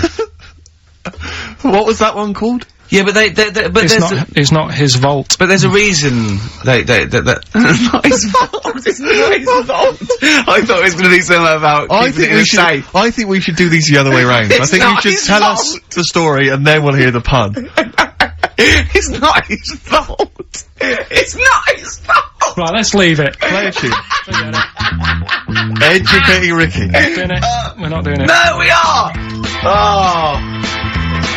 What? Don't look at me like that. Oh, Carl, you're in a bad mood.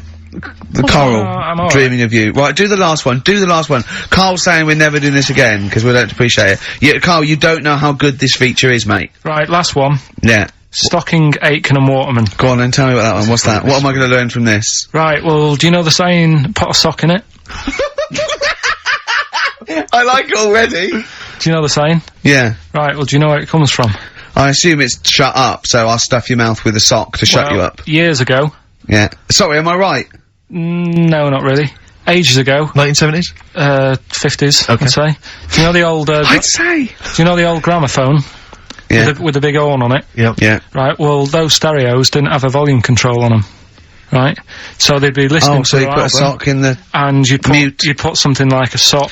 That's a real one, you see? That's taught me something. That's good. That's excellent, Carl. That is the only one that counts, like chewing the fat, if they're true. I'm assuming they are. It works. It's of interest. I haven't got it verified yet, but that is educating Ricky. That's brilliant. I will say, the other two were more entertaining. So, you know, I don't... Do you understand the distinction, though, between that one and Electrical Man? And, or I've hit me head, I can hear you, mum. Yeah. Can you see the difference, though? Or... Are all really, three... because when I read all three, I took something away from all of them. What did you take away from the Electrical Man? I just thought, oh, imagine that. Imagine how annoying that would be. But that's not education, is And it it's really? not taking anything No, but away. Think about it, right? We take our lives for granted all the time, don't you? You get up in the morning, it's like, oh, I'll get up and walk for a shower. Some people can't walk, right? Yeah. This guy, he can't even have a, you know what I mean? It's nice to have a bath, isn't it, when you got time on your hands and you can relax. This guy can't even do that. It might be alright for a bit, but he's not really enjoying it, because at any moment, it could strike. Yeah. So, he can't even do that. He can't comb his hair, because it keeps going a mess. Yeah. He can't watch his Nor can favourite- you. No, he can't. Does he fight crime? What does he do with his powers? Yeah. I think he just has to sit around, because he can't work with machinery. Right. Because he'll probably blow a fuse. Yeah, so he just sits around. Think about it, what can he do? What normal things can he do? Skateboarding. Going for long walks. Yeah. Put a wetsuit on. Well, he couldn't do that. Why? Ooh, water and electric. No, wetsuits aren't actually wet. They're dry initially. Just put a whole wetsuit on and walk round with flippers and A rub the wetsuit's sole. not like a dinner jacket that's like really wet. Well, all I'm saying is think. Do you know what I mean? Oh, okay. And what was the And other one the again? girl deaf for 4 years hits her head. Yeah. That's just. What have you learned from that? What is that? Well, imagine how happy you'd be. Remember that time when I nearly died when I choked on a Mr. Freeze pop? Right? No, tell us that one again. No, I told you, didn't I? Tell us again. Yeah, but the people will remember it, and then it's. They weren't listening. Go on. What happened? It was ages ago when my mum and dad used to go out shopping on a Friday. 1970s?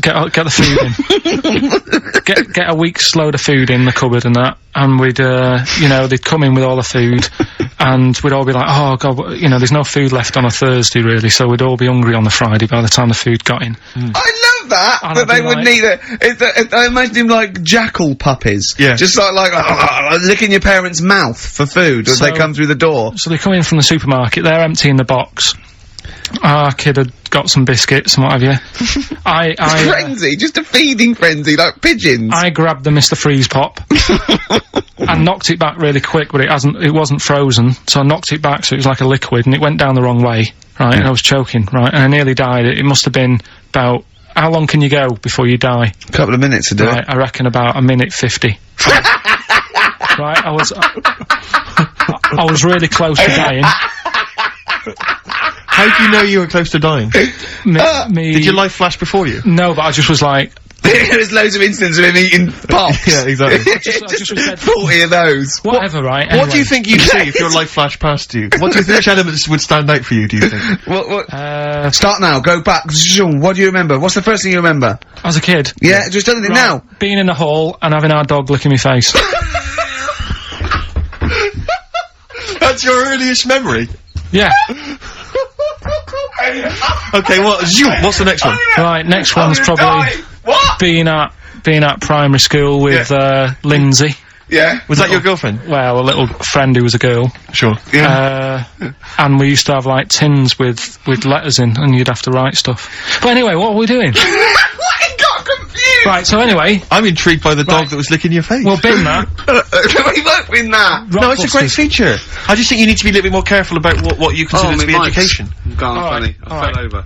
Alright, well, we'll work on it next week. Play a tune, and what have you got for us? Because we've got a big competition. Come on! Do the competition. We've only got 25 Yeah, well, come on then, Don't worry about it, Carl. Do Play a something, tune. play We'll a come back with tune. Rockbusters. What are we playing? Let's play a bit of Tupac. Oh, that's what I'm coming out to, isn't it? Yeah, The fight. exactly. Yeah. Imagine it. Whack it up, whack it up. Tupac, California Love. Yeah. And that's the big tune that Ricky will be coming out to when he has his celebrity boxing match. We're all looking forward to that, Rick. Yeah. Competition time, Carl? Oh, Carl's looking forward to this. He's just getting all stressed about his half hour. Like Pete. Oh, go on. No, it's just, we should have done this a lot earlier. Why? It keeps him hooked in. Right, if you haven't heard the game before, I'll give you some initials, bit of a cryptic clue, and those initials and the cryptic clue makes up some band. Might not be an XFM band, but it's a band or a pop group or an artist or something. Yeah. It's on What's email. the feature called, though? What's the feature It's called? called Rockbusters. Rockbusters, yeah? Absolutely. Do you want to, will we do this on email? I think we ought to, because you don't like taking calls from the public, do you? Well, he can't work the machine. No, that's absolutely right. It's not that, it's just that, then it's pretty fair for everyone, because Anyone who's got a computer, you mean? So it's open to anyone who's got, you know, a computer or a laptop at their disposal at this precise moment. Anyway, there's some cracking prizes, Rick, you'll be pleased to know that, obviously, once again, Carl has, managed to collect together an arbitrary assortment of, just looking giveaway round, stuff. looking round the office. I mean, where did you get these from? I mean, seriously, where did you get them from? Because it's Right, such an arbitrary collection. what have we got there? I don't know what kind of a person would want these items. Right, It's such an arbitrary selection, I don't know what kind of person you'd be. read them out, what have we got? Well, there's another XFM compilation, which you've nicked from somewhere in the office. Yeah, it's Fair a enough. good compilation, remix to There's album. an album here, which is a promo album with two pigs on the front. I think it's the Smashing Pumpkins Frankie live. Saunders. I can't be certain. Yeah.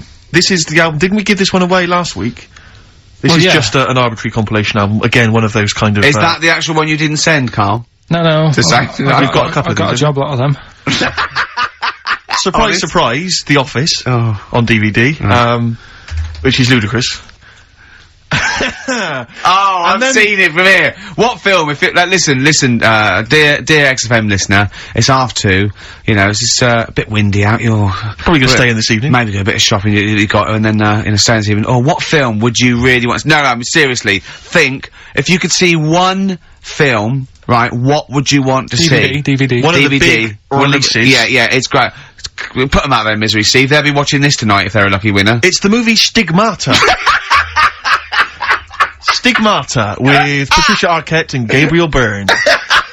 Oh, So look forward to that. great. That's the big one. That is brilliant. You're playing Oh, look for- at Carl's face. He's actually offended because he's the only one that puts any work into this show, and he's got competitions. He's got Educating Ricky, Rockbuster. He's got the song with the story. He's got a song with a story to come that he's like gone through them. It's unbelievable.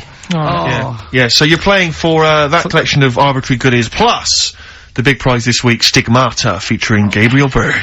Oh dear. About a Go on woman then. who I think starts bleeding from the hands. It's a horror film, I think. You'll have to be 18 or over I've to seen take it. part. It's not terrible. Sure. It's all right. But Is it better than Children of the Corn, which was the big giveaway last week? I haven't seen Children of the Corn. Go on then. Right, so Next week, Teen Wolf 2. Go on. Here's Go on. the, And Tony Banks's own solo Yeah. album, Banks Statement.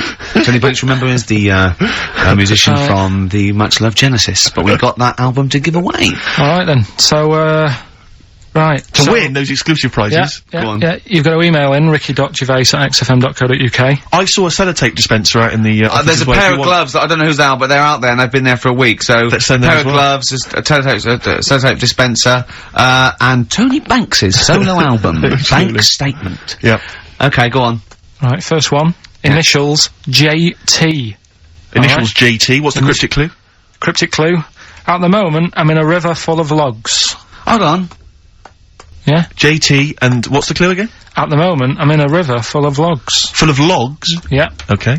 So, who could it be? JT. At the moment, I'm in a river full of logs. Yeah, go on, next one. Second one, there's 3 of them you gotta get. Letter is W. Yeah. The clue, that lad's got bad asthma. That lad has got bad I've got that asthma. one already. I've got that one already. W. Yeah. And finally, the last one is the letter C. Yeah. And, the cryptic clue Is Karl is one of these. Mousetrap is that musical, isn't it? This isn't the clue, by the way. It is called Mousetrap, isn't it? There's not a musical. It's not a musical, but it's a whodunit sort of thing, yeah, that's fine. Right, here's a clue. I saw that, Imagine that. Imagine that on the real blockbusters. Yeah, mate. Bob Owen is going, oh, can we stop a minute? Oi, you with the 9 teddy bears there. Mousetrap, that's a show, isn't it, in London, isn't it? I think so, Bob, yeah. Right, okay, here we go. Yeah, carry on. So the camera's back on? Yeah. So, the letter is C, and the cryptic clue. I saw that Mousetrap the other night, but the heating in the theatre was knackered. What? The heating in the theatre was knackered, right? Ruined it. Well, I've got that one already as well. Yeah? I mean, these are, the first one's hard, but those two are So just a quick ridiculous. reminder, JT was the first one. At the moment, I'm in a river full of logs. Full of logs. Yeah. Okay. Second one, W, that lad's got bad asthma. Uh-huh. Yeah. And the last one, C, I saw that Mousetrap the other night, but the heating in the theatre was knackered, and it ruined the whole thing. Okay. And, ricky.gervais@xfm.co.uk is the email address. You can win. I'm confused with various full of logs, treats, actually. including I'm in a Stigmata. I'm in with a Gabriel river full Byrne. of logs. Yeah. I'm in a river full of logs. Well, we'll do it in about 20 minutes. Yeah, you've got to stay tuned for the answers. It's not the quickest, so don't go rushing and sort of messing it up. Think about it, and it's random email anyway, so there's no rush, alright? And if you want to email, you're welcome to say, please do not send me the prizes even if I win. Welcome to put that on there if you don't want that junk in your house. Right. The reason we usually sort of play a record out of an outbreak, don't we? Yeah. Karl is so concerned with his little competition, he hasn't got a record ready. Sure. I got one. Okay, sorry, Larry. Yeah. Do you want to do a quick recap, quick recap? Yeah, I can't bother to even just say it. I'm not interested. I'm just not interested. Yeah, go on, Recap, quick. Still send your emails in. JT, it's some initials of a band, just in case you didn't hear it last week. If I said AK and an exploding pet, that would be Atomic Kitten. Yeah. Right? They know what a clue is. So JT, at the moment, I'm in a river full of logs. Yeah. W, that lad's got bad asthma. And C, I saw that Mousetrap the other night. The heating wasn't working, it ruined the night. And, yeah, that's it. ricky.gervais@xfm.co.uk. Some stuff. Stigmata. With Gabriel Byrne. Richard Ashcroft. Check the meaning. Oh, I love that. That's brilliant. On XFM 104.9. I'm Ricky Gervais with me, Steve Merchant. Karl Pilkington, who's our producer. A proper producer now. Producer. No, but he's getting it. But it's more like it now, isn't it? Before he was someone who pressed the buttons. Then he was someone who pressed the buttons who we just made talk like a performing monkey. I hear he's going to be lured away by the Today programme on Radio 4. Because they've lost their news editor, I think. Educating Ricky, quite topical. Absolutely. It is, isn't it? Yeah. So when you say topical, What do you mean this is topical. This happened ages ago. Yeah. Your words, not mine. Have they got a Ricky who works there? We can look into that. So this is the Karl big set a prizes they've got to be competition. given away, Rick. They've got to be given away. This is Rockbuster. We've got, obviously the big prize Stigmata this week. Yeah. I'm not going to give the prize to Ira, I think it's Ira or Ira, but she or he, emailed in, the right answers and then said if you could enclose the receipt for Stigmata, that would be much appreciated. But I'm amazed by the number of responses we've had. And someone wants a copy of Tony Banks's solo album, which I was mucking around, so we'd better buy that in the week to give it away, because I think that'd be an amazing prize to give away. If you just give the clues do again. the clues and then just give the answer. I'll tell you Come on. what the answers are. Right, well, the one that everyone was struggling with was the first one. Yeah. So I'll save that. So we'll go to the second one. W, Yeah. that lad's got bad asthma. Yeah, we know that. That was Weezer. Yeah. Yeah. Good one, well done. The last one, C, the clue was, I saw that mousetrap the other day. The heating was knackered in the restaurant. Yeah. In the restaurant? In the theatre. Yeah. And it ruined the night. Yeah. So it was a cold play, wasn't it? Yeah, that's a cold play. Yeah. And JT, at the moment, I can't think of this one. At the moment, I'm in a river full of logs. Well, I had to say there were some wrong answers. What was it again? It was Justin Timberlake. Justin Timberlake. We had some wrong answers that included Jethro Tull and James Taylor. I don't know how that relates to it at all. I'm annoyed at Lake when he clearly said river. I mean, that's the first thing that cropped up. Not I'm in some water full of logs. At the moment, yeah, I'm in some water full of logs. But he actually had to say river, so not lake. That annoys me. I mean, I didn't get it. Fair enough. I should have worked it out. I should have tried to think like you. Get it. A lot of people obviously think like you, which is which I'm, you know, worried about. But yeah, James Taylor is great. James Taylor. Just someone guessing. Yeah, James Taylor works. Have we got a winner, Stevie? Just going to randomly pick one? I did have a winner. I've just lost them. Oh. Needless to say, that lucky person won't be watching Stigmata tonight. Just randomly get it's a draw, by the way. It's not the first one. Okay, I said to Carl in the break, I said, "Is the first one in?" He went, "No, I don't want a competition that relies on speed because I don't want to be rushed." Okay. So randomly click on someone. I'm just going to randomly click on one. Go on. They've not put an address. Well, what we can do, we can email back and say, send us your address. Well, of course you can. I think if they haven't put an address. Well, no, Okay, hang on. All right. Yeah. Chris Beaumont. Lucky Chris Beaumont as Chris Beaumont will be watching Stigmata tonight with a club of Haagen-Dazs, if I'm not much mistaken. He'll be loving it. Well done to Chris. Need his address. Right then. That's the end of that competition. Right. Can we play a record or something? Well, we're on to another feature. Oh, what is this? This one is... Rick, were you not at the planning meeting? What is this? Go on. This is, that song's got a good story in it. Oh, is this that? Oh, God. So tell us the rules. Yeah. Right, the rule is that it's songs that we play on the show every week, and there's a lot of music out that they just keep saying the same thing over and over. What is it? What's the song with the story this week? A good story. What's the song with the story this week? Just say it. It's Gene Pitney, 24 Hours from Tulsa. Oh, I'm really sorry about this. If you're an XFM listener, we got to listen to this. Go on. Well, do you know what it's about? Yeah, isn't he trying to get back to his girlfriend? Yeah, he's been working away. Lives in Tulsa. He works quite far away. Right. And he's Would this save us having to listen to the song? Well, it's always good to sort of hear the story before you hear the story. It's like you know. Sure. I like this before a film. Yeah. No, go on. You might read the book before you see the film, type thing. Yeah. So never in my case. He's working. He's working miles away. His missus is in Tulsa. He's driving back. Yeah. And he can't wait. He's only about 24 hours away, and I remember. He's about 24 hours away, and he's a little bit tired on the way home. He's thinking, oh, I don't want to look a mess for when me missus sees me. So he says, right, I'll stay at a motel, get some energy and that, you know, for when I see you, have a shave. Bar. So he pulls over at a motel, and he's locking his car up, getting his suitcase out the back. There's a woman in the car park. He's like, oh, she's alright. She looks at him, he thinks... XFM 104.9. I don't think the suitcase in the boot is mentioned in the song. I think that's maybe a 12-inch mix or something. I've not heard that. Well, basically, right... I don't remember... I'll play the record, for Christ's sake! Let them listen to it! I don't remember him saying, cool, she looks alright in the record. Yeah, well done. Yeah. 24 Hours from Tulsa, Gene Pitney, song with a story. You are quite upset by the lyrics of that song, aren't you? I just think it's a bit annoying that, right, he loved this woman. Yeah. Everything's going fine. He's only 24 hours away from home. I don't know what sort of distance he's done. but he can't wait to get home. And all it took was some woman in the car park to sort of... give him the eye. Give her the eye. And all the, like, the good times he's had with his missus go out the window. And, I don't know. That's the dangers of falling in love with a prostitute.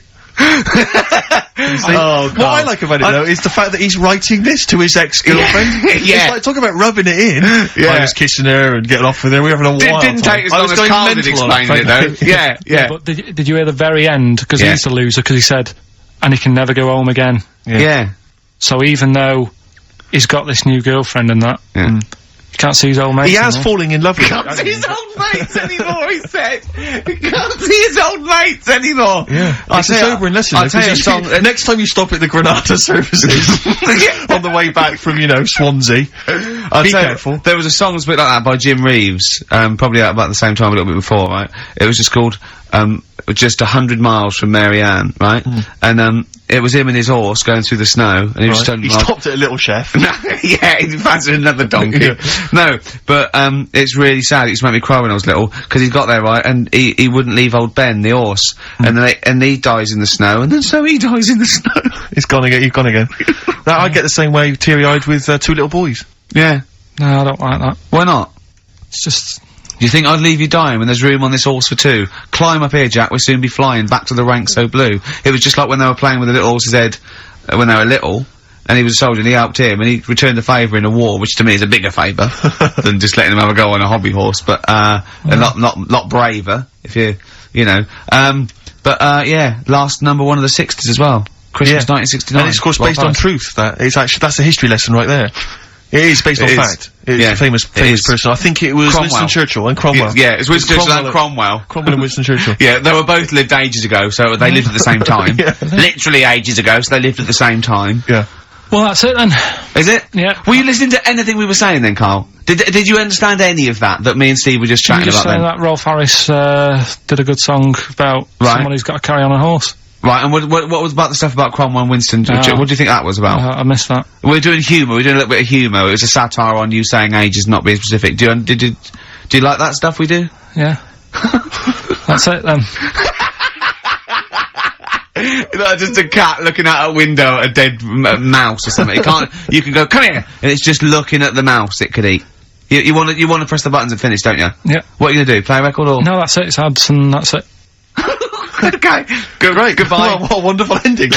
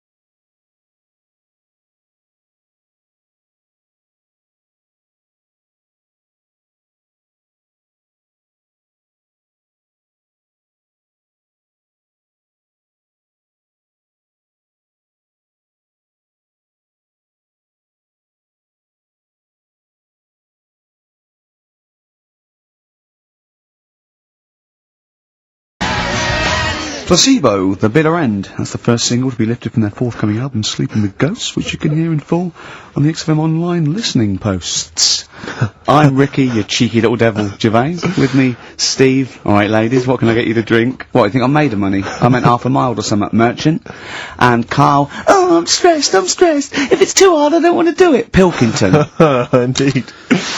Oh, well, it's nice to be back, Rick. Rick, I heard a rumour that you weren't going to be playing great music today.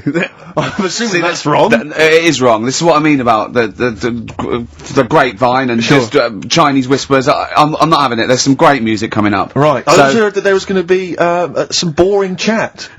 Sorry, is that... Well, I want names. I mean, I don't want to name and names, Rick, but that's the gossip I heard. It's totally wrong. I heard it was going to be inane, ill thought out, often stupid. No, Carl's not going to talk so much this week. We're going to try and sort of bring it back to real radio. So that's an absolute lie. Yeah, great. Good. All right, Carl, had a good week. Yeah, not bad. Have you? Mm. Going on holiday now, aren't you? Well, I will be doing later. Tell you about that later on. What, there's a hook. Can I just check, because there are rules in place, aren't there? Yeah. There was a big bust up in the week. I'm only allowed to wind him up. I'm not allowed to wind him up socially now. I'm not allowed to, what am I not allowed to do, socially? I think squeezing the head, socially, has been crossed off. Right, okay, and I agreed to that, because it got to a head where, you know, Karl was really upset and he was thinking of just, giving it all in, weren't you? Yeah. Yeah, why was that? Because you were just winding me up too much. Yeah. I mean, do you want to bring it all up again? I don't mind. What was I doing? It was just... I mean, I should say now that there was a conversation where we were all sort of really walking on eggshells. It was frosty. It was a conference call, and Karl was on one end, and I'll tell you, it was... I mean, I was very much a mediator. I was very much a UN mediator. What do you think of that? It was difficult to sort of keep it serious when I'm saying stuff like, I'm sick of you putting a Burger King bag on my head. Do you know what I mean? Yeah. There's a part of me that's like, I can't believe we're doing this. But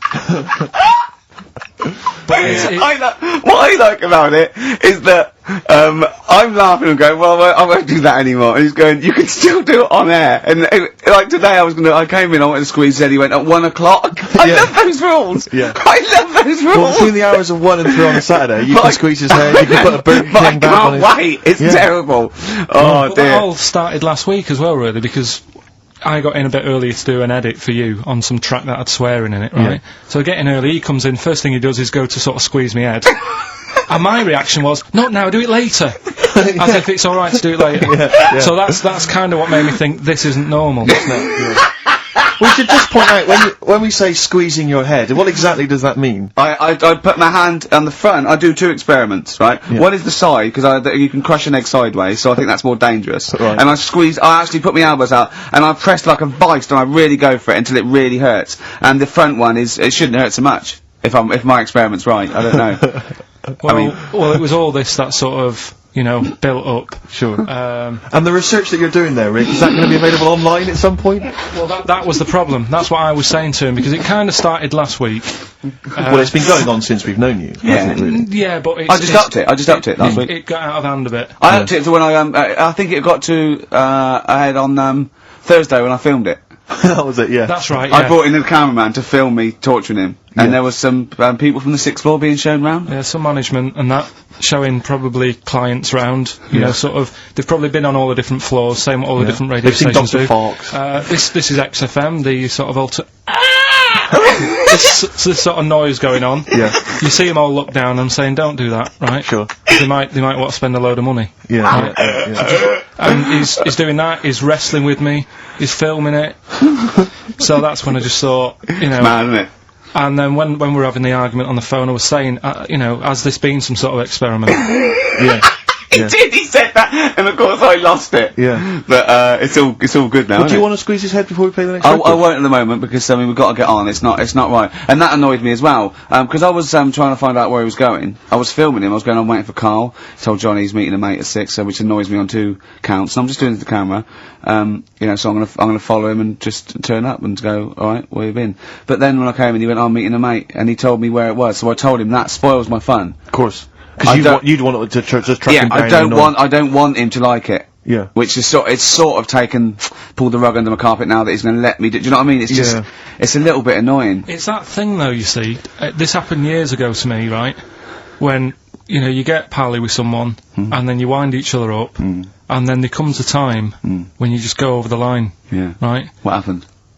Well, it was this lad called Anthony, right, who was my mate, and we used to sort of always have a little fight in the toilet and that, right? Sure. Punch each other. No, I want to wipe it. And the punches, you know, used to get harder. Yeah. And stuff. And then, you know, so he hit me harder. Turned out into a proper fight. Yeah. I chipped his tooth on the sink. Right? Right. This happened at school, and it was time for assembly, and I thought, oh, and he's in the toilet crying. I thought, oh, go to assembly. There's police in there, in the assembly that day, telling people about unnecessary violence. And you thought they were there for you? So I'm like, oh no, Anthony's gonna come in a minute, like crying with all blood coming from his mouth. I'm gonna get arrested. Yeah. Yeah. Did you go running and sleep? That was an example of... Yeah. I mean, it kind of happened because I went out with a girl who he fancied. How old are we now? About 8 or 9. I think that's out of order, going out with a mate's girl. Yeah, but she didn't like him. He had, like, big ears and that. He had no Yeah, 'cause chance, you're so why such a should I dick. look... No, but, do you know what I mean? Alright, I haven't got the looks like I used to. Sure, when you were 8. But that's before the stress of, you know, having head squoze and that sort of thing. I have aged a lot since. Having your head squoze. I love your own grammar. I love, That's the past tense, is it? yeah. Squeeze or to have squozed. Oh, he did squoze his head. Yeah. Oh, brilliant. So, you know... What about a bit of Bowie? Let's, Bit of Bowie? be my wife. Carl, I'm asking you. Let's make I think we can squoze that in. Be my wife, Carl, come on.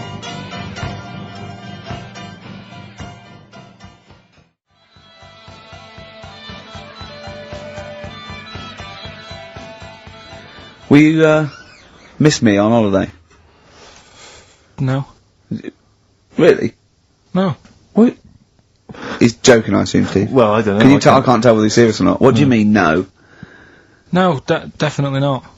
I mean, I might, when I get back, I'll go, oh, just have a quick chat, but I'm not going to be sat there going, oh, I wish I was back in London for Ricky to, you know... I've squozed my head. We've sorted the head problem out. Yeah. No, I still won't. No? Okay, well, that's a little what I'm saying. I was, with Carl in the week, I think it was Tuesday or Wednesday, and, was it last week? There was a programme on about the child who was older than her mum. A child that was older than her mum? Yeah, right, he was looking forward to as much as Oliver, the humanzee. Humanzee, yeah. And, I didn't see it in the end. Did you miss it as well? I missed it, so if and, it's what it is this, little girl, and she's got an ageing thing, so he was telling me about this, it's all from him, he went, what it is, right, she's about 5, right, but she's aged, so she's actually 90. Right? And I went, oh god, really? He went, yeah. And then he went, could she get served in an off-licence? I went, no. He went, well, that's not fair. I went, what do you mean? He went, well, I said, she's 5 years old. She's a 5-year-old girl. He went, yeah, but she's got the body of a 90-year-old. So, oh, God, let her have a fag. Wouldn't you let her have one if she... If she asked? Yeah. If you worked in an off-licence and she wandered in, right, and, So she's 2'6". well, I don't know, because I haven't seen it. I don't know that much about it. Yeah, she's a 5-year-old, 2'6". It's just an ageing process, which is a degeneration of the cells, like what ageing is. It doesn't mean she grew into a 90-year-old woman with a scarf No, exactly. going around the streets. What did you imagine it looked like? I don't know. I mean, she's aging fast, yeah? Yes, but it's more to do, it's not, yes, yeah. Because it was saying that her mum and dad are pretty stressed out about it, and I kind of thought, well, you'd be forever buying birthday presents. It's not like she's morphing through various ages. Like, my god, look, she's 58 today. 59, we can't keep up. Well, how's it It's work? not that. It's not like she's got- it has the same effect as aging on the body. So, at a cellular level, there's a degeneration as quick as if she'd gone through, I don't know, I got this from you, I'm guessing, Carl. It's not like she's watching Top of the Pops one week and she's loving it, then the next week she's going, I can't understand what they're saying, this is not like music it's all in my bland day. dance, I remember, I remember when I was 4 and a half, they were Yeah. real band. That S Club 7 were excellent. Yeah. But what's this tripe? S Club. But if she wants a fag, She's 5 years old, Carl. but she's got to experience everything in a short spell of time. Do you know what I mean? You've got time to sort of. I think you're thinking of her life like that Fatboy Slim video, where it starts off as something crawling out of the sea and then it evolves really quickly over 3 minutes. I don't think that's not the case, Carl. Her mind isn't. She isn't aging in her mind at the same time. No, she's not living a whole life in 3 weeks. It's just her body is degenerating quicker than it should. So if you worked in odd bins, you wouldn't serve her with a bottle of wine? No, I probably wouldn't. Well. Unless she had some ID, which That's would a probably bit cruel, be fake. isn't it? I said, well, on that, and on top of all her other problems, he wouldn't even give her a glass of... Yeah, a bottle of wine. And her ID wouldn't look right, because she's ageing all the time. The photo would never match. Yeah.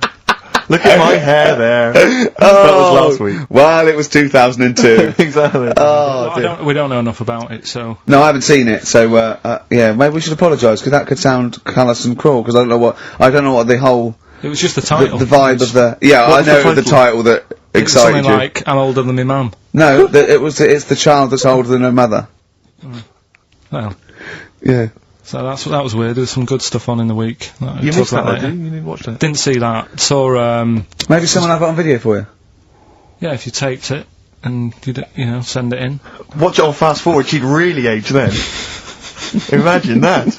Whoa! Well, we got some weird stuff to talk about, though. What? Coming up later. What? Darren Brown.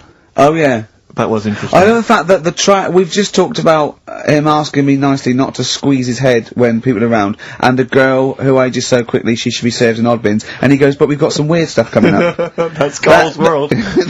Yeah.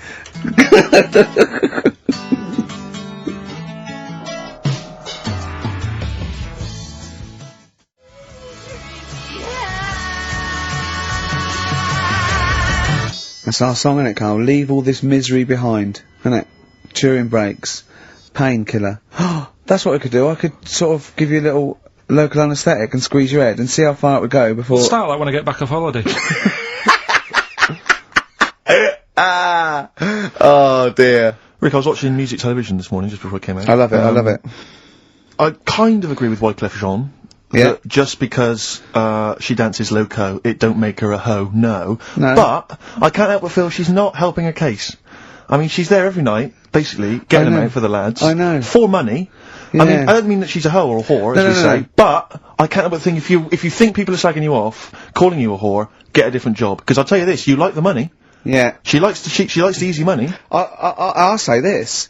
If, well, basically exposing and, sort of, wobbling round, your minge tits and arse doesn't make you a hoe, what does? I don't know what does. Look at Carl's head, just went down there, just went down. He doesn't like this sort of filth, do you? He's thinking about Maxine. That's Who's Maxine? That's her name. Put on your red shoes, Maxine. Oh, is it? Yeah. It's a moving song. What's the horse about at the end? Horse, I've never understood that. Never understood that. Is Wyclef doing alright? Is he? I'm always a bit concerned about the Fugees, because I heard Lauryn Hill's her new album's apparently not very good. Nas, or whatever his name is, I don't know what's happened to him. He's disappeared off the face of the earth. I've got a soft spot for him all. I think he popped up too much. I think it was a bit ubiquitous, jumping up on everyone's... You know, he's a funny bloke as well. Wyclef. He's a lovely man. He's a good guy. Good luck to all the So, Fugees. good luck to, all the lads from the Fugees. Any other bands you're concerned about? Hepburn! What the hell? What has gone wrong with Hepburn? Oh, it does make me worry. It does make me worry. Well, do you want to do some, give some stuff away? I suppose so, Carl, we could, yeah. Yeah, set it up, What do you think? What is it? Which of your many competitions is this? Songs of Phrase. Talking of competitions, I remember last week there was a big argument that, Carl kicked Steve off the team because he was getting a little bit uppity and trying to take it over. Pub quiz. Pub quiz, yeah, but then, you let him back in, didn't you? Well, he was alright. He came to me afterwards and said, you know, you're not going to kick me off, are you? And I said, well, yeah. He came back sort of, I suppose, begging. He sort of, was it embarrassing or? Well, no, it's just, you know, he learned his lesson. He realised he's overstepped the mark, like you have this week. Yeah. Do you know what I mean? We've all learnt a lesson. Yeah, we all learned a lesson. But I won the quiz, didn't I? And you didn't. Well, that doesn't matter. No. The thing is, we but I did won well. all the money, didn't I? Please bear in mind it's taking part that counts, Rick. Yeah, sure. I wasn't winding you up in the quiz though, was I? And all your team was older. Yeah. Well, what's that got to do with it? Well, you've got a collective age, your team, of about 300. No, one of them was only one of them's actually 5, but she just aged a lot. I think when I took the 11 plus, we were all around the same age. That's Yeah. what I mean, Yeah. right? Your team was a lot older. What was our average age, would you say? Average age probably 30. Right. Yours at least 41. No. Definitely. No. Definitely. Only 2 of us were 40 and 3 were about 30. No, rubbish. Yeah. Who's 30?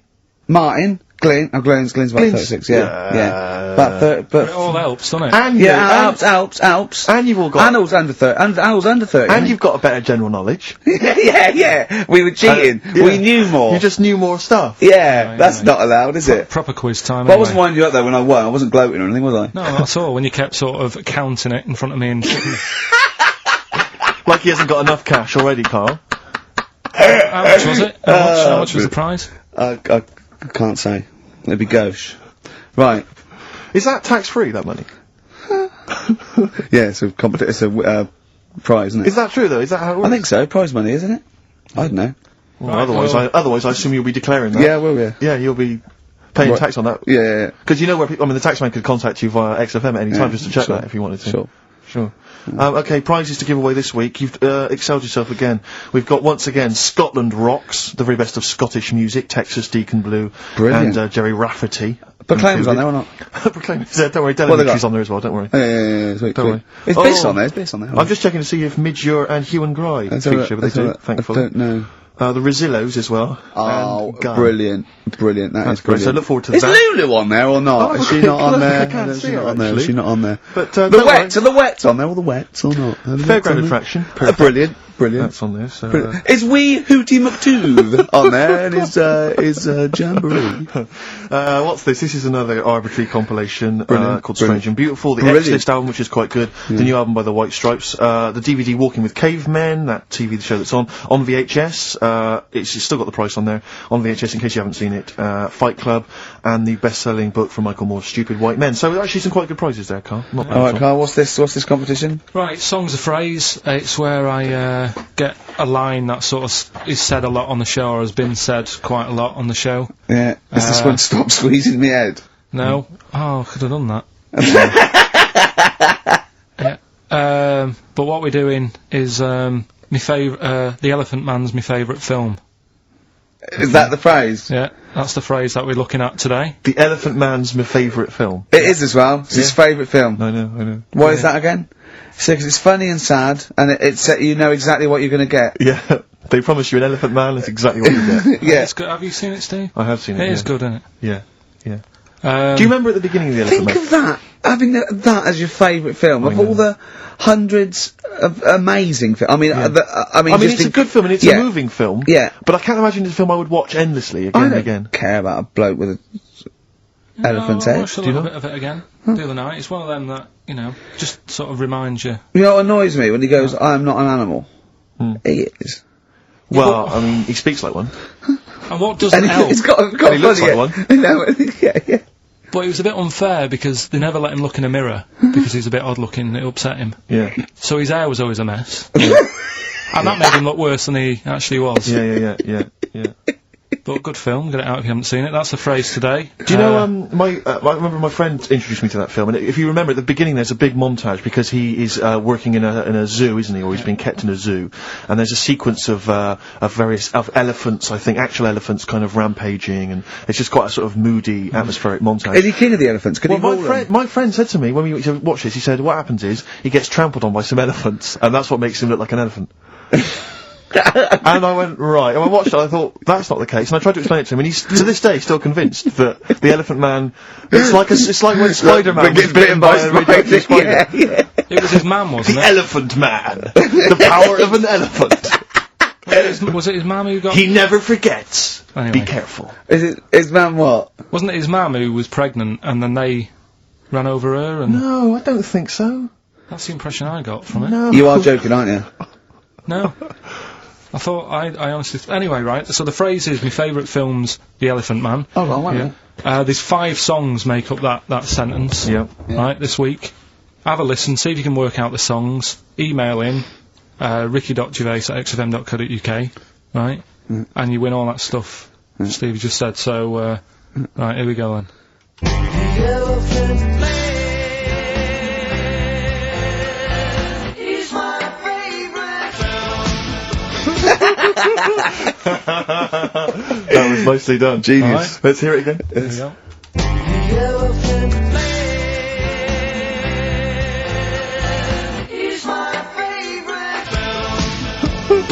5 songs there. The Elephant Man not is so hard this my week, which is favourite good. film. Well, I thought we'd make it a bit easier. Make it a bit easier. Yeah. Just one more.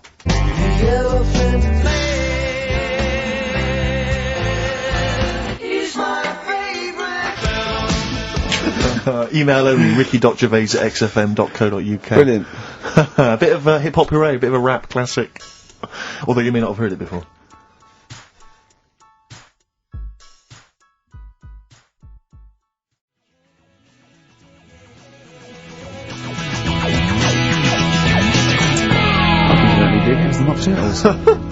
XFM 104.9. I'm Ricky Gervais, with me Steve Merchant and Karl Pilkington. Karl the K-Man Pilkers. Little Pilkers, little baldy, roundy, heady Pilkers. Oh yeah, there's Go on. There's a what's the name? If people go to the You're website. joking. There's not a, there's not a what's the name. An actual what's the name? You are joking, Karl. No, it's just you reminded me. Oh, of the did I? little round bald head. Yeah. If they go to xfm.co.uk, right, Yeah. /Ricky, there's a picture on there. You know that picture you did? Oh, that I drew.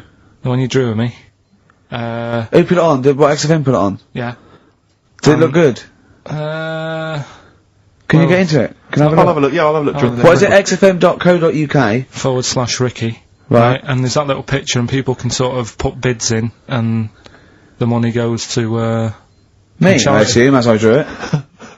No, it's for some charity thing, so.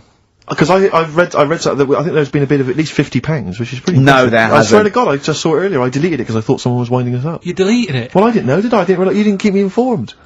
Well, it just. Oh. He's a buffoon, Karl, isn't he? I think you're an idiot, but sometimes. Oh. Yeah. Yeah. Well, Oh, I'm just gonna life's check. cruel. Just gonna check the power list. Top 100 most important people in radio. What's this list? Oh, it's just the most important people in radio. Oh, 56, Ricky Gervais. That's annoying. 56. Let me see. Says 55 more important people than me. I love the fact there that I've beaten David Mansfield, who's the controller of Capital. Yeah. Arbitrary. The Radio Academy Power List Top 100. Ah. And you're what, number 56? Yeah. Ricky Gervais, XFM. Yeah. I noticed we're not mentioned, Karl. What's your thoughts on that? You know. Little, stinging that. I'd have thought, considering the amount of work you put into this show. Don't Eh? get me started. Are you on here elsewhere, Karl? No. Too busy. Chris Moyles is number 96. Oh, that's good. That's good news, isn't it? He'll be off the list by next year, I hope. So What is funny, weird, aren't they? Steve? Go on. Right? Who's number one? Number 1 is Phil Roberts. I don't know who that is. Right? Wouldn't you think that Marconi would have got a mention? Marconi, now what station's he on? Weird, That's the point, because I got one in television and you thought John Logie Baird would have got a mention. Yeah, exactly. That's great, although it's not ever, is it? Again, I'll slip out of that by next year, I'd have thought. Yeah. Oh dear. Just checking to see, oh yeah, Dr. Fox, good, he's on there at number 39. I'm assuming his medical qualifications have also put him in the list. That sneaks him up the list, yeah. Yeah. Typical.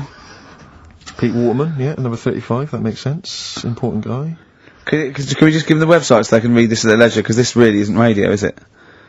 Right, well, xfm.co.uk. No, that website, if they want to see the most... Oh, I don't know where it is. I'm just Yeah, saying sorry. xfm.co.uk /Ricky if you want to see that picture, and whoever bidded 50 quid, if you can send the email again. Bid, 'cause- whoever bid. Whoever bidded. Yeah. We should start picking you up on your grammar. I mean, we're hardly ones to speak, but, you know. I squoosed. I'll tell you what, I listened back to Karl was worried about last week's show, because he said there was too much screaming and shouting and just nonsense and eating burgers. It was a and bit stuff. like It's a Knockout last week, wasn't it? No, yeah, and I listened back to it, and it was without doubt the most appalling piece of radio I have ever heard in my life. Really? I didn't know what I was saying. I was saying, and I'm finishing sentence, eat it! And he's going, oh, and you're going, Karl, they're eating a hamburger. It was bizarre. Just half an hour.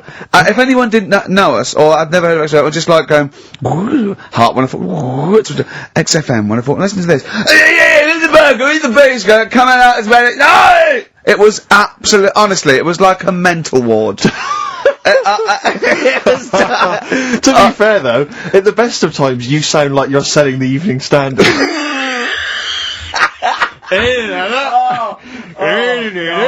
Oh God! Oh, we should have the worst bits available, shouldn't we? Just the worst bits of broadcasting ever. So where I didn't finish a sentence or I was just shouting or a record. I mean, there were swear word slips out, and just put them all on a CD.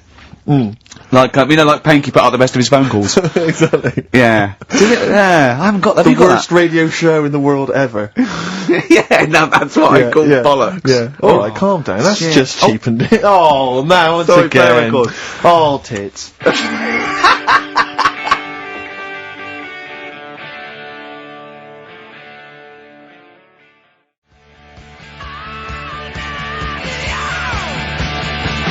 Good to see those boys still rocking. That's AC/DC. Shook me all night long. On XFM 104.9, I'm Ricky Gervais, with me Steve Merchant and Karl Pilkington. Have we got the results of the quiz, Karl? Or? Yeah, I'll just play it one more time. It was Songs of Phrase. Is this the last time we're doing this? Oh, I thought so. I thought it worked better this week because it was actually doable. Yeah. I think that makes a difference, Carl. We haven't done Karl's an idiot yet. Karl, you're an idiot, have we? Oh, well, that's a reason to keep it. Maybe we can end with that one when you come back. Right, well, the 5 songs that made up this little thing here was Mystery's Beautiful Blues, Eels, Innocent Man, Billy Joel, My Favourite Waste of Time, Owen Paul, Brilliant. Bohemian Rhapsody, Queen, Brilliant. Girls on Film, Duran Duran. It sounded like this. Elephant's Man is my favorite film. There you go. The Elephant Man is my favourite film. Hang on, was Bohemian Rhapsody in there? Yeah. Is It's Oh, right, yeah. Well, we're going to give that to, Piley. He just calls himself Piley. Ian Pyle. Good work, Piley. What's happened to Anders? Well, I was just going to say, actually, we've not had correspondence from Richard Dickie Anders for some time. The Dickmeister Yeah. General I with know. his naughty, insulting ways. Yeah, Anderson used to email regularly. if you're really Anders, listening. get on your computer! Get in touch, mate. What Just do you tell us what you think of the show. Oh, hold on though, to be fair, he was listening when we were pretty shoddy. Yeah, If he's listened to the last 3 weeks, I think we're owed a little apology from you, Dickster. Exactly. Absolutely. Listen, Piley, we want to send you all those goodies, including Scottish rock, but we don't have your address, so email in your address and we can send it off to you. Alright? Yeah. More adverts? Yeah.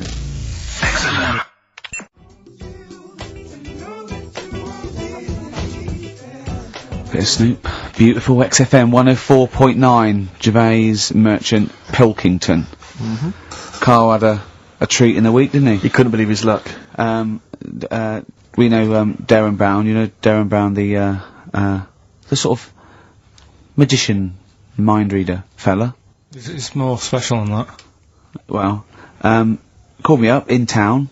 Said, "Do you mind if we bring along Karl?" He went, "Pleasure."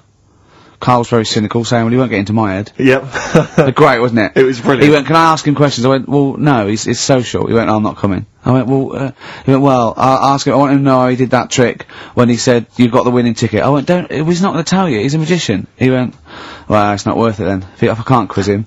But he came I along. still did though, didn't I? Got in there with the questions that the people wanted to know about. Yeah. Yeah, go on, what did you ask him and what did you find out? I said, how do you do that? I love the fact that the first half hour, me, Steve and Darren Brown were convincing Karl that he didn't see a ghost when he was 5. Yeah. And then we got onto the tricks. Yeah. Well, I mean, it will live in my mind. He won't get inside my head. Yeah. And he got inside your head magnificently, Karl, didn't he? I mean, were you not amazed? I mean, Darren promised actually that he would come on the show in the future, and then you, the listeners, can see how he can baffle, amaze, and just generally freak out. I think we should film everything that happens, right? Because it's just a waste, because you're only getting half of it when you hear what Karl has to say. Because his face, honestly, says 1,000 words. Yeah. Do you know what I mean? It's just, I think we should film it and just put it on a DVD of Karl's facial expressions. This is Karl thinking he saw a ghost. Yeah. This is Karl thinking they were going to clone a man moth. Yeah. It's just different faces. So do you want to try and explain what he did and what marvelled you so much? Right, yeah, he comes in, he sits down, I'm a bit sort of, bit spooked Skeptical, by him aren't you? straight away. Oh, you're spooked by him straight away, Yeah, really? there's a weird thing about him. Right? So anyway, he sat there, and I'm watching him. It's because he was naked. Checking, you know, seeing what he's, you know, looking at and stuff. Yeah. So anyway, he gets his paper out, and I think, right, he's gonna do a bit of trickery and that. And he says to me, right, write down a number and a name, right? It was between... A two-digit number, and a name of anyone you know. Yeah, right. Now, the thing is, I thought of the name because I was telling Steve earlier about the kid at school who I fell out with, right? Yeah. Over that girl who was called Aris, Yeah. right? So that name was, like, in my mind, ready to go. Because I didn't want to use anybody's name who I knew, sort of, now, because maybe you've mentioned it in the past. Do you know what I mean? I couldn't say Suzanne. I knew Colin Makin anyway. Yeah, well, do you know what I mean? Nora. I picked a name, yeah. Well, I thought you might have been thinking about Auntie Nora. So I picked this name, right, that you three didn't really know about, right? Number just came to mind, right? So... 42, we were never thinking of that. 42, right? He said, right, just keep saying it over and over in your head. And I'm there, and he's saying all these sort of different numbers at me, and I'm trying to throw him off a little bit. Every time he said a number that was nothing like 42, I was sort of smiling, looking a bit nervous. Yeah. Don't know if you caught that, right? All I could see was you looking, sort of blank.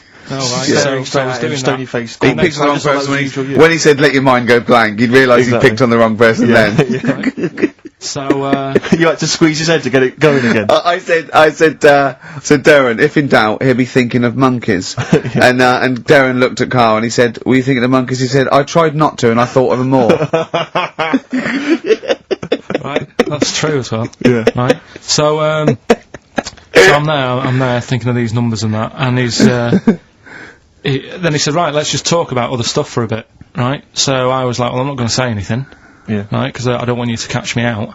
But then when we were talking, I was trying to, like, knock him off track. Clever. Do you know what I mean? Do you know what I mean? I played a bit of hardball with him. Yeah. I was, like, saying, because we were talking about aliens and that as well, weren't we? And I was saying, well, you know, they might come and land again in 2060. Clever. Do you know what I mean? Dropping in different numbers and that, and so doing all that, playing him at his own game, and I think I had him for a bit. On the ropes, right? So, anyway, comes down to the time when he's telling me the name and the number. Yeah.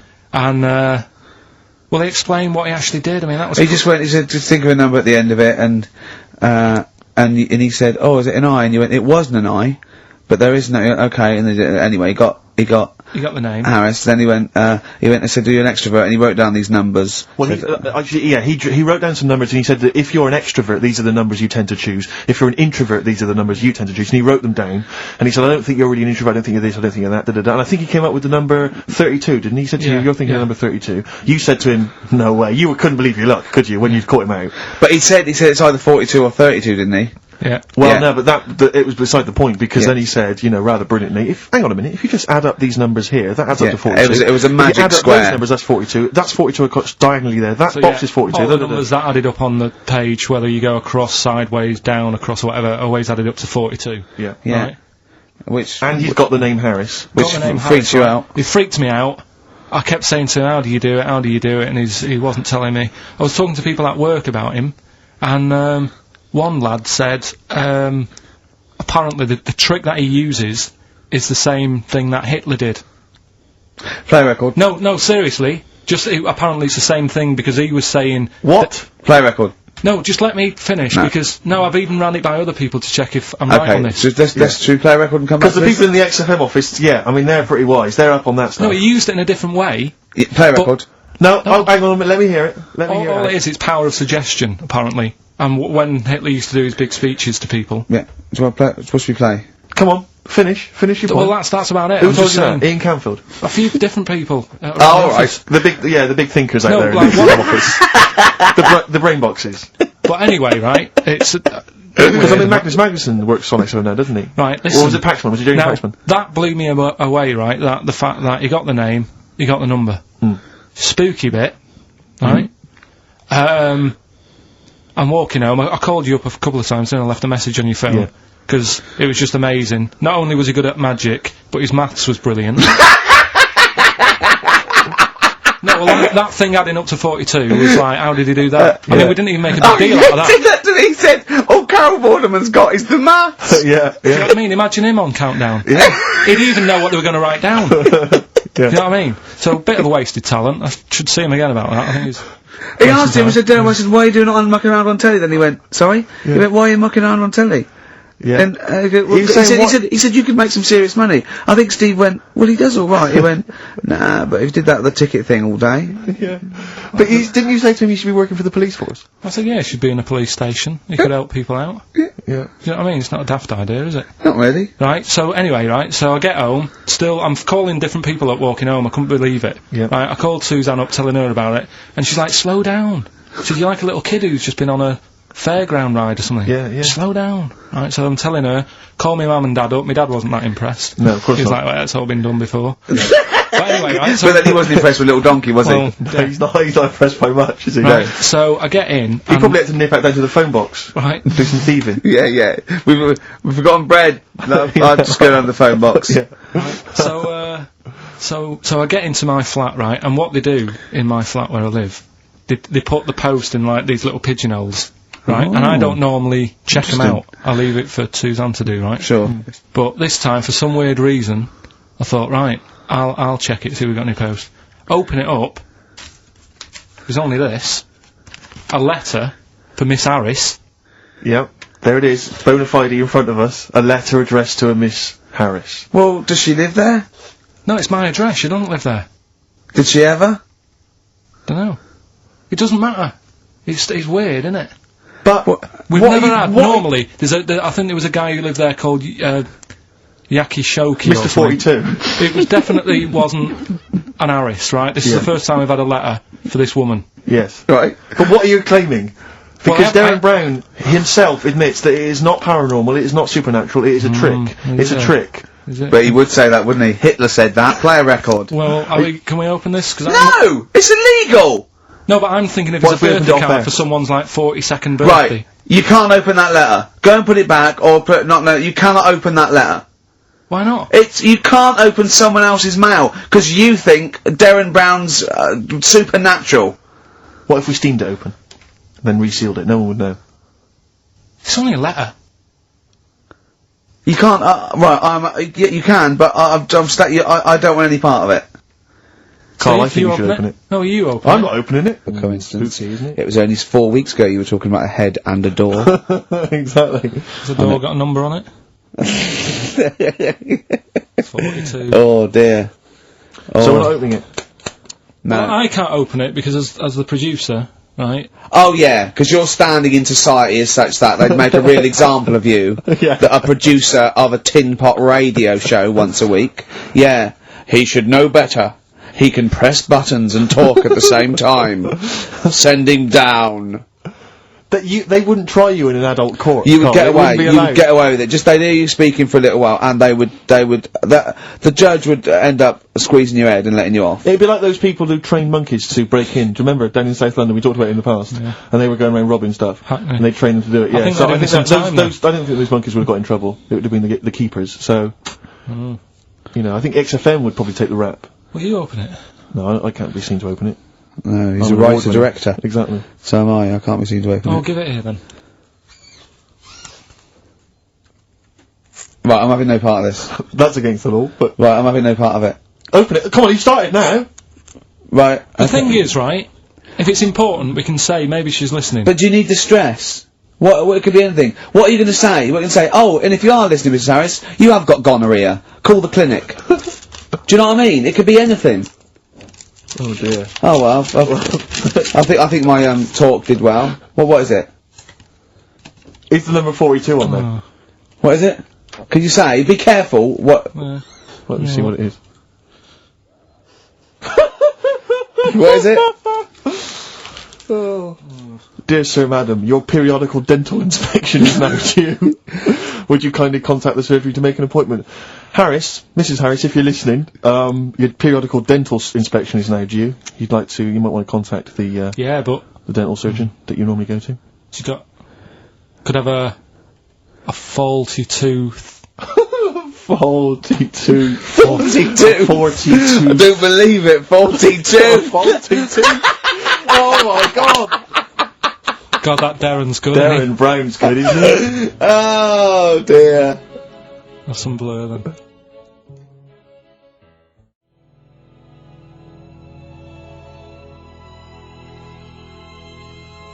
Carl, is that really 7.5 years old?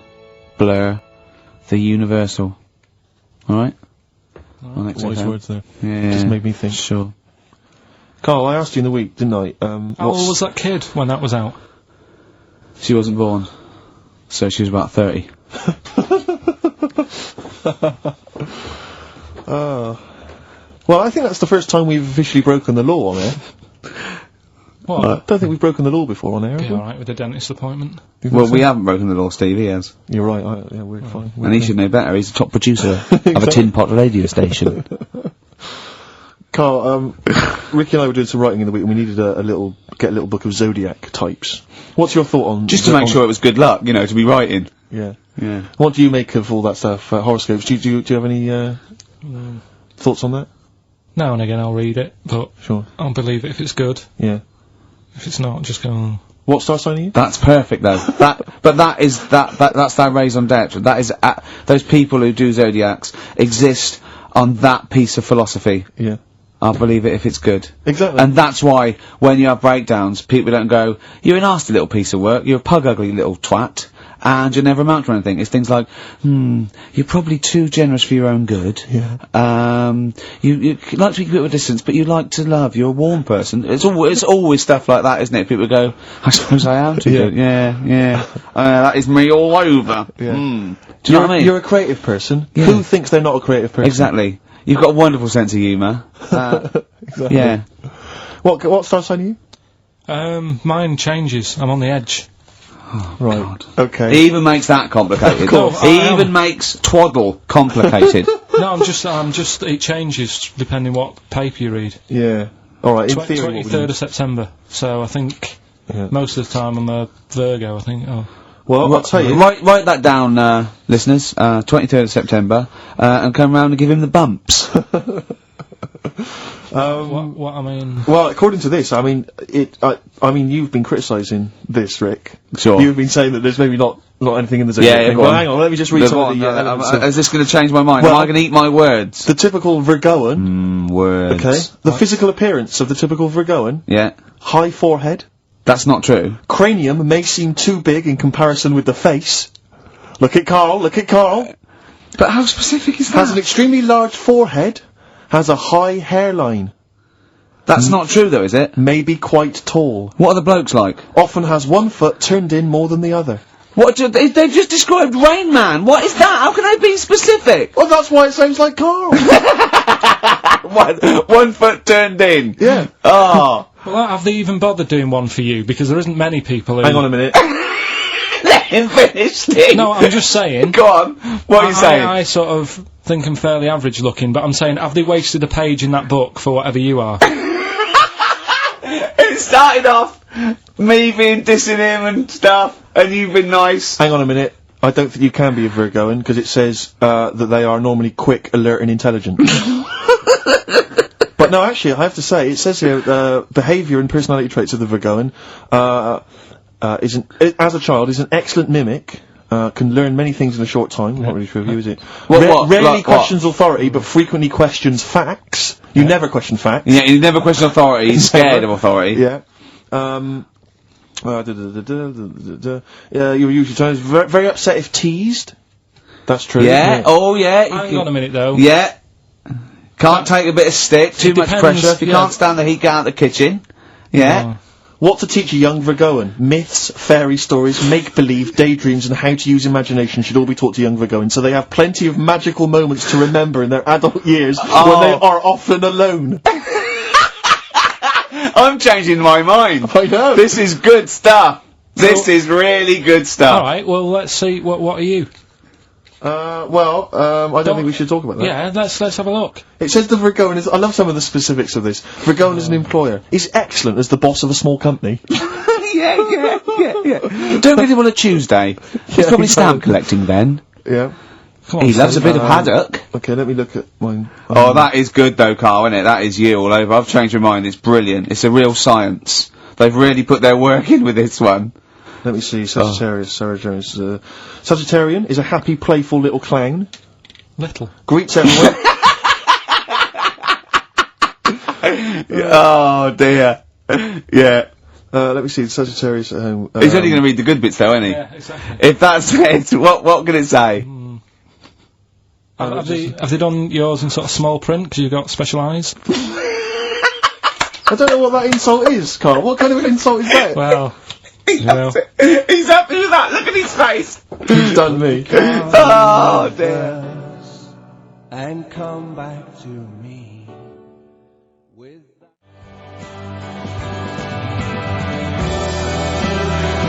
Boo hoo hoo, it won't do. Listen to the Gallagher Boys and stop crying your heart out on XFM 104.9. No need to. It's Monkey News.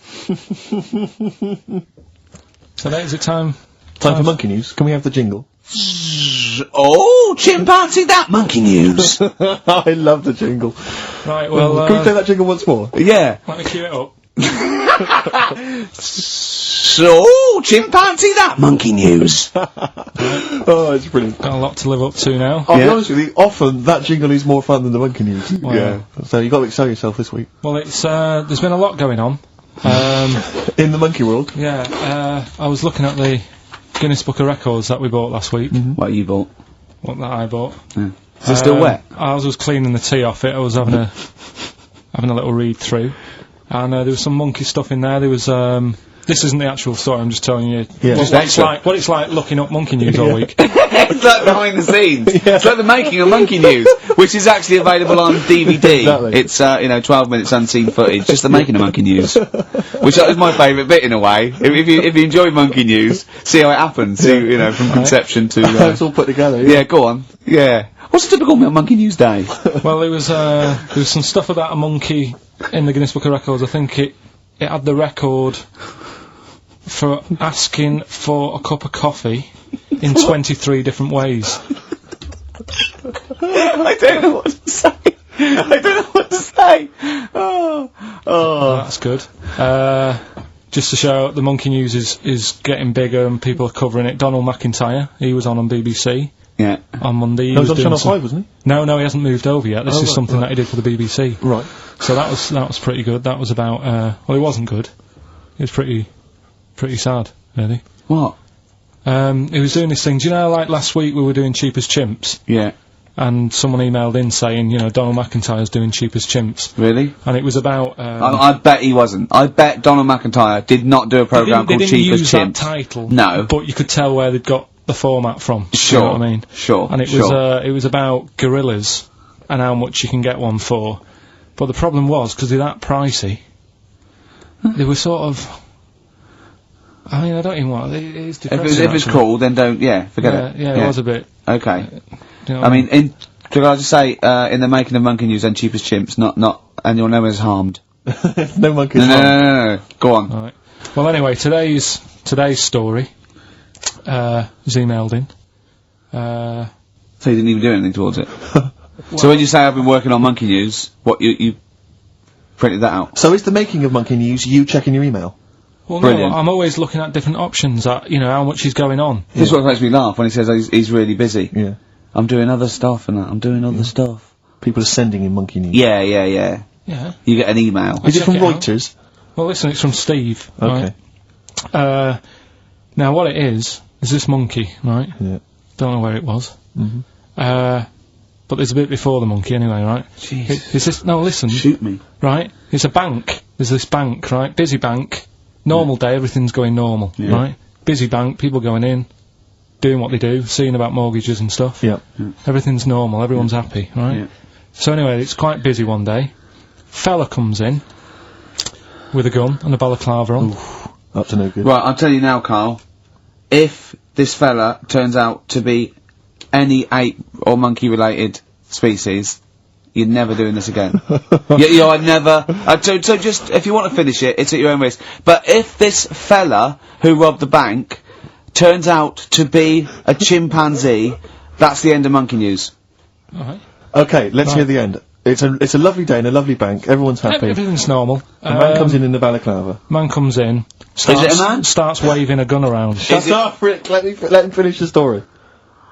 Starts waving a gun around. Yeah. Right? Up to no good. So everyone's thinking, oh God, wish I didn't come in here. It's not going to be a good day. How tall is the man? Shut up. Let's hear it. Everything, oh God. And he's telling everyone to get down on the floor. Yep. Hey, Everyone's what, in thinking- English? In English? Yeah. In English? So. Yeah. So everyone's panicking, everyone's getting on the floor thinking this is it, it's all over. Yeah. Just when you think, it's all bad news. Yeah. It's all bad news. Doors swing open. Little monkey wanders in. God, it's worse. Shut up, Rick.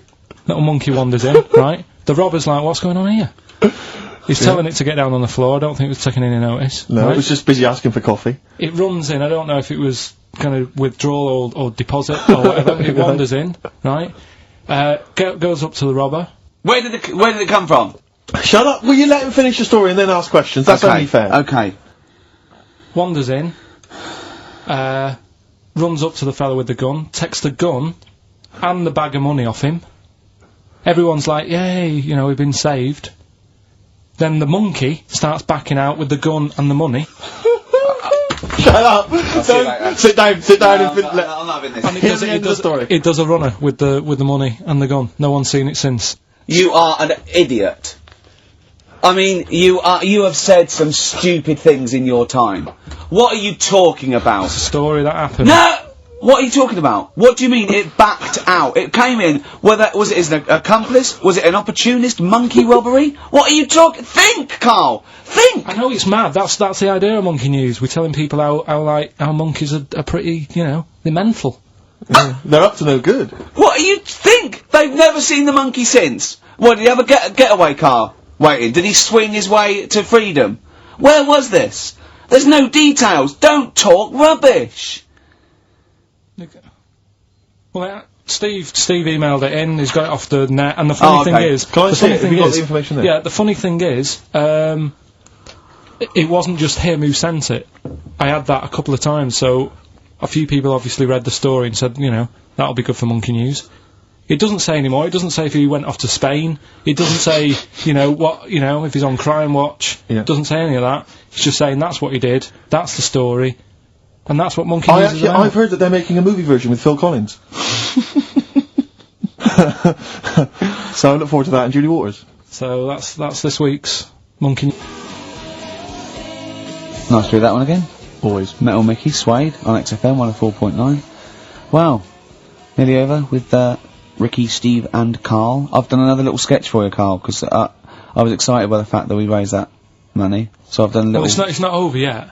It's like people go to the website, and if they think it's worth more than 50, they can say, I'll give you 55 or What's something. it? Actually, put that little one on. It's all three of us, isn't it? Well, they haven't done that yet. No, but they can put that on next week, yeah. and they can frame it for them, can't they? Well, if they have a look, xfm.co.uk/Ricky, and have a look at it if you want it. Just pay some money and... Now, it'd be worth a bit of money, won't it, in a few years? When we're all dead. Mm-hmm. Now, listen, Carl, you're going on holiday. You need a little rest, don't you? Yeah. What's the vibe? What's the vibe of the day? What's the Just, what's the crack on holiday? Come on. Where are you going? Madeira. Right. Good. It's for Suzanne's dad, right? My girlfriend's dad. He's 60, so... Yeah, that's the average age in Madeira. Checking, I've been. is it? It's good, it's quite, yeah.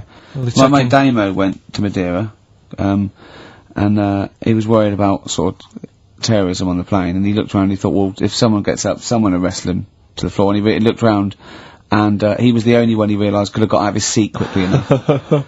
So, you'll enjoy it, it's quite quiet, it's nice. It'll be alright. I mean, it's the first time a mum and dad have been away, so... Whatever. Abroad, yeah. So Right. they're worrying about...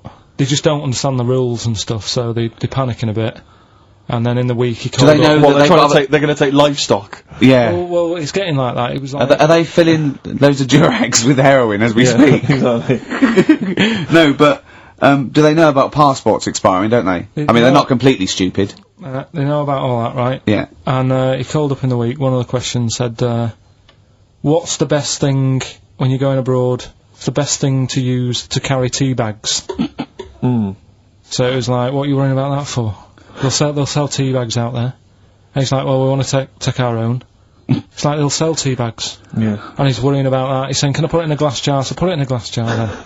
He's saying, oh, I'll bubble wrap it. So he's bubble wrapping a tea thing. It's just, I mean, it is annoying me a bit, because it's meant to be a week off from you annoying me, and already he's niggling me. Yeah. But you are easily wound up. You are a very, finicky little fussy person. You don't like the slightest bit of pressure. See, I thrive on pressure. I'm ba ba ba ba ba ba, working here, working there, That's the way bada I bang. work as well. That's always doing stuff, monkey news. Do you know what I mean? Oh yeah, monkey news. I got an email. Songs I won't of read praise. it to on air. It's rubbish, but Yeah, that's one not- feature. it's not That's as my easy bit as done. that, That's it's not all as I easy have as to that. do. Well, I'll tell you what, when I'm away next week, do monkey news and see what you can find out. Alright? Ooh, there's a challenge. Oh! See what you can do. 'Cause Yeah. I've already told them about the Guinness Book of Records one, so you can't use that. Right. We're going to find the best monkey news ever, Carl. Wow. What was it you said to me about? Because I mean, the thing is that you don't really like people, do you? That's the truth of it. People annoy you, don't they? They wind you up. Yeah. What was it you said to me about friends? You don't. He doesn't like friends. He doesn't like. want friends. He doesn't want any more friends. He doesn't want any friends. Is it because one day they'll ask me to help them change a tyre? Yeah. What was it? No, it's what always was a it? hassle. Well, The tyre he sits and swings on Yeah, in his back garden, exactly. he means. it's just they call up, they ask for stuff, they want favours doing. Yeah, they want a pint, they want to chat to you because they like you. I know they're a pain in the arse. I'll tell you what, Carl, you're better off without them, mate. Although to be fair, Rick, friends like you. Yeah. You're not judging them on me, are you? You're not judging all You know possible not all friends friends are on like me. him. Just that they do sort of, you know. You know, some friends will never touch you around the head Oh, or I don't nether want to regions. see you for a week, am I? Oh, You should get a do you decent get a little squeeze in squeezing? I am going to get a little squeezing. Can I come around there and squeeze you? Squeeze them in now. We should play the Brilliant. last I'll tune. do it. Well, we'd go to ads and that's it, really. Is that it? We've got no Yeah. time for records. That's a shame. We'll have a quick squeeze. A quick Well, squeeze. that's like a Benny Hill slap there on the Yeah, front. alright, that's enough of that. Right? Okay. I'm not... Squeeze it. Squeeze it. Alright, that's it. Excellent. That'll do you for a week? Yeah. Alright. See you later.